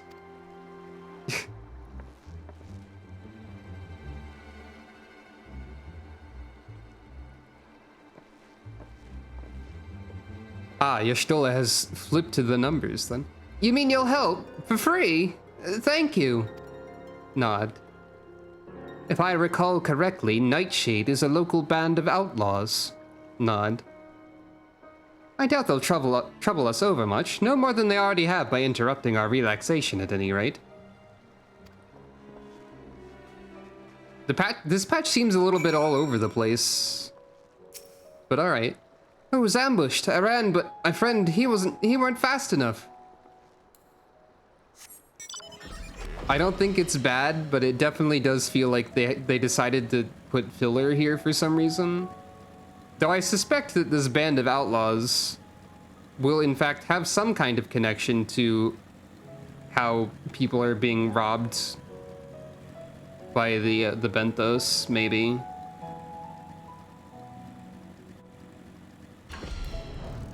Oh hey, it's these two. They're also relevant. Thaler and Gallant Guardsman. Only one of them gets to have a name. Yeah. Can you believe this? I don't even have anything worth stealing. All save our miscreant appear unharmed. Fortunately, this one wasn't clever enough to bring support. Never fear, Nightshade ain't no match for the guard. I guess these two are probably like, yeah, we're being warriors of light. Yeah. A bit confusing is a good way to put it too. And like there's a lot of a grab bag of events happening. These two have matters well in hand by the looks of it. This is establishing that people are stepping up to the plate and being warriors of light or whatever. I'll not forget this kindness. May we meet again. I can see how this is connected to other story threads. Hi. Is that you, milady? Don't tell me we just deprived that poor fellow of the honor of being rescued by the Warrior of Darkness. We had no idea you were in the area. Fancy us meeting again so soon, eh? Well, I believe I even recognize your companion. Huh? Ah, yes, from the infirmary. You had a message for the Crystal Exarch, did you not? It's good to see you back on your feet, and on patrol, no less. Oh, it's nothing as official as all that. Strictly speaking, we're off duty. But as we had a free moment, we thought we'd give a few of the less traveled roads a look. The guard doesn't have enough hands to patrol them regularly, you see. 5.1 to 5.3 make more sense as an integrated unit. Interesting. I was wondering a little about whether or not the order that I had planned for the next stuff made sense, because I did notice there was a lot of stuff in between 5.2 and 5.3 on my list. It might be worth considering. That's admirable. There are few so devoted to their duty in Lakeland or beyond. Nod, nod. Well, we've been talking about it for a while, and neither of us is satisfied with just seeing out our service. It feels like we could be doing more, like we should be doing more. It's all about having the will to help your fellow man and the resolve to see it through. I remember you, the excitable one. Very good, Mr.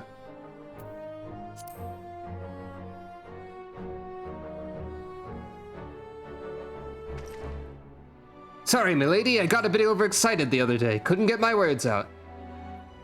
The name's Vonard, milady. I'm with the guard, but I don't just want to protect Lakeland, I want to protect the lot, just like the Warriors of Light. Nod. Sadly, our duties prevent us from venturing too far from our own little corner of Norvent. What we'd really like to do is travel, to better ourselves and go where the need is greatest. But everyone has to start somewhere, don't they? For now, if we can stop Nightshade from robbing the odd fisherman, then that's what we'll do. Mysterium salute. So the inspirational speech has had some effect on at least 2 people. Well, well, future heroes of the First, do you think?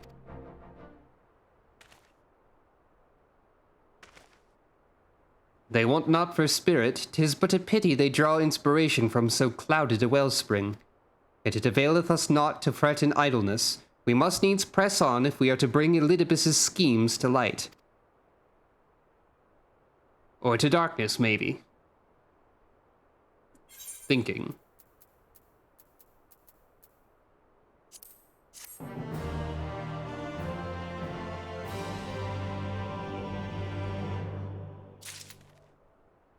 I will quickly, since I brought it up, I will quickly create an image and show you the current list. Because I did have an image of the list, but it's slightly outdated at this point. So, Shadowbringers list.png, saving.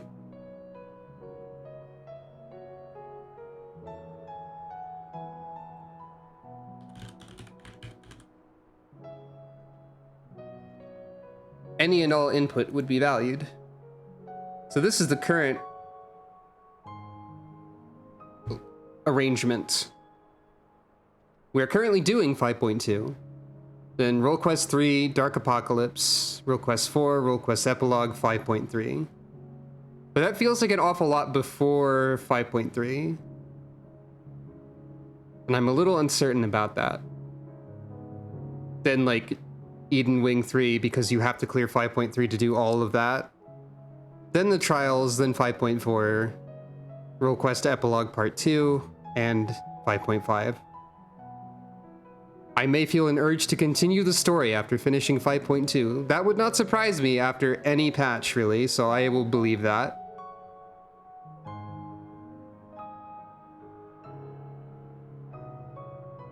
The main thing I am willing to move is the nearer raids, because one, they seem fairly disconnected from everything else.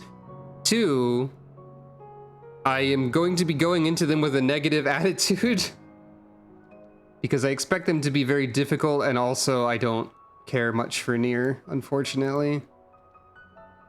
So, like, I'm not in any hurry to do Yorha Dark Apocalypse in any sense. So... But I also don't think I should conclude Shadowbringers with the Nier raids. If I'm expecting to dislike them, I don't want to end on a low note, as it were.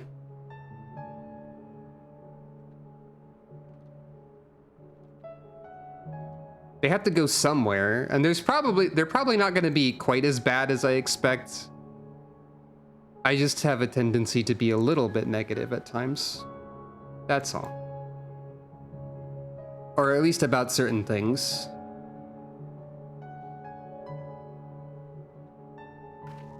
Dark Apocalypse before Wyrlet, you say?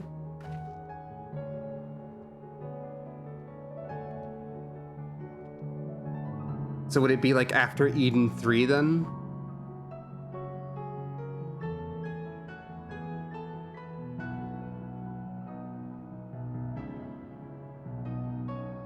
Yeah, directly from 5.5 to 6.0 seems likely. No, the sorrow is in Metal Gear Solid 3, that's different. Anyway. Pains me to think that men with such pure intent are being made to serve Ascian ends, however directly. But they're right, the people need heroes.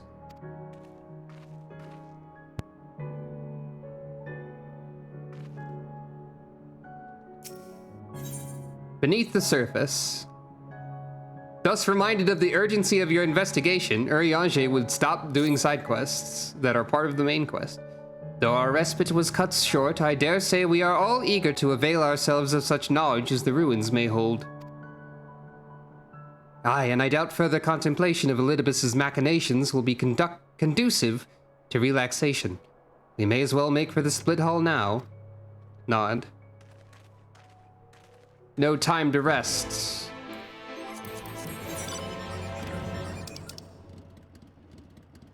As they say sometimes, there is no rest for the wicked. Where am I? I'll just teleport. Whether or not any of us are the wicked is debatable.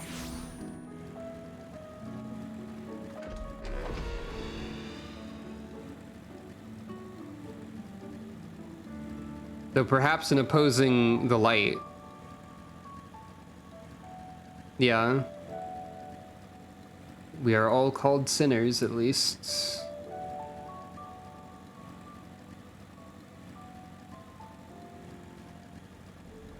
There's no rest for Sucro. You arrived rather early. Are you certain you did as you were told? We don't have time, Reed. I'm sorry. What's keeping Bismarck? Surely it doesn't take this long to shake off a few loose stones. We rested, didn't we, Sucro? So how much of a respite did you actually enjoy? Half a moment's? More like a quarter of one. Perhaps we ought to have clarified what Bismarck meant by a short while.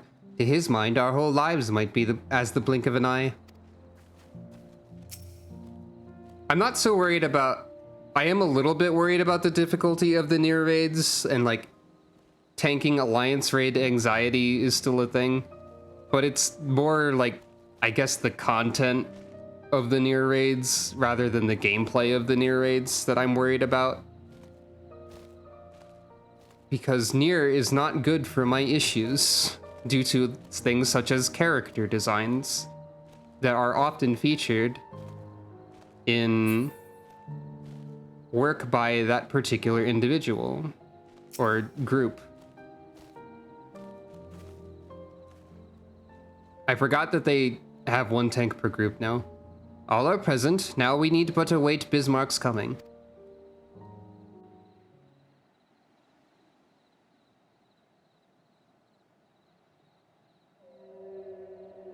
Whale alert. The whale approaches. 'Tis time. Pray make ready. Nod.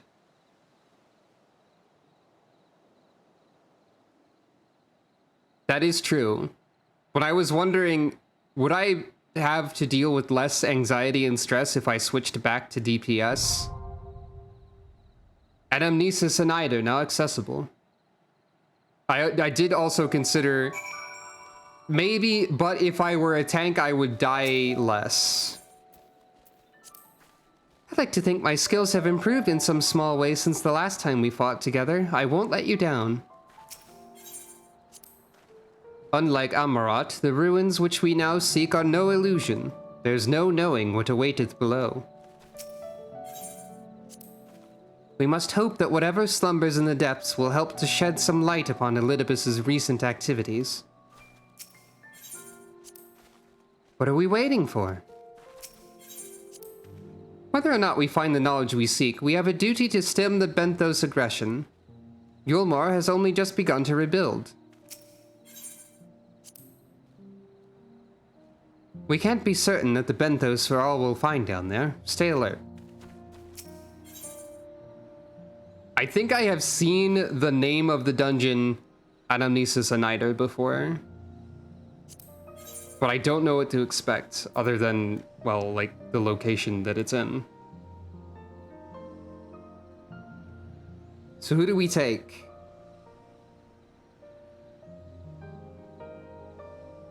Make your arguments for who we take into the Anamnesis and Eider while I step away again for a moment. Because it makes sense to take a small break before a dungeon. And you need to remember to take breaks.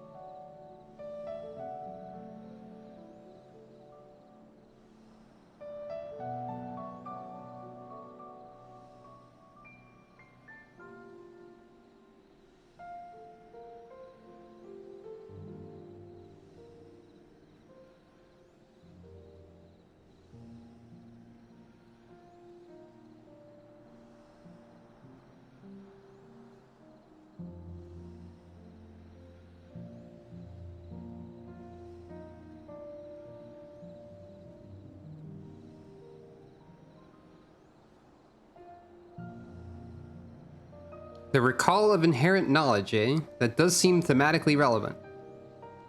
Boss mechanics I might have to figure out. Fair enough. And the one point in favor of the one point arguing who we will take.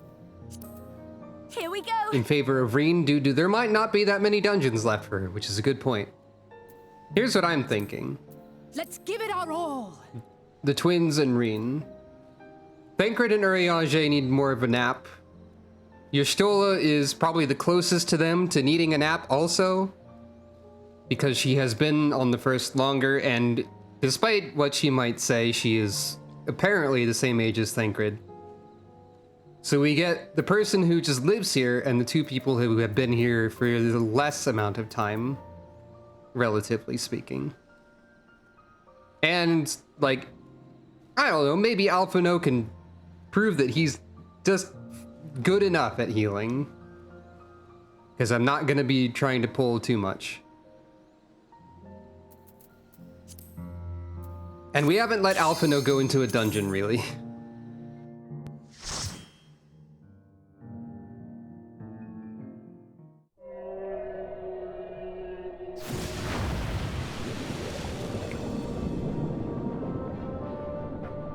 I just noticed the captions say Alpha No.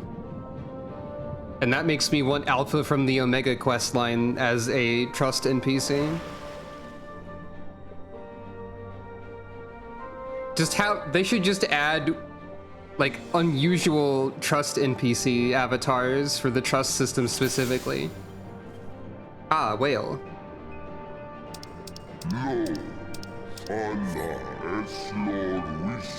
To the depths! I see we're not to have a peaceful journey.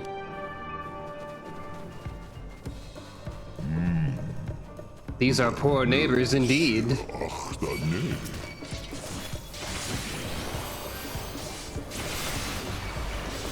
Also, that music was familiar. Not like the jazziness that's happening right now.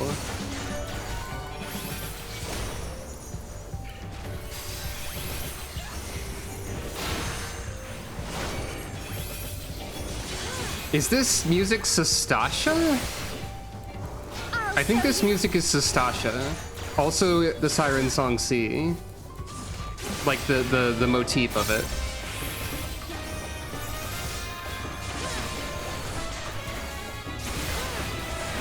Why the jazz? I think Academia Uniter also has the jazz.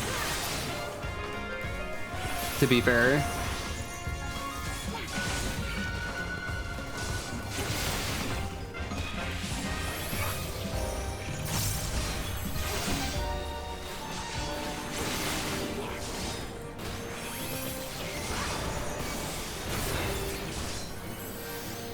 That's a vaguely ominous message about the future.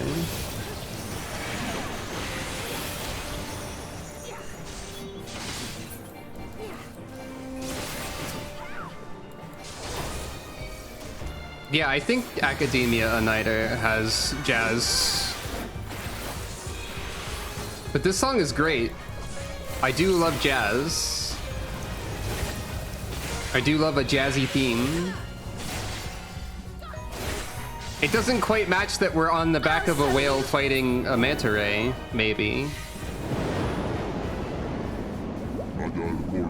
The time has come to part with these interlopers.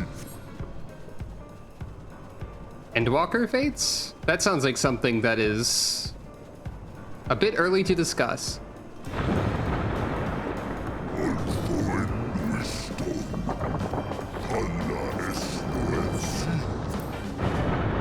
Alphinos Alize said, "This lot are nothing compared to the barnacles," and Bismarck said, "The walls fall, we must hurry." Alphinos said, "Oof." Oh. This is a cool enemy design.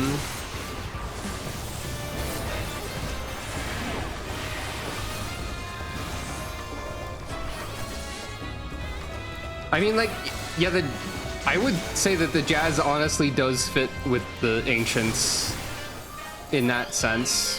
Whether or not you meant that as a serious, as a No matter how serious you meant that statement to be, it does seem fitting.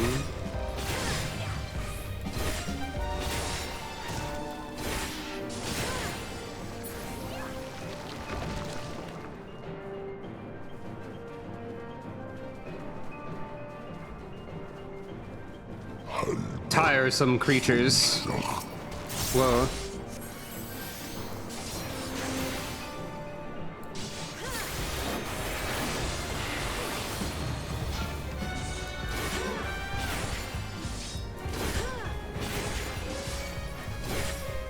Oh, is it? That's cool.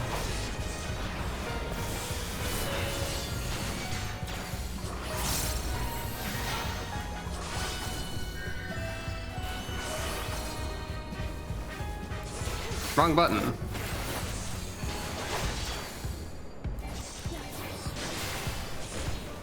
Aha, I can stun you out of that. It was a really long charge time, so I thought it was maybe bad, so I kicked you. And it worked out. I was surprised by this, actually. There it lies. I give you my breath. Ah. Bubble.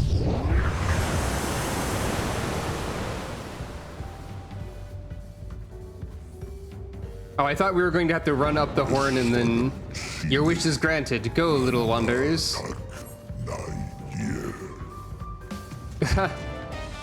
That's a good name. I thought we were going to have to run up the horn. Oh. Hello, Final Fantasy VII reference.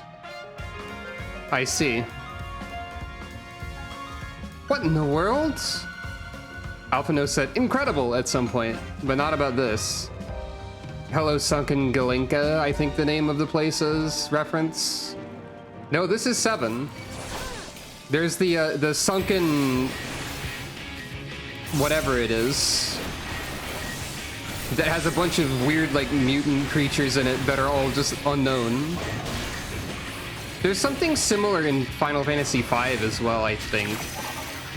But they're not quite as messed up. The unknown is scrutinizing its surroundings. 7... Eh?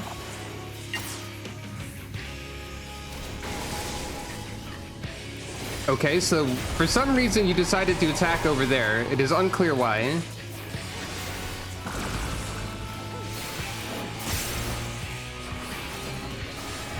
Inscrutability. Okay, you've got the raw sound effects of that one creature from...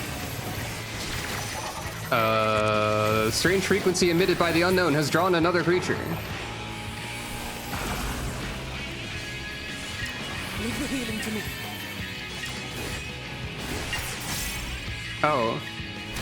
Okay, so you definitely fired in my direction because you heard me. In the sense that I was attacking something. You detected my presence. And the reason that you did not fire at me before is simply because I was not doing anything, really. I think.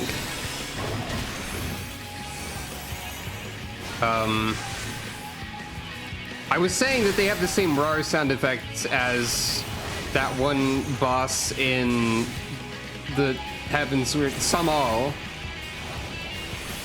I think is the name of it. Heavensward Mountain. One of them is dead. I shouldn't have used Rampart. I should have waited for a prompt to use that. Probably.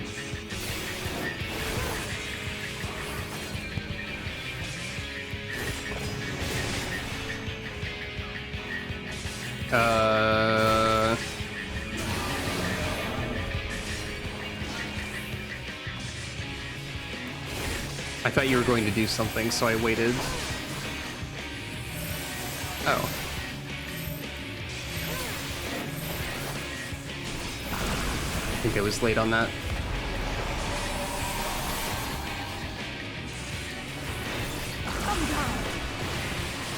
Plain weirdness. Yeah, I thought I saw a weird attack name there.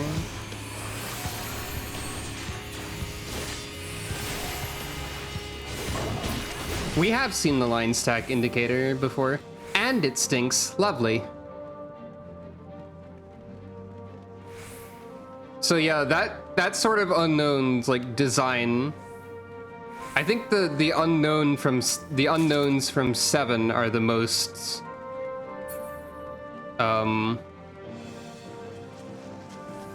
memorable ones, and that's like the most one that they're definitely going for that one given the design of it, because they were like strange mutants. Look at this architecture. Cool architecture. The sunken, is it? I don't remember. I think I called it the Galinka. That might be wrong. Galnica? Is it where you? I think that is where you get Hades. That sounds right.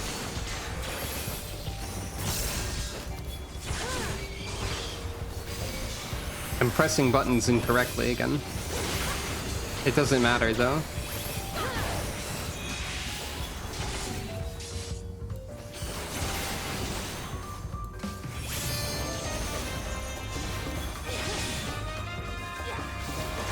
I'm pretty sure you are correct, and that is where you get Hades.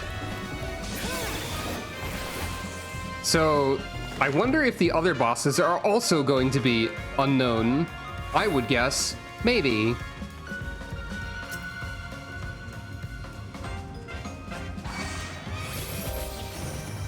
Leeches and a Cleonid? Okay. It is where you get Hades, that's cool. That feels deliberate.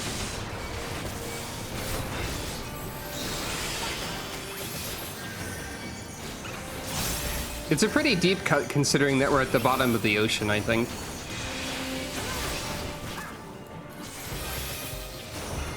Yeah, I think there's regular enemies with this model as well. I think there are, like, small sized ones. This size is the same as the Fate boss, though.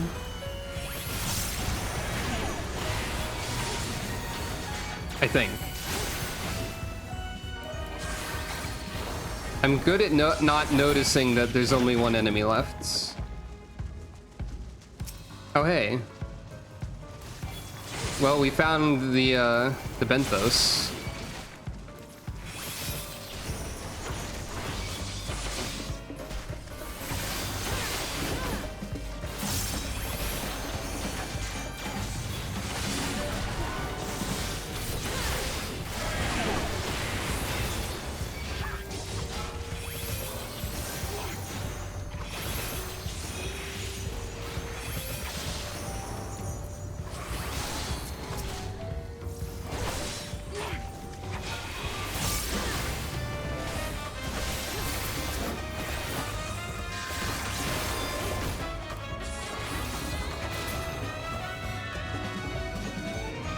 At least one of the bosses is going to be one of the Sahagan, or Ondo, rather. Probably. Maybe.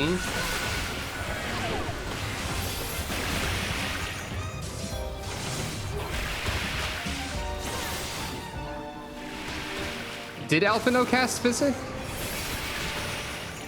Physic probably, like, works for Alphino, at least, kind of.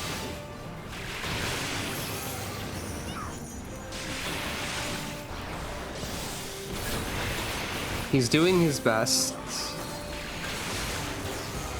He will get something better in Endwalker, even though apparently he's still not a great healer.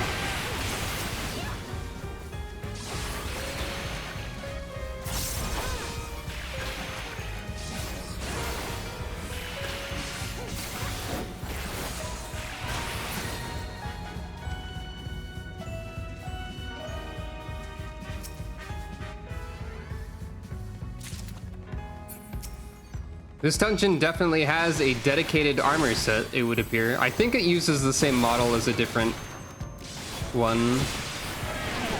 I don't remember what. It would be difficult to judge without seeing, like, the chest piece of it, I would think.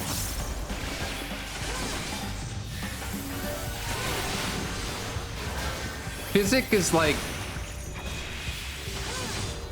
the absolute last resort if you are a scholar in terms of healing.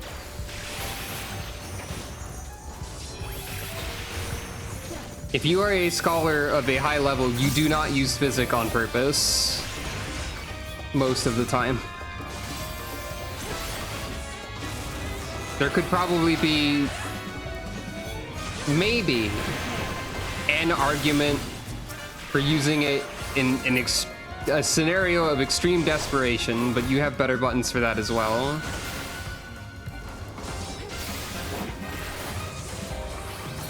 Alphino does have a carbuncle. Clearly he's just glamored his fairy. Also, he's not actually like a scholar. He's an academician, something, academy, whatever, you know.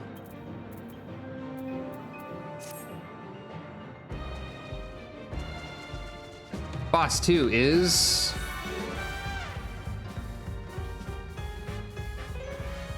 Visions of Eld attend to us now. What are they doing with that crystal? Oh, they are making a Cyclops, I guess. Okay, sure. Why not?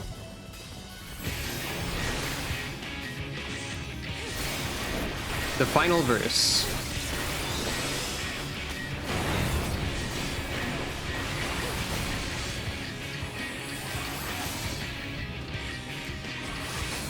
Oh, I didn't notice that you were doing a big swing. I didn't notice your cast bar. Terrible hammer.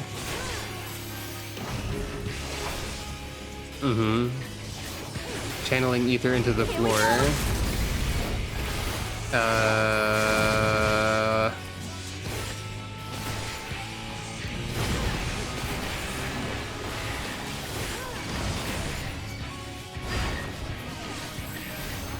Why didn't anyone else get hit?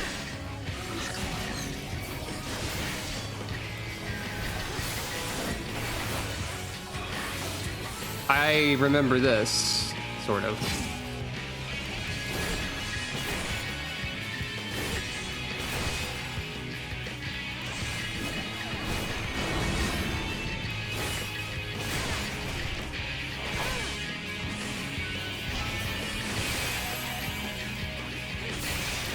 Terrible blade. Okay.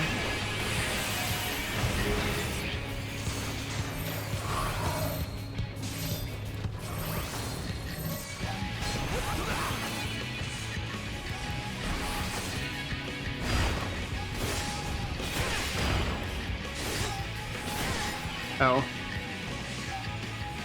Okay. Good, I was fast enough there. Alphino, I was about to say how you're doing noticeably worse at healing me than Urianger is.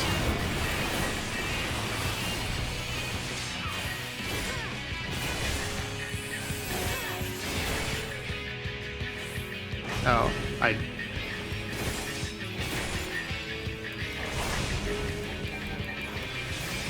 That's a good touch with the moves.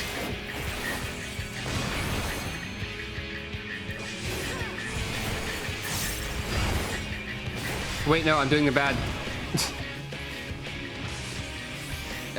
Beans. My brain is not working well enough. This is a reconstructed concept, then. I guess it really was a concept. So I guess they are constructible by not ancients.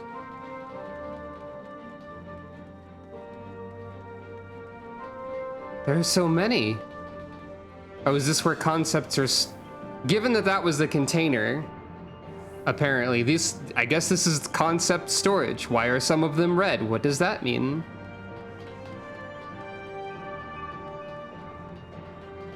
I wonder if that means anything, or if it's just a delightful pattern to make it more visually striking.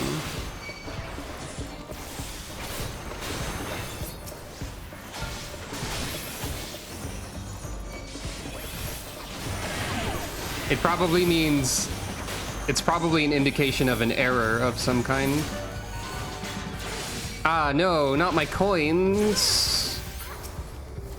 I need those to buy the star.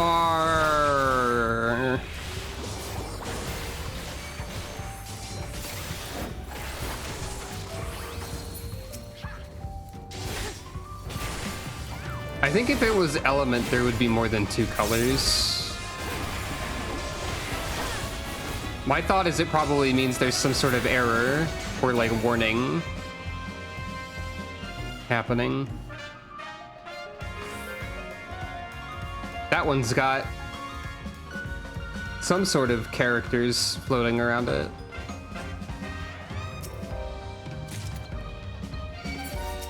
Come on to Flesh, show forgotten form. Oh, I'm not supposed to let you complete that.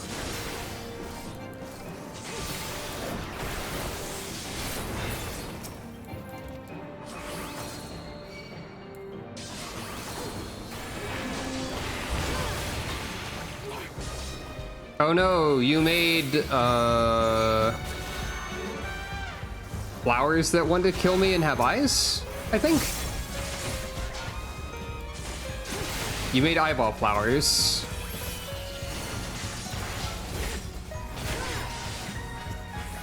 Fair enough, I guess. Cool enemy design. Surprised there isn't anything to... Well, no, actually, I'm not. I was going to say I'm surprised there's nothing to read around here, but it would be in a language I don't know, so... Something, something, the echo, yes, but still.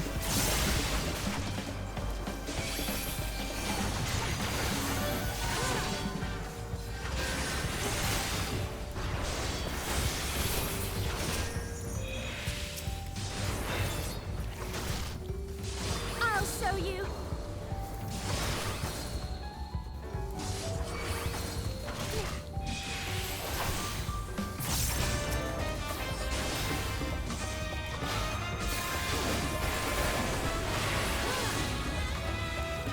Did the game already make the comparison between how concepts work and how primals work? I think it did, right? I think that's the thing that was mentioned already.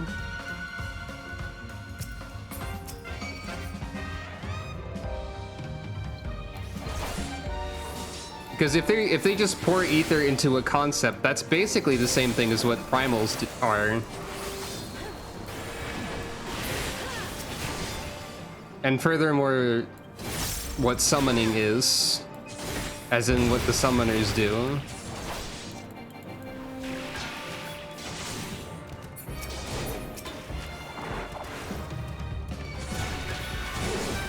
So that's something.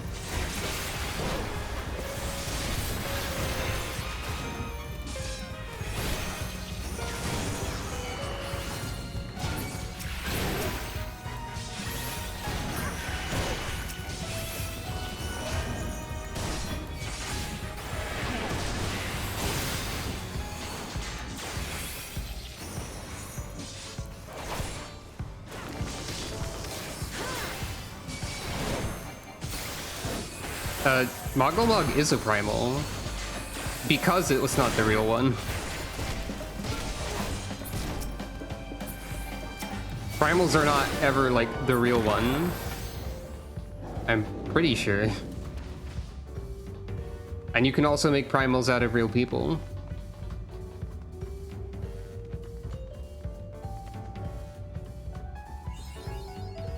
I mapped the realm.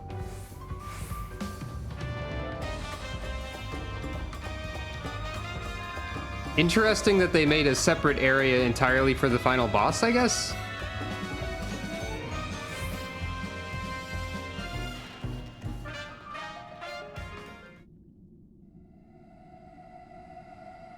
We wanted to use the Genbu model skeleton again, so we did.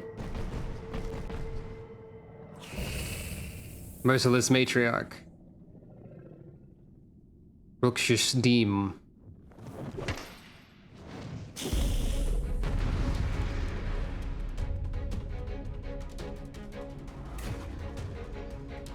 I must like this, we may as well have done with it. Your kind has never given of its treasures willingly. Your lives will be no different.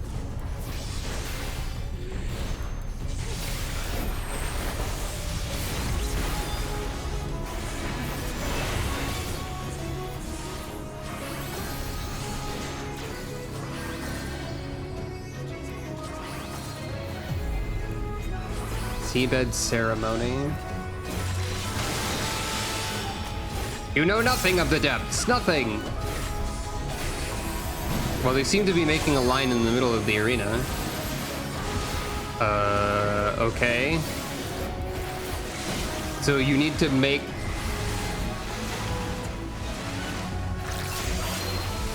Okay, sure. Some of that made some sense.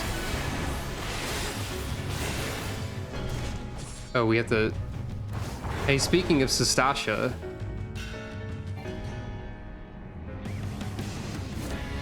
That didn't hit. Remember that mechanic in Sestasha that everybody ignores? Stop ignoring it. Stand on the bubbles.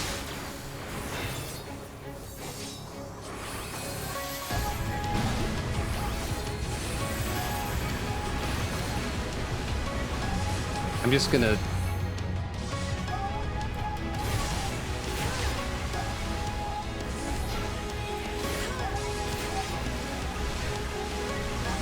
Okay, sure, I followed the lead of the NPCs, but I was a second too slow, and so I got hit.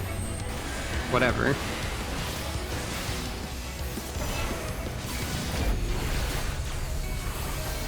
Oh, some of this is definitely Sestasha-ish.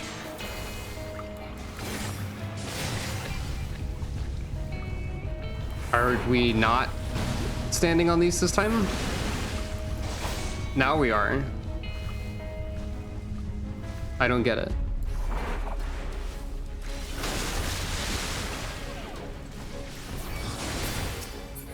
I don't get it.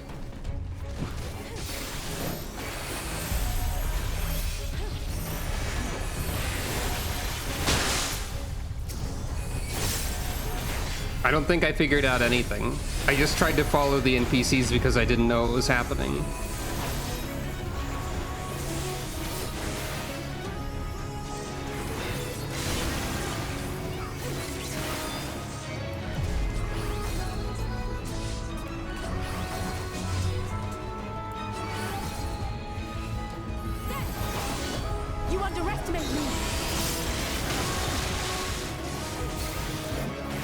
Depth Grip is a good name for an attack. Oh, I see now why it is called that. Thanks, Alphino, for standing in a place that would have been safe for me to stand if you weren't there. I would have hit you.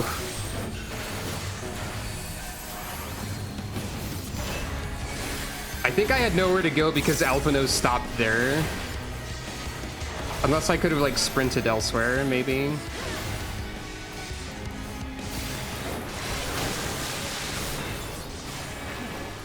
Leviers adjust. They won't.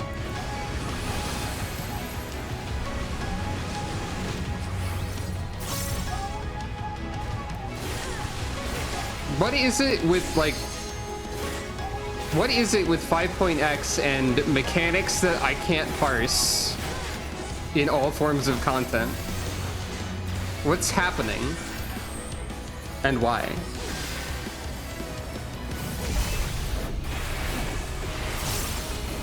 Oracle, give me strength. Oracle, give me laser sword. Thank you, Oracle.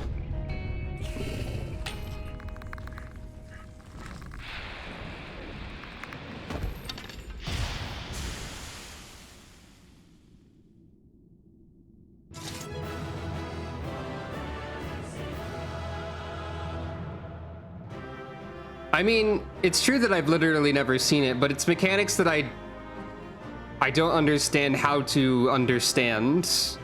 If that makes any sense. I'm over here.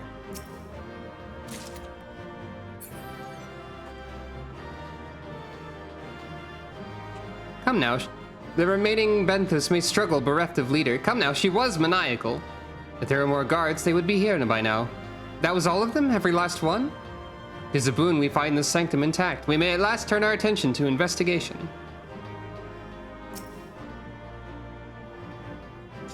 Well, what can we see in the distance? Are these like ultra concepts or what? They look similar to the concept containers, but large.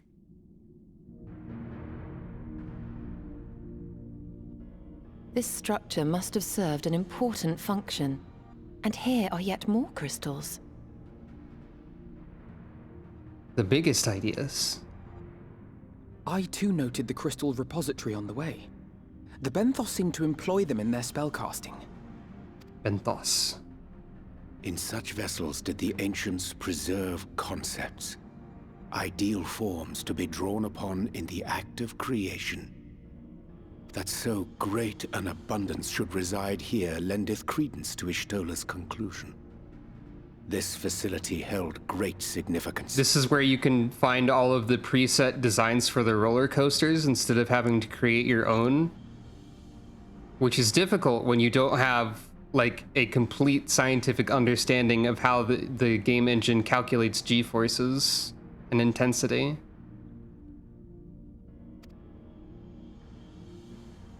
Clearly.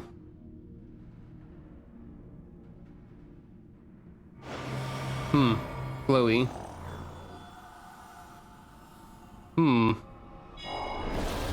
Very glowy. Hologram. Many hologram.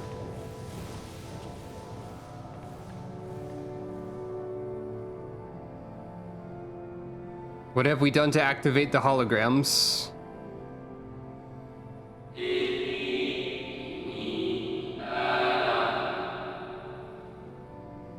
Thank you all for joining us at Anida in these most perilous of times.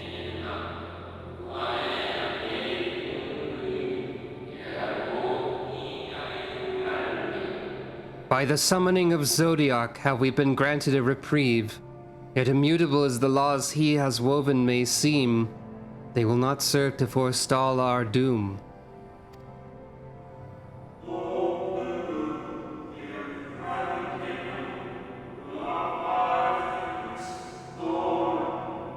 Nay, should we continue down this path, our fate will be the same.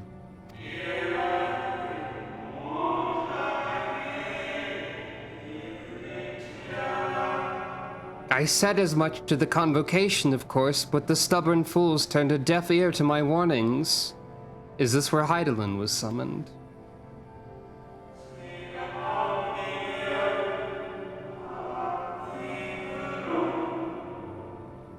I had hoped that the defector at least would side with us, but I regret to report our overtures have gone unanswered.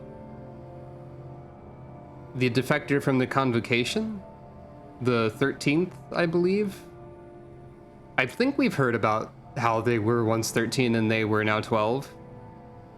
Maybe I also know too much about other things, knowing tidbits here and there, but I'm guessing they mean about once 14 and now 13.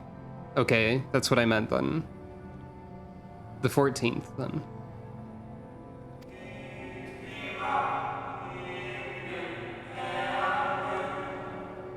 Fascinating!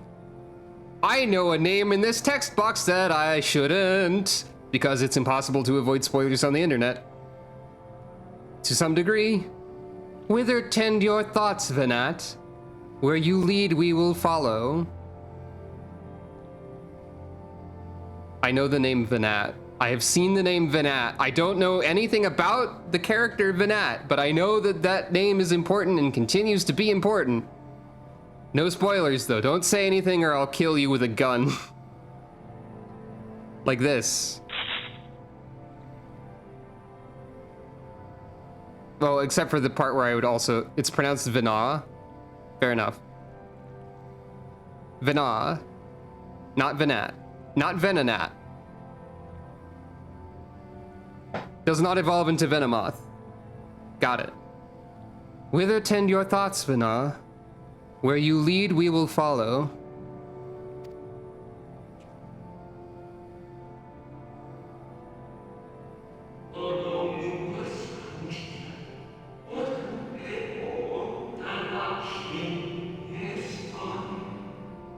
I shall not speak ill of the Convocation. They too seek only to secure the future of our star.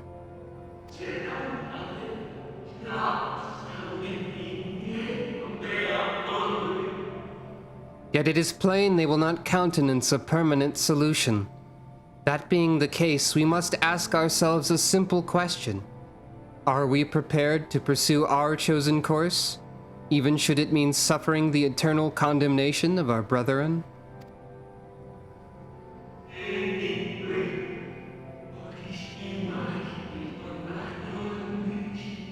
If so, I see no further reason to demur.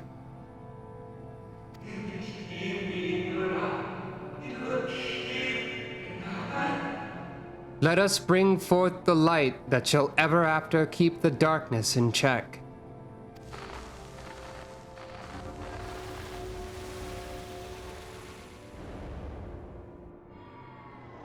Well then. So, it was they who first summoned Hydaelyn. Their discussion did seem to imply as much, yes. I cannot say I have ever heard of this Venar before. Venar. For a certainty, Emet-Selch never uttered the name, speak though he did of the schism which Zodiark's advent wrought upon mankind. So is Venar a title or a name, I wonder? Some were of the viewpoint that his power must needs be restrained. And to that end did they call forth she who would serve as his shackles.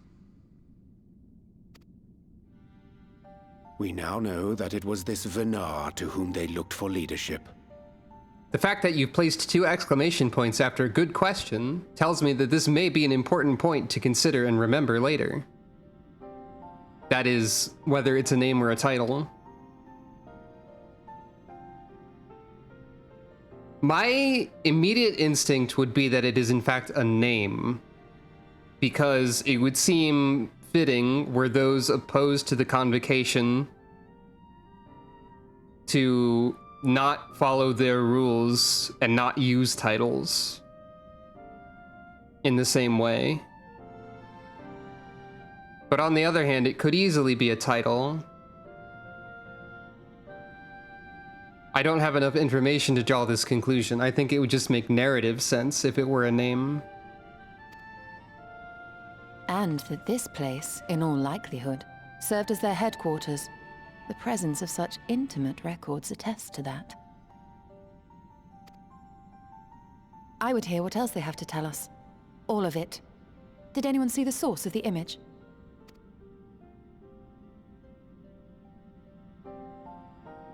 I apparently did. Maybe. It's the weird pillar.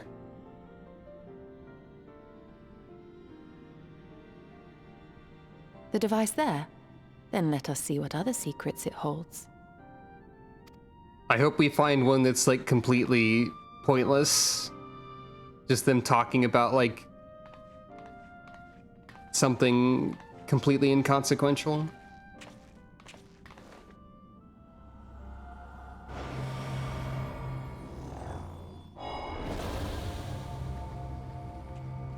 Yeah, exactly.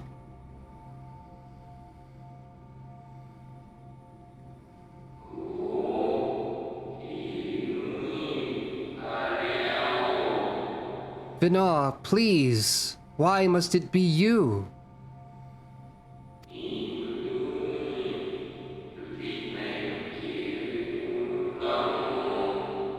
If I may speak plainly, I would sooner it were another. Any other. You are our leader. None can take your place.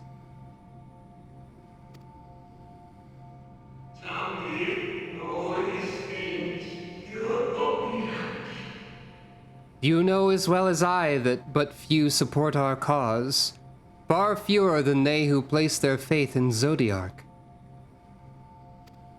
I think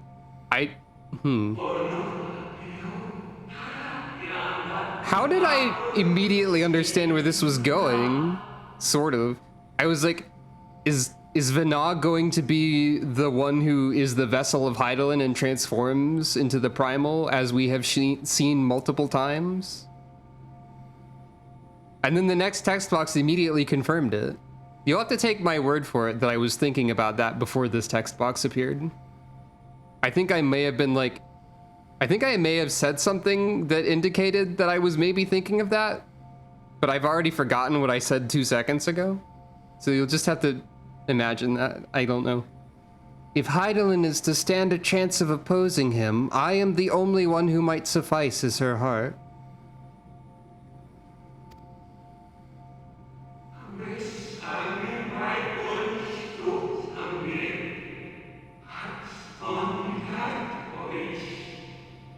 I was also thinking it because, like, of course it has to be Vana.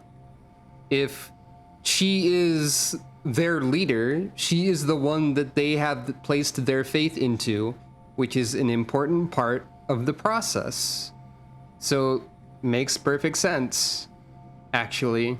I think that's also why I was thinking about it, because why does it have to be you, etc.? Like, yeah, makes sense. Rest assured, however, I shall not vanish from this world. The form I take shall ever remain my choice.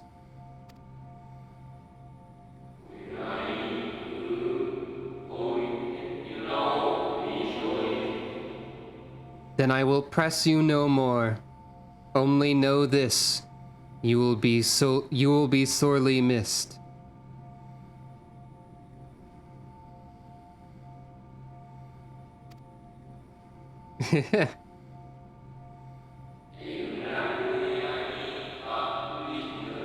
Hey, what? Hey, what are you saying? I wonder, is this how the convocation felt about Elidibus? Excuse me. Elidibus is Zodiark? What? Hey, I'm finally learning big reveals that I didn't know. I mean, yeah, that makes sense. Probably because Zodiark also has a core.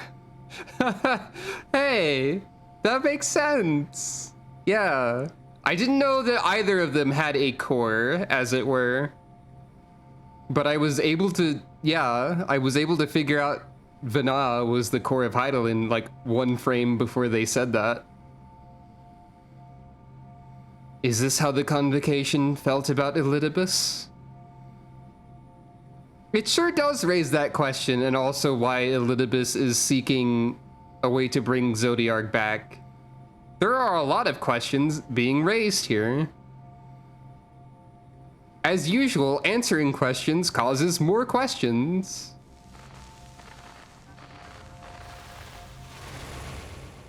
Well, if we kill Elidibus, we get, like, probably some loot or, like, a totem or something that we could exchange for other loot, depending on the difficulty of the fight.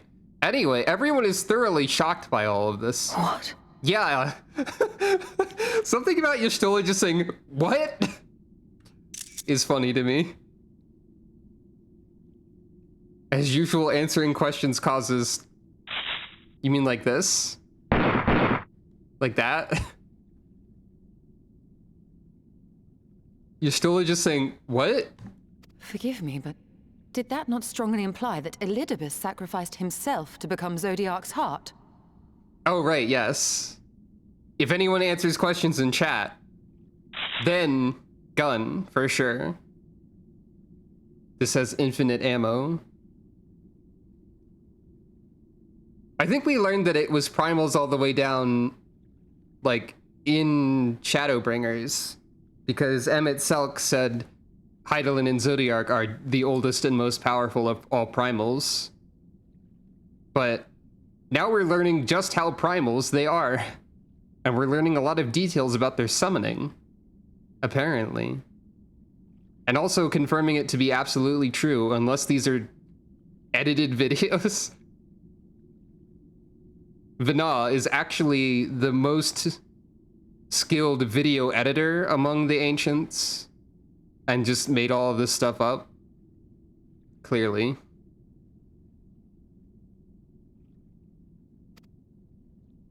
Seven hells.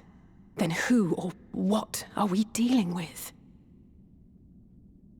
Well...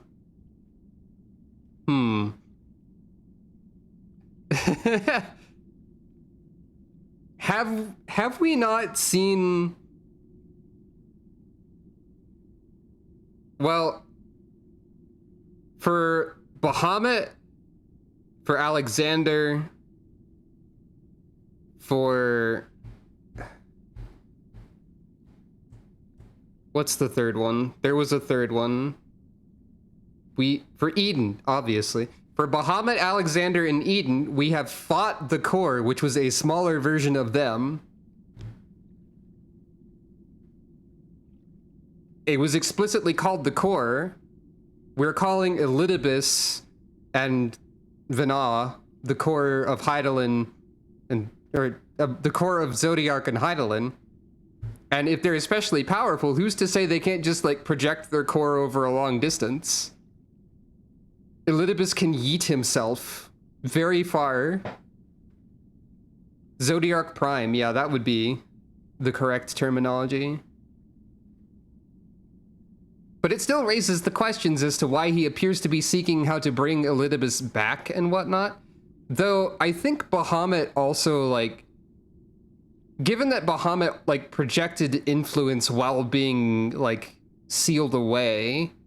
If Zodiark is sealed away but is super powerful, it makes sense that Zodiark could project his core despite being sealed. So actually this makes sense.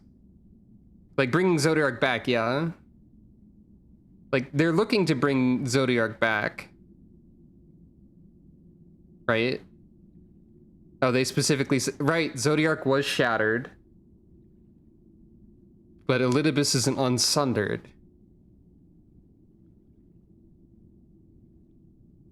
But maybe that's just because he was split from Zodiark, and as such could not be shattered further? Or, Either that or Zodiark is, like, bound in some way and the world was... Like you just said, I'm not entirely certain, but there's a lot of questions. A lot of questions are being asked. Hey, is there anything else on that cool computer?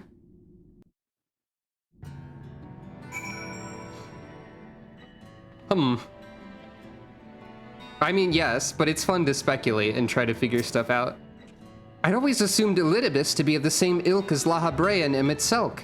But if the real Elidibus sacrificed himself before the Sundering... Oh yeah, that is also a good point, actually. That this is bringing up this Alpha No text box.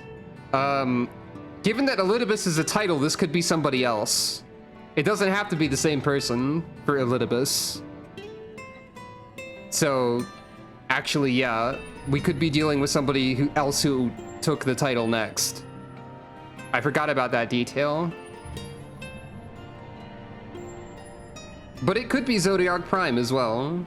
There's possibilities. But if the real Elidibus sacrificed himself before the Sundering, it makes no sense. And now I was thinking immortal was bad. Would someone explain to me how we're meant to kill a being who doesn't technically exist? Do you think we might be able to activate the device again? I should like to hear how those discussions ended. That this facility shared intimate ties with the Academia Oneida may readily be discerned from the common element in their names. Based upon mine observations, 'tis like that the forms housed here were conveyed unto the Academia only when required, and thence returned for safekeeping. Yet, such procedural minutiae are of largely academic interests, I concede. 'Tis unto the parties which did frequent these institutions that our thoughts should rightly turn. Specifically, the followers of Vana and the Convocation of 14. to say naught of the matter of Elidibus. The device appears to activate via a form of ethereal attunement not unlike an aetherite. Beyond that, I can say little for certain, save that we should take this opportunity to see what other records it contains. There could be up to like 13 or 14 Elidibuses. No response. Confound it. Maybe someone else should try Y'shtola? Maybe our different ethereal signatures will activate a different response or something. If I may, milady, the panel did formerly emit a soft yet perceptible glow. That it doth so no longer may betoken the depletion of some essential energy within. Given how long it has lain dormant, I think it fortunate it functioned at all. That may be, but if we can't get it to work again, we'll be leaving with more questions than we've answered. The white-robed emissary hath ever named himself Elidibus, yet if the shade spoke true, Elidibus ceased to be ere even the sundering came to pass. Well, that's one conclusion you can draw, Ariange. There's a few other ones. Nod, but I'll agree with your reasoning for now. Okay, we're going to this part. This calleth to mind a truth that Emet-Selch did once reveal in passing, that the names by which we know our foes are not those given to Ascians at birth. Rather, they are titles of office, afforded to individuals of merit at such time as the role becometh vacant. Perchance the Elidibus at Zodiark's heart and the emissary with whom we are acquainted be not one and the same, but predecessor and successor.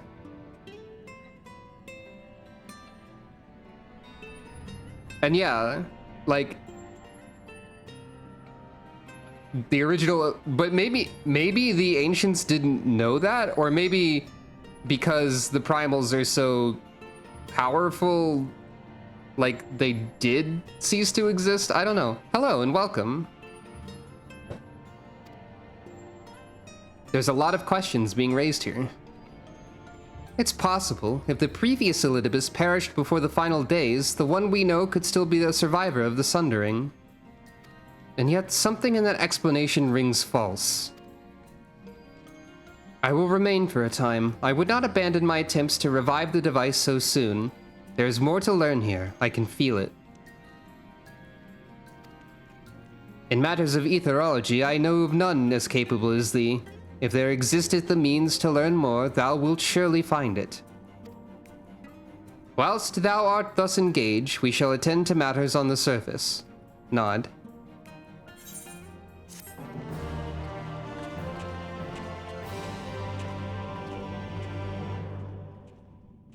You may now enter Anamnesis Aniter with a party of NPC avatars. Oh, this is just the trust unlock message. That makes sense. So, gang, what have we learned? Does she really not mind working alone? Hopefully this will make the Benthos think twice before raiding the stores of their fellow Ondo again.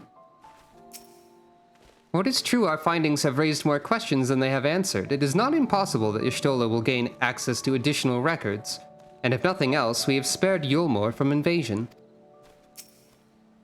Answers never did come to us tied neatly with a bow. We'll get to the bottom of things eventually. Clearly. Hey look, it's the patch title.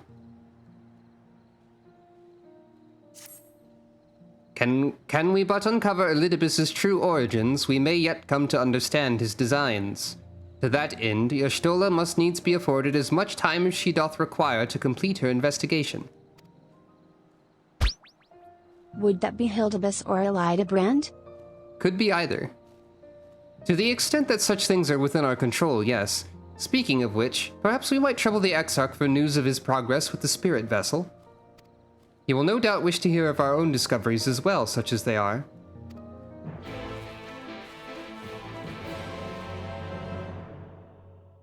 I don't even have to return there manually, going straight to a cutscene.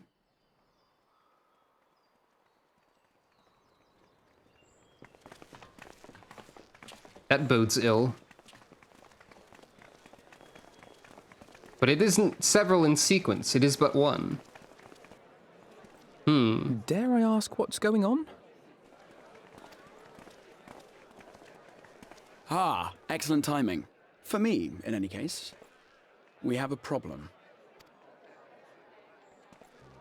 The vast majority of those gathered here are presently in the employ of the Guard or else one of the facets, and no longer wish to be so. Oh. So, you were trying to destabilize the Crystarium by being like, hey everyone, go be an adventurer! Both of his eyes have been red for the entirety of Shadowbringers so far. At least as long as we've seen them. I think both of them... I think both eyes are red, yeah, since the end of the Crystal Tower. In principle, all are free to change vocation at any time. But a city does require a certain number of people in these positions if it is to continue to function. For the moment, I have asked them to postpone their resignation until such time as replacements can be found. As you may have surmised, we have the Warrior of Light to thank for this. It's you! The Warrior of Darkness! Hello. It's me, the Warrior of Darkness. You understand, don't you? Someone's going to have to look after this place once you're gone. We just want to be ready to do our bit when the time comes. There won't be much of a place to look after if everyone leaves. A place is kind of like...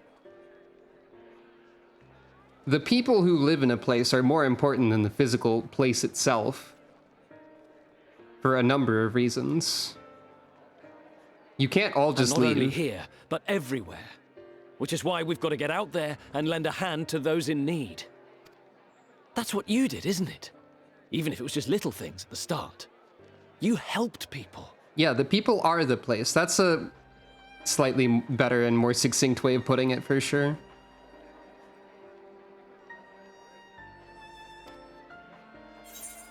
People, chocobos, you name it. Well, yes, or ... Do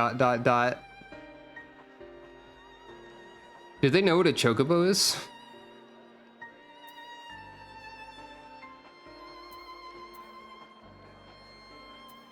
Well, yes. But... And we're trying to do the same. We may have our sky back, but there's no shortage of people who still need help. If we follow in your footsteps, then I choose to believe we too can be heroes one day. Even warriors of light. Nod.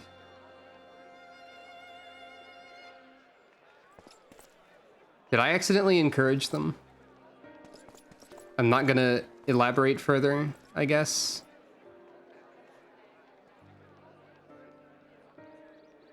What are we to say to that? We can hardly tell them they are mistaken. They seek but to do good, as you have. There are so many things I could tell them about. Nod. But no more can we stand idly by and suffer a paragon's scheme to proceed unchallenged.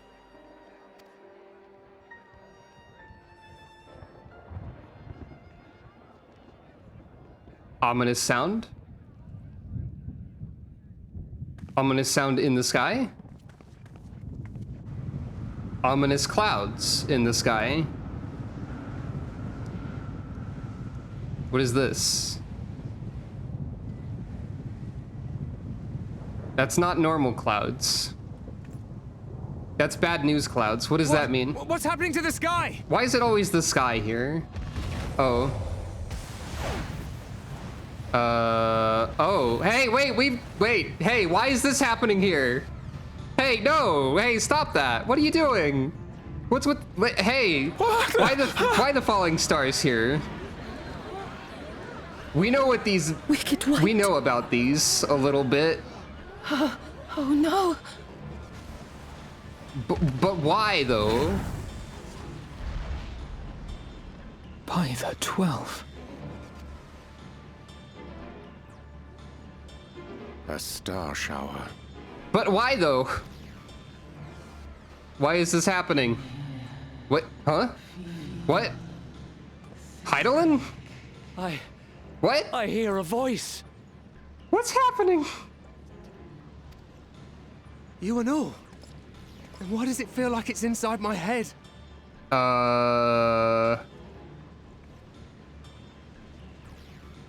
So when I was like, hey, this is the first part of the story I don't know anything about, I didn't expect to be going, what's happening? In a falsetto so quickly. It's been like over 5.5 hours, but it's still quick. Hear, feel, think. How long has it been since we've heard those words too? Like ages. Hear, feel, think. It's been so long since we've heard hear, feel, think. I hear it. Well, we heard. Me too. Did I not tell you, my friends? You are warriors of light! You're sounding a little bit maniacal there, maybe. Also, there's like...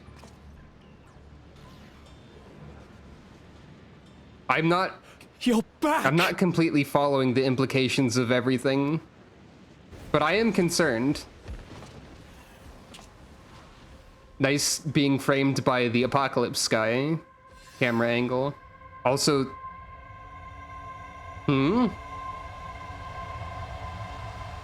Fade to white?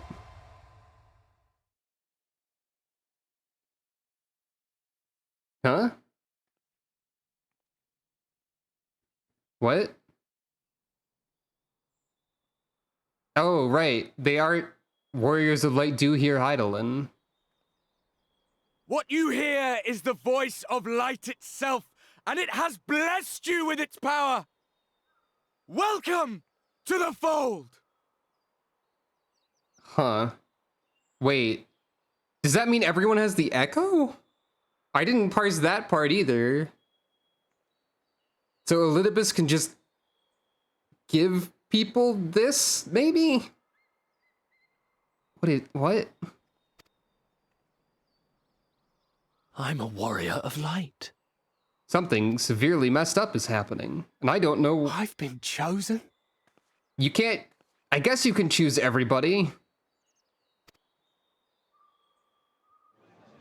Can it be? I think if you give everyone this power, that might mess with the balance of something as well.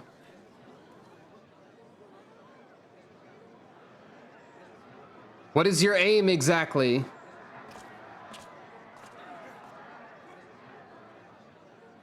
Do we know they have the echo? Do you have to have the echo to hear that voice? I guess you do? Wait!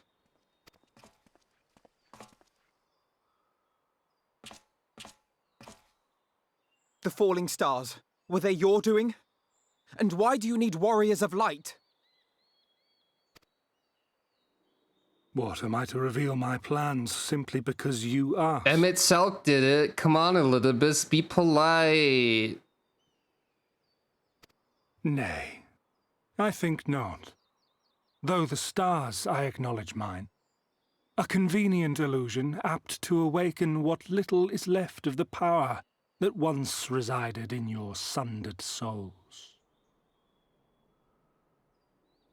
Yeah, I feel like everyone in... I feel like people are getting a little close to explaining things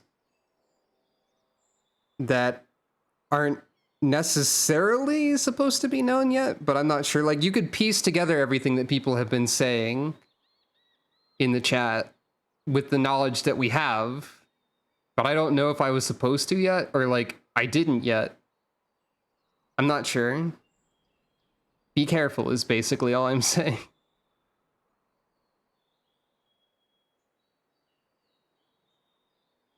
I agree with the statement that it's not very clear what's going on yet. At least to me. So the echo resides in everybody and can be activated, potentially. That which you and yours call the echo. Okay, now we're explaining it. So I think people jumped the gun a little bit. And you don't jump the gun, you get shot by the gun. I'm kidding. I think we jumped the gun a little bit on explaining that everyone has the echo, or everyone can have the echo, or whatever. So you could piece that together because of people hearing the voice. It can be difficult to separate, for me to tell who's speculating and who's not, I guess. And there were a lot of people talking.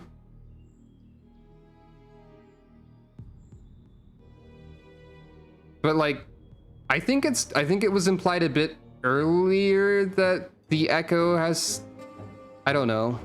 I'm losing track of everything that has been implied or known. I'm confusing myself. Echo it is, of a symphony, but a fraction of what men in their completeness once possessed. I've become confused by the amount of different knowledge. Even those among you who tower over others in the gift have only the faintest trace of it.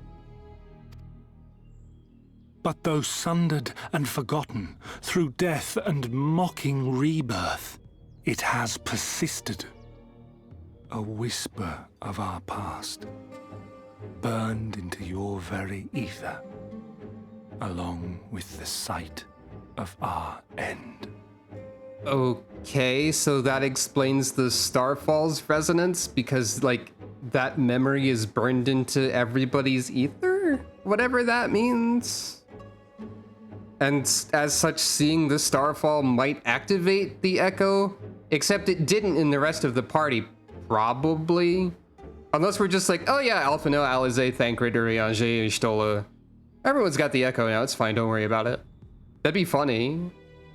But it seemed like the people of the Crystarium heard the voices and thus might have some form of the echo, but I wasn't clear if the party was hearing it. I have no idea. Through the rekindling of memory, I have awoken the ability. Just as Hydaelyn is wont to do when she has need of new minions.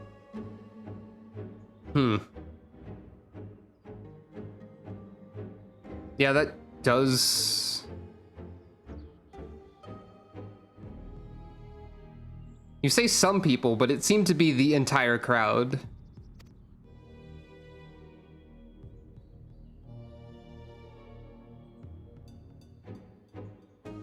The echo hath ever been thought a gift from Hydaelyn, a boon granted solely to her chosen.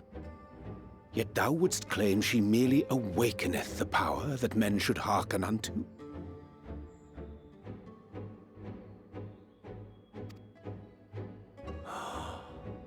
Urianger has had a thought. Her voice. Given the perceived simultaneity of her call and the awakening of her chosen's capacity to hear it, it is only natural that we thus attributed the source of the gift. Yet if, in truth, the echo is a prerequisite for hearing her voice, one might surmise that her call never ceaseth, such that all who awaken to their innate gift might receive of the blessing of light at the self-same instant.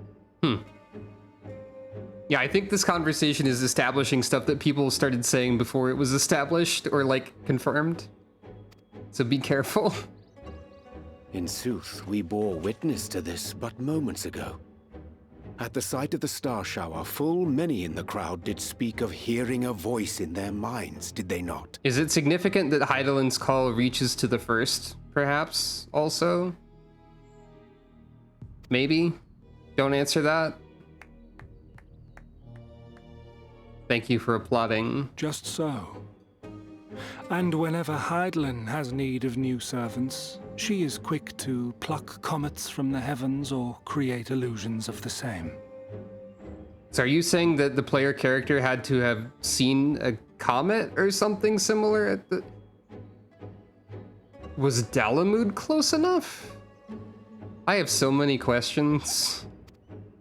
The player character doesn't necessarily have to have seen that either. This vision, full knowing that thine age-old foe would thus claim those awakened to the gift.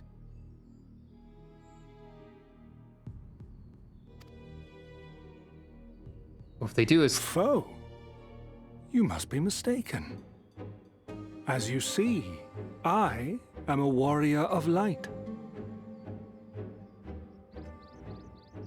Oh, is this something that has been previously established, or is this... Okay. So you're not saying something that the game is going to bring up shortly before it's being brought up? Okay. I don't want that to keep happening too often. Not blaming anyone specific, for the record. I just advise caution. Okay, thank you. And together with my comrades in arms, I shall save the world. Just like you.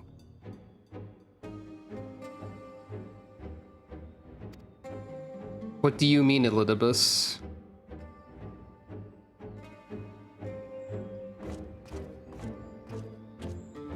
Okay, bye.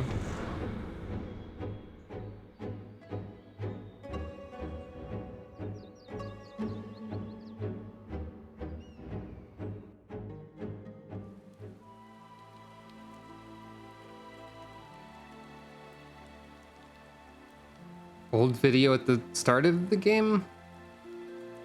I've automatically deployed my umbrella. Oh?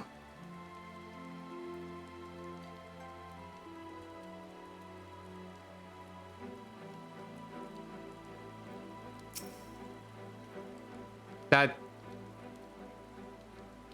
Now I'm not sure why you're clarifying that something means the same thing as it does.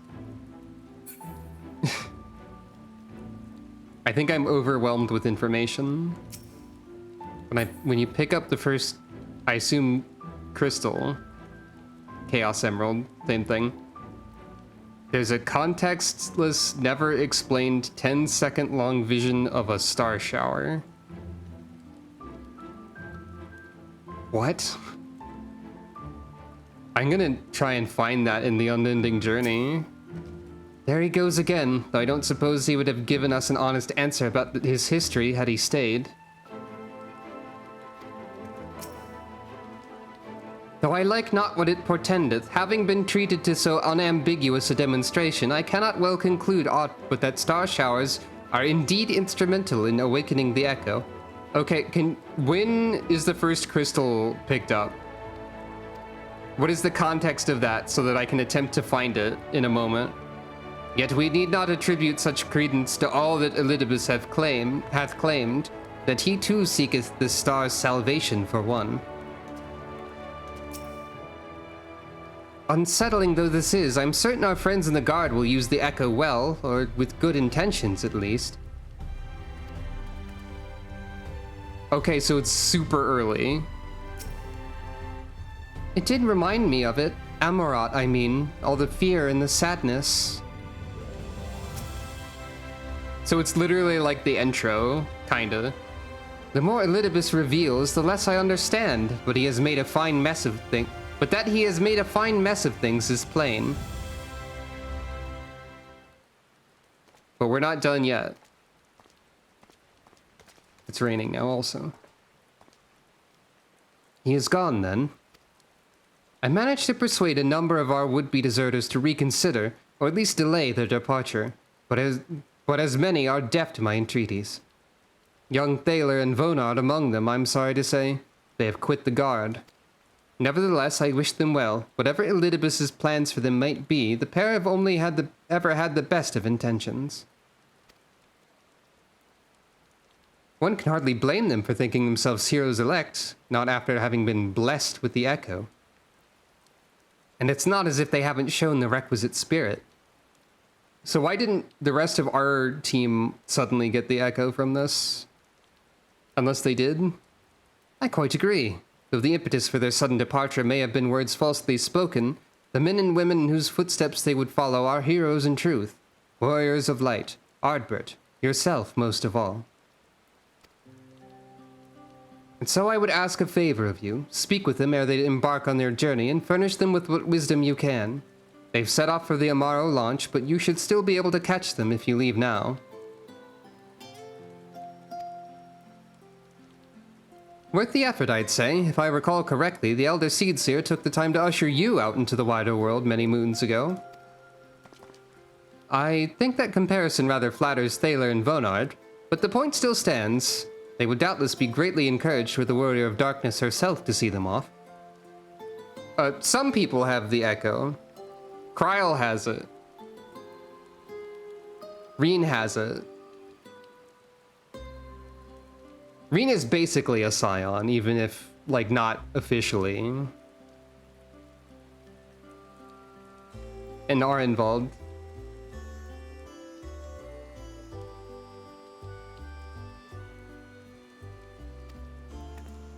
Nod. If thou art willing, I prithee go. Thou mayest safely leave the task of unfolding that which did transpire anamnesis to us. Nod.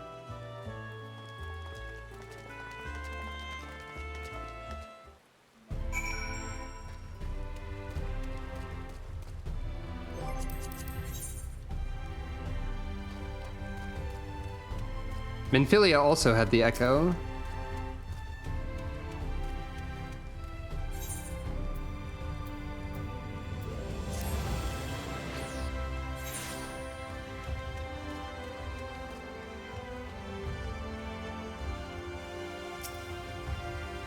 Where in Amarang? I mean, you know, around.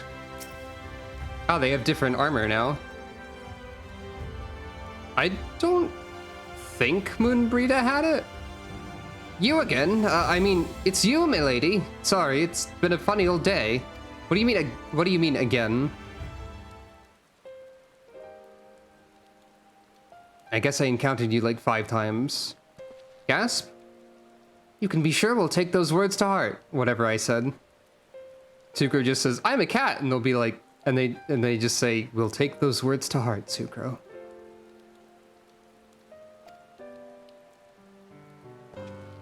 I still can't believe it. You coming all this way just to speak to us?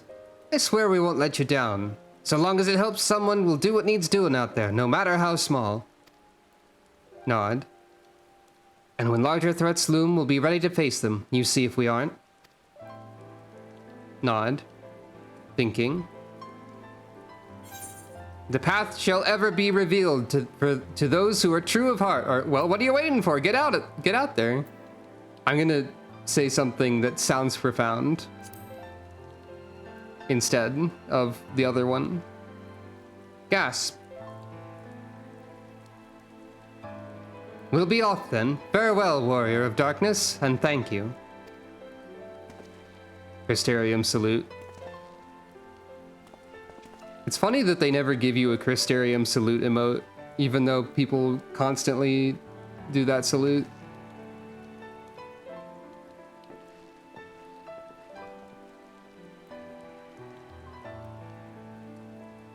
Absolutely learned that from a book. 100%.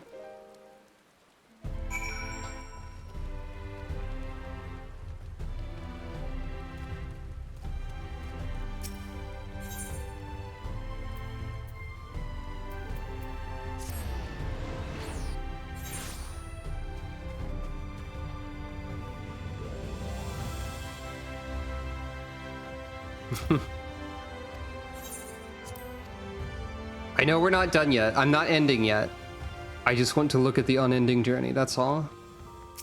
I'm going to stand on the chair. Apparently.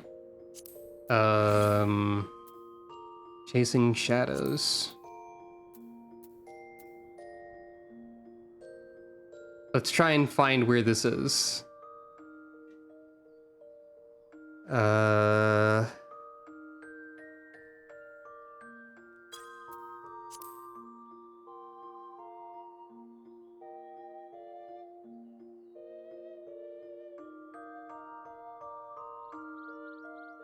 Something with an inexplicable vision is mentioned here.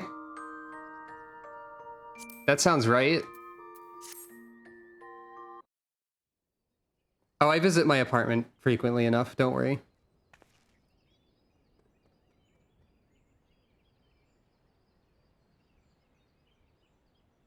Grant ye this humble stone of soul. Sucro would not have been wearing this back then, but don't worry about it.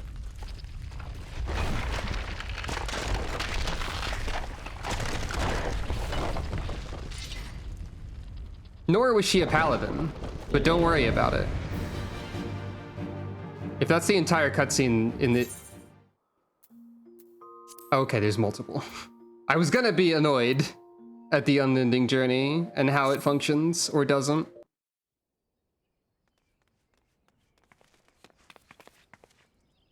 This vision might just be the echo, though. We might just be, like, seeing their past. We're doing that.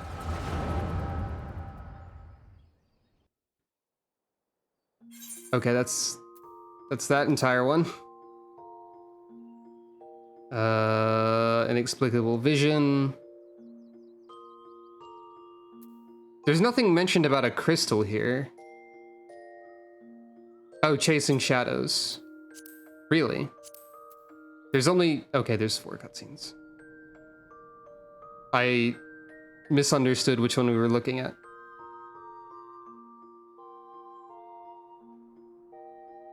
So is it cutscene 1? Cutscene 2?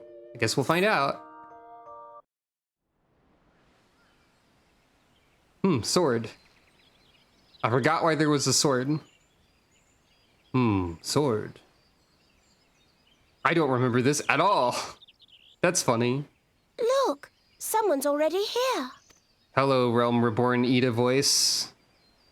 It's me, Sucro from the future. Oh dear. Is that a sword in the stump? It takes a lot less than that to incite the Greenwrath, you know. Why, the first time people we were... came to the Twelveswood, we this almost our ended up dark as a stranger? dinner, just for crashing our airship in the wrong place.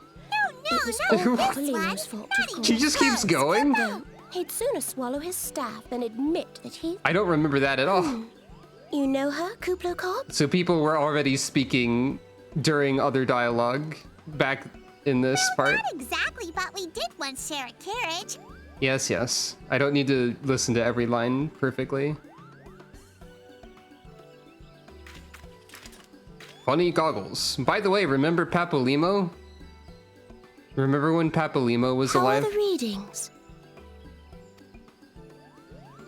Same as the last. Show me the crystal.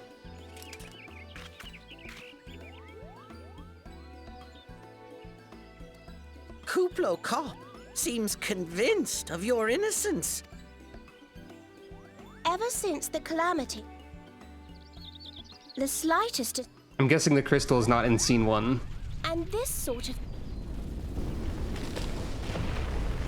Crystal's in scene 2, or at least... Trees. We're mad.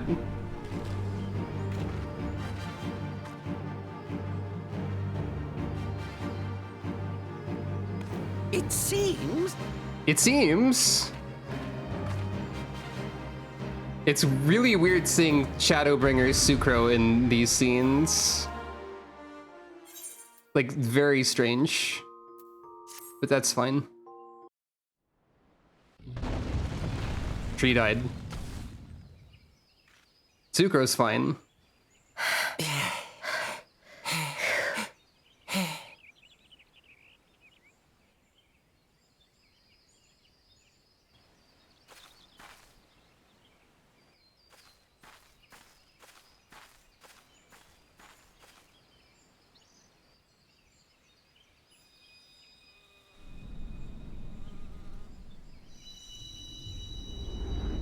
Is this gonna cut and then it's actually scene 3?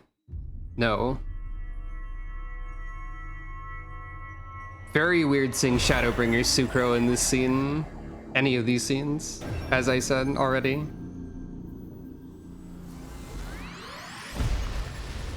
Uh-huh.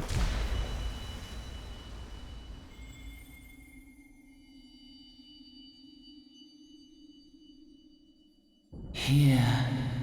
Feel. Think.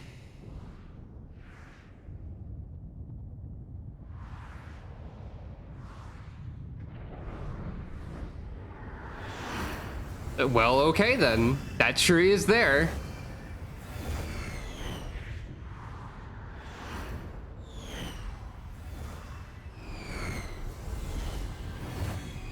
It is the exact same.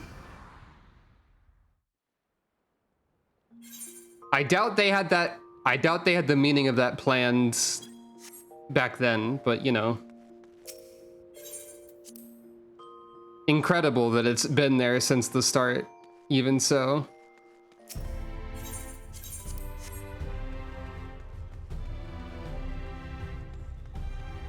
In no way did they need to have it planned since the beginning. But yeah, exactly. That is very interesting.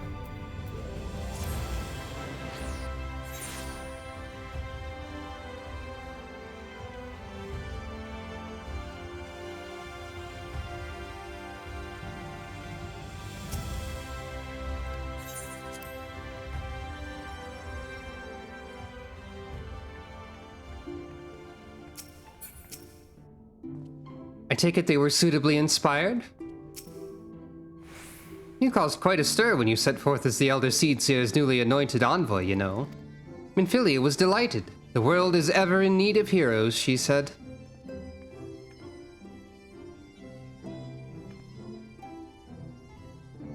Wait, what is the what are you have to do with anything that we know right now? Does that have something to do with something that we already know?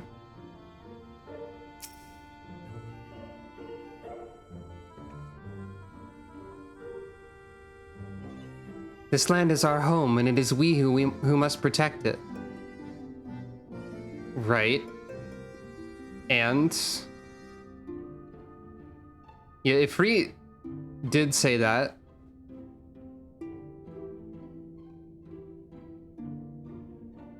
Okay, but by saying this, you were saying that that scene definitely means something now, and I'm not sure if that alludes to anything that I'm supposed to know or not.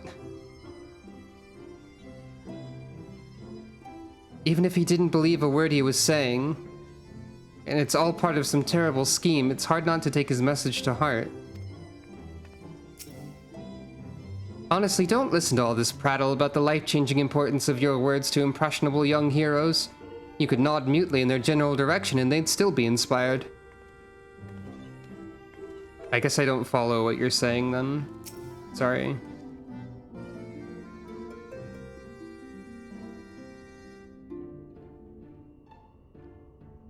I see. It's just that knowing that you have caught up to where the game is and that you are using that as a comparison, it heavily implies to me that it means something.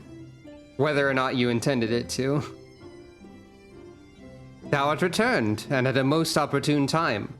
We have but this moment concluded our account of all that came to pass in the deep.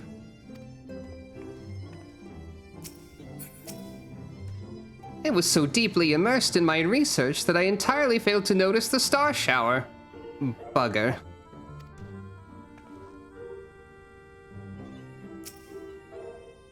I think there is some information that I am not supposed to know that I was able to connect to that scene when you mentioned it as an example, is what I'm saying.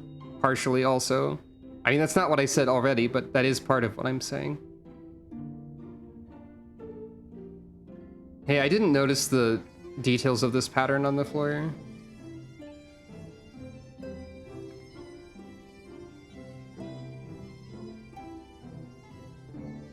Wait, 1, 2, 3, 4, 5, 6, 7, 8, 9, 10, 11, 12, 13, 14. That makes sense. That would be the source in the 13. And then the source has like extra highlights to note it. I was briefly confused about numbers again. I don't know what the rest of this pattern is meant to imply, if anything. Probably nothing. Somehow I didn't think about this. Whatever. Thank you for making the effort. I'm certain your words will be a boon to them. While you were away, the others told me of your investigation. We have yet to discuss how to proceed, however.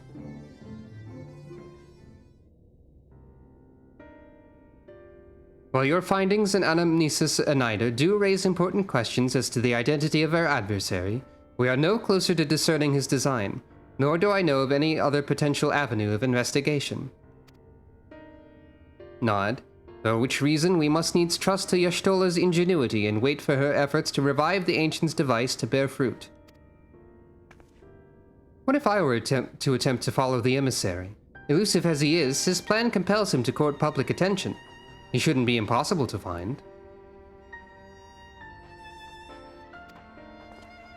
Especially for one of your experience, it does seem worth the attempt. Then I'll come with you, safety in numbers. Shake head. In combat, perhaps, but where stealth is required, the opposite is true. Happily, I don't plan on getting myself caught, so you've no need to worry. Alright, then I look forward to your return. And it sounds like the rest of us should avoid doing anything which might prompt Elidibus to look too closely at our movements. Insofar as it's possible, I recommend we limit our activities to the Crystarium. That is interesting, yeah. Did this floor pattern exist? When did this floor pattern exist, and does it mean anything? Speaking of which, Exarch, might I ask if you've made any progress with the spirit vessel? Nod. Of course, we are presently studying the principles underpinning memory transference and, I believe, nearing the requisite level of understanding. Less hearteningly, practical trials of transference methods suited for use with the vessel have yet to yield satisfactory results, to put it mildly. But there are still many promising possibilities we have yet to test. Nod. Indeed, though it may take some time yet, we are well on our way to a solution. And I shall not rest until one is found. Nod. Though we are all grateful for thine unstinting efforts, thou needst not labor to the exclusion of all else. If it would serve to lighten thy burden, however little, I should gladly offer mine assistance. Quite. I, for my part, will do whatever I can to ensure that the Crystarium continues to run smoothly, in spite of recent disruptions. Every NPC gets replaced by Alphinobe for this patch. That'd be really funny, though. Then perhaps I could help? There must be something I can do, even if it's just guard duty. Every NPC gets replaced by Alphino or Reen. Nod.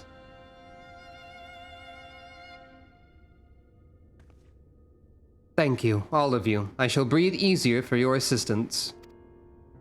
Of course, on the evidence of the recent past, it will not be long before some new crisis arrives to throw our plans into disarray, at which time your services will be in particular demand. That being the case, perhaps you might take this opportunity to retire to your suite at the Pendants. Nod. I just went there to think about how I saw a meteor shower 150,000 hours ago. / playtime.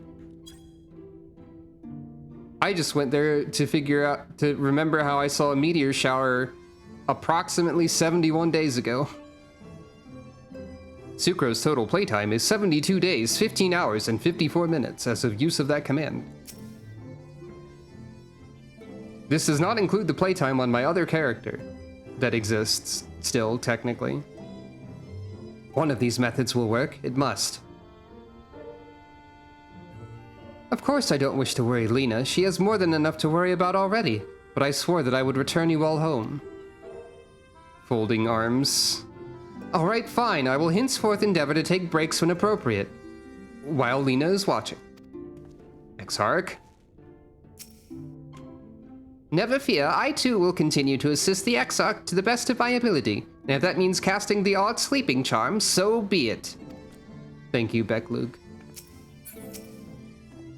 Knowing not whether Elidibus or our ever-waning connection to the source represented the more pressing problem, we must needs attend to both, and risk solving neither. Everyone is still here. Ought we to inform the citizens that the star shower was an illusion, do you think? They might sleep better for the knowledge that no damage was done. I think that would make them confused and doubtful. There's so much to be done and so little I can do to help, but you can count on me to play my part in the empty. There's sure to be no shortage of potential heroes upon whose good nature Elidibus will try to prevail. The trick will be in anticipating which settlement he'll direct his attention towards next. I will accompany my brother and make sure he doesn't get carried away. You will do as you're told and get some rest. Both of you. Glare-eyed Crystal Exarch, questioning head tilt. Shakes head, thinking. Honestly, he's a danger to himself. If I were Lena, I would have hit him over the head with a blunt object by now. At least then he'd lie down.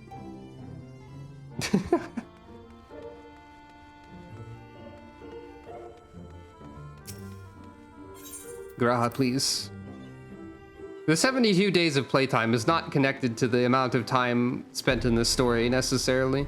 I did spend a lot of time doing stuff, like, when I wasn't streaming.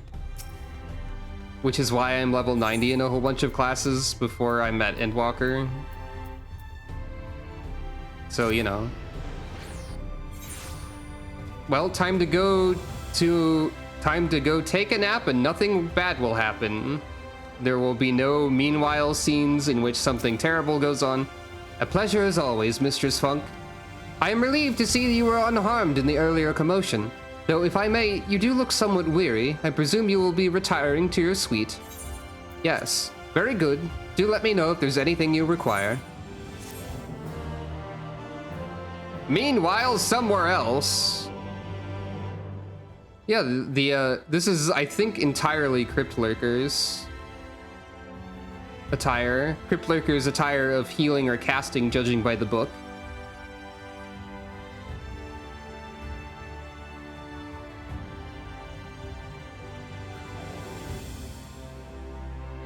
A new Eden quest is now available from Yalfart and Mordsuk. Weird to put that notification here before this, maybe. This is the inn room. Sucro is canonically taking a nap.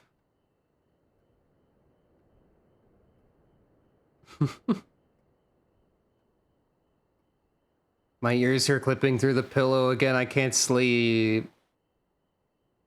Also, I'm trying to sleep in armor.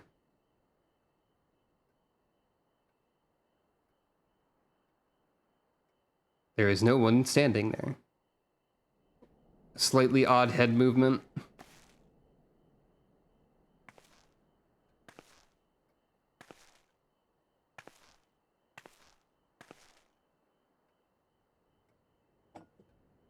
It is time for tea. Or water, or whatever this may be.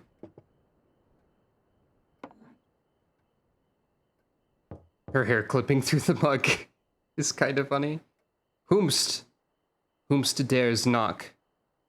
Mistress Funk, it's Glennard from the Wandering Stairs. I apologize for calling so late.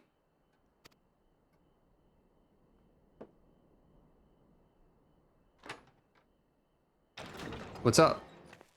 It's me. A friend of yours is asking after you. You may remember them from that business with the cardinal virtues.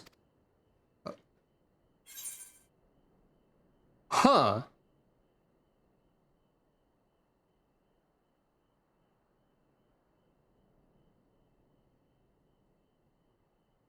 Okay, when you say this scene happens here, by any chance, based on this dialogue, were you going to say, or were you thinking, I believe it might have been you who said, I would do all of the role quests before 5.3. Is this why? Did you think that this would be at the end of 5.3? Or somewhere in 5.3? Understandable. I'm guessing if you have done all of them, there is either an additional option or just that there is, you can see all of the options here.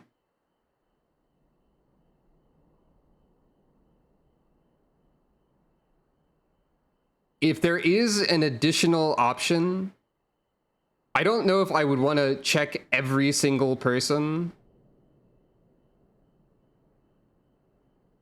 Unless it's like really worth checking every single person here.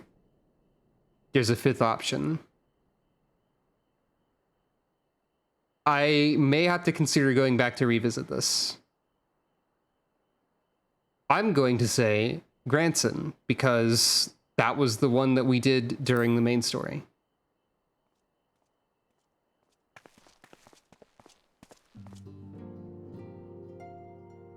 Imagining the fifth option as all of them showing up at the same time is very funny. Just clown car style. Well met, sinner.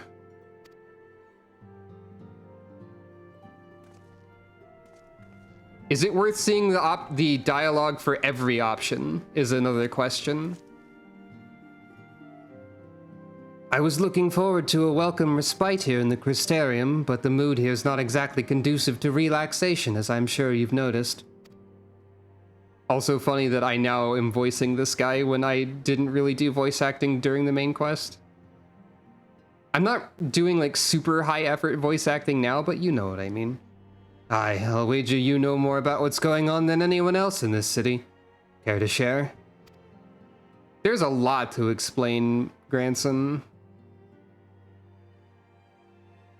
But okay.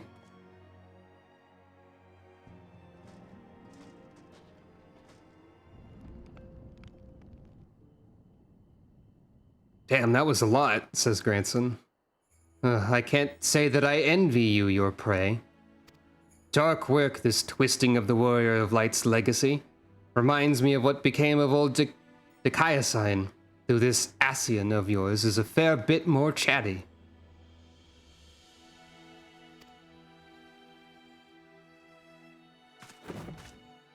Wow, they made the stool move. The graphics are increasing rapidly. Water is being poured, stools are moving when someone sits up. I'm tempted to silence him myself. Brandon made his mistakes. I'm sure they all did, but the past is the past. They've earned their rest.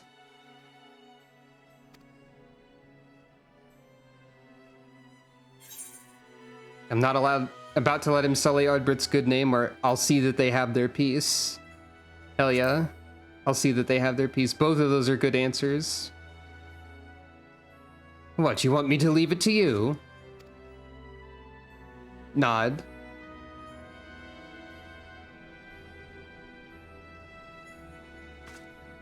Right. I'm not the only one carrying all that weight. Very well, but only because you asked. Remember, if you ever need me, just say the word, I'll be there.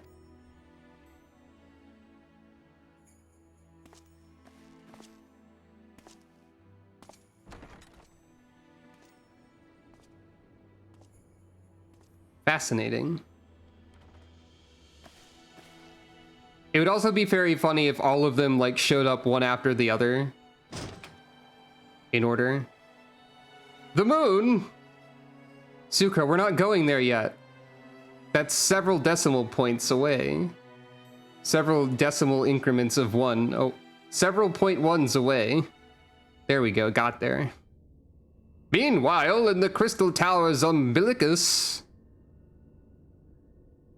Is it only one? I think it's more than one by now.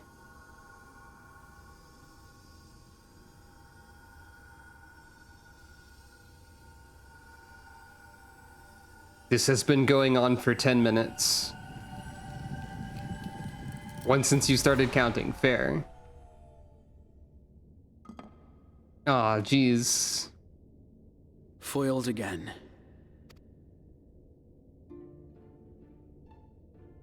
If I cannot imbue the infernal thing with my power via magical means, we may need to devise a way to infuse the vessel with my blood after all.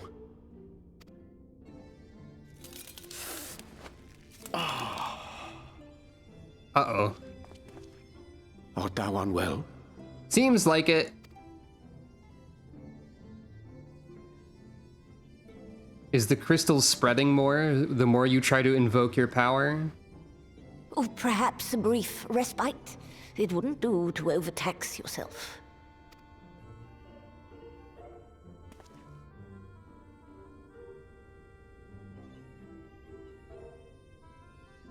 I'm fine. Doubt. And given to stubbornness, I'm afraid. Especially when I have a stake in the outcome. I think it might be difficult to draw blood from the Exarch when he's made of crystal. I mean, like, he does have an arm that is not made of crystal, and that is a traditional blood drawing location. So maybe not.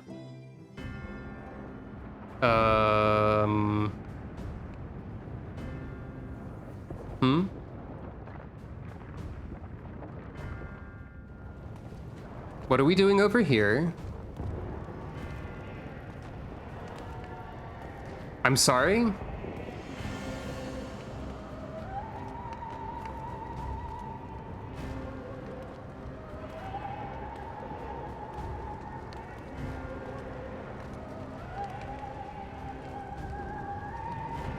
Wait. Is this Garlemald? This doesn't look like Garlemald. This looks like Amarat. What are you talking about? This isn't Garlemald.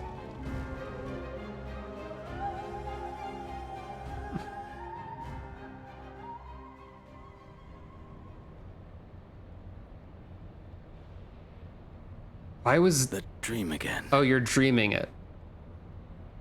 Do you think the dream also has the theme song in it? I think it does.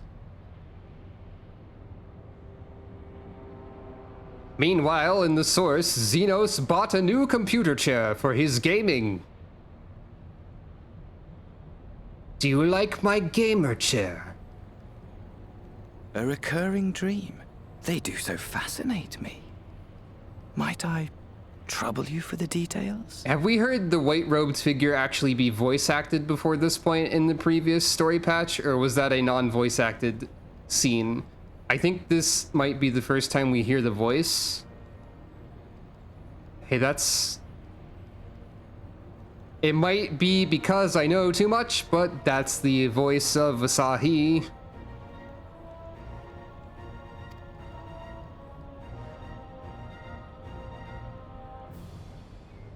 I have always dreamed of it. Fire falling from the heavens, and the city, nay, the whole world ablaze. Do you dream of this because of the artificial echo and the connection we've established between the echo? I could also recognize it, but I do know things I shouldn't, here and there.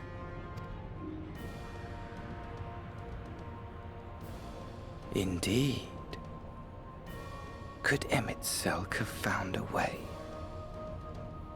Precious few possess memories of the final days. The final days?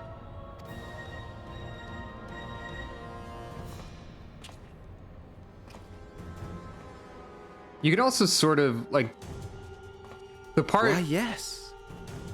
Admittedly, my knowledge is mostly second-hand, but if you are interested, I will gladly tell you the tale. You can sort of get the impression that this could be Asahi in some way from what we can see of this person through the hood, and also their proximity to Xenos, and also their general, like, build, I guess. But yeah.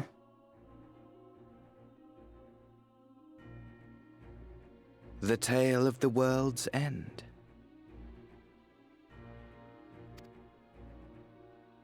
Evil grin. But now that we have the voice, we can, like, pinpoint that. Way more heroes. Very funny achievement name, thank you.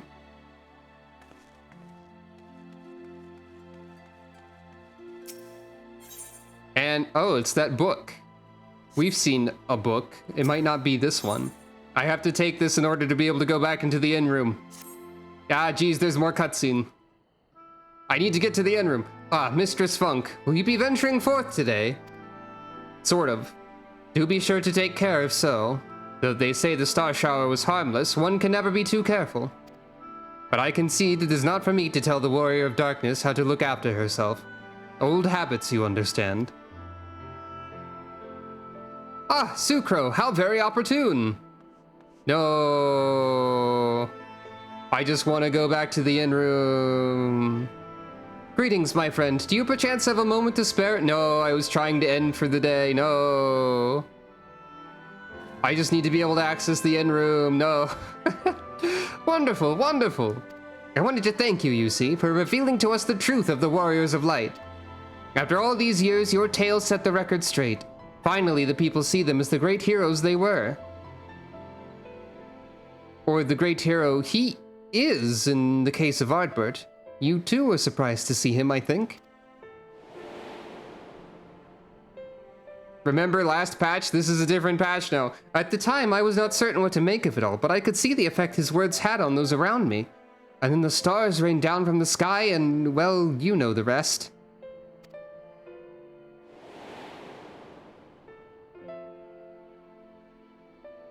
I just want to go to the intro.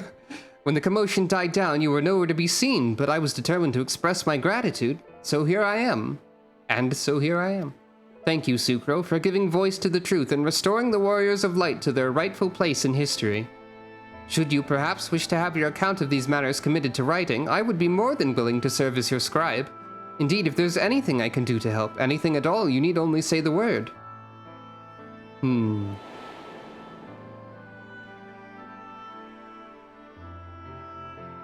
Thinking.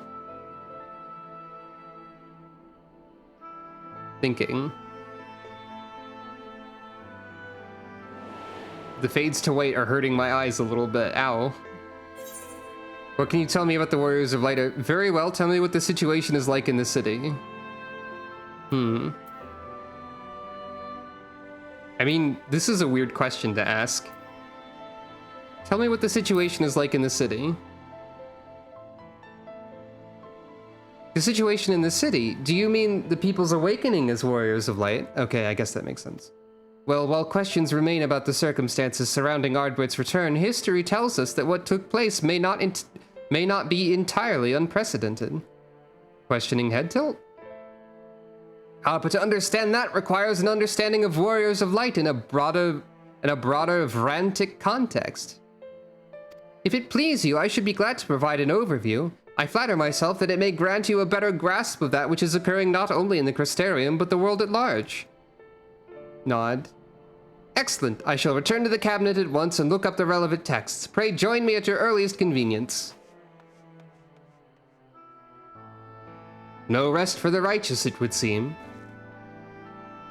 Do not let me keep you, miss. I bid you a pleasant day. Yeah.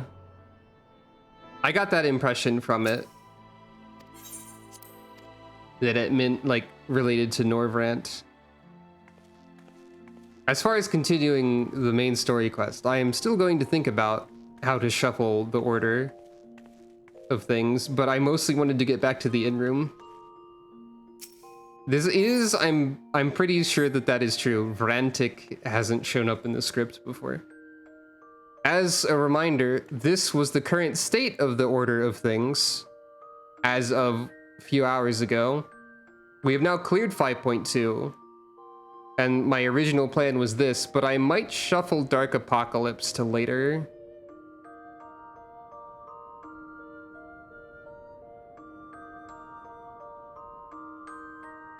If anyone has any very strong opinions about this that were not expressed earlier, it is worth expressing them. Okay, I don't know why I checked that. Oh.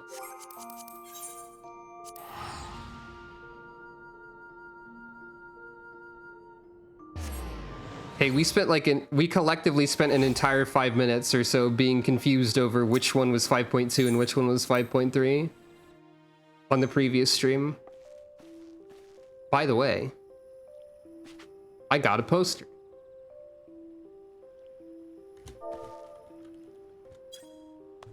I just remembered that I got this. This is available for 100 bicolor gemstones when you have reached rank 2 in Ilmeg.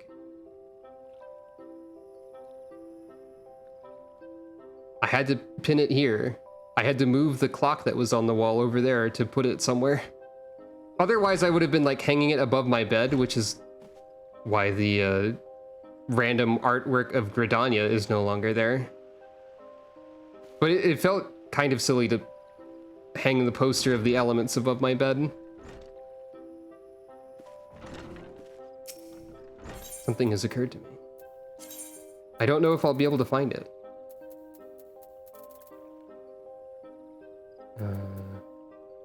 It's not this, is it? I don't think so. No, that's... I got some random Orchestrion roll from Bosja, and I don't remember what it was.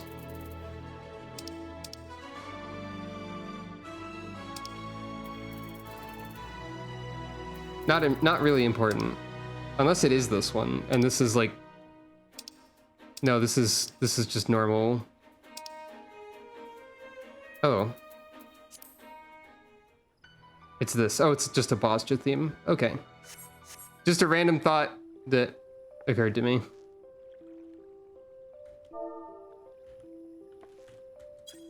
So.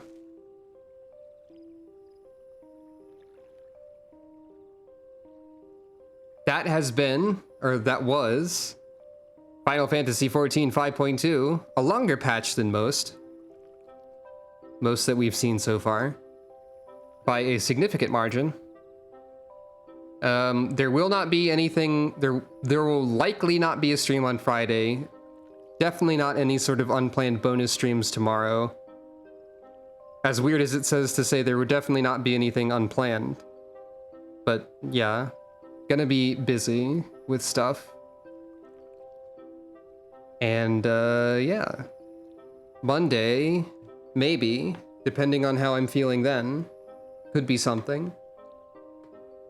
Hopefully something next week anyway, but I should prioritize rest, given that it is you know, surgery. Again, I'll be fine, but still. If you are interested in any social media links despite Twitter falling apart, you can find them at borealrobin.card with 2rs.co. That does not include a link to my co-host, which I have allegedly started using, but I don't really know yet. I haven't committed to it yet. You can also find donation links there, etc. And if you haven't, it would be very nice of you to consider following or subscribing if you are able to. That would also be very helpful. The best place to hear announcements about streams, I still post those on Twitter. I do have a relatively fixed schedule. Like, I announce streams when, like, at the moment, or like at 5 to 10 minutes before I stream them. But I do still have the relatively fixed schedule, which you can see on the screen occasionally or below the stream, of Monday, Wednesday, Friday, 7 p.m. Eastern. Sometimes other days, 7 p.m. Eastern. Maybe I should start... I can't really announce streams too much beforehand because I don't know if I'm gonna feel well enough until, like, the moment of. That is entirely fair. It is probably more reasonable to not log into Twitter than it is to log into Twitter. I am not sure what the best means of announcing a stream would be.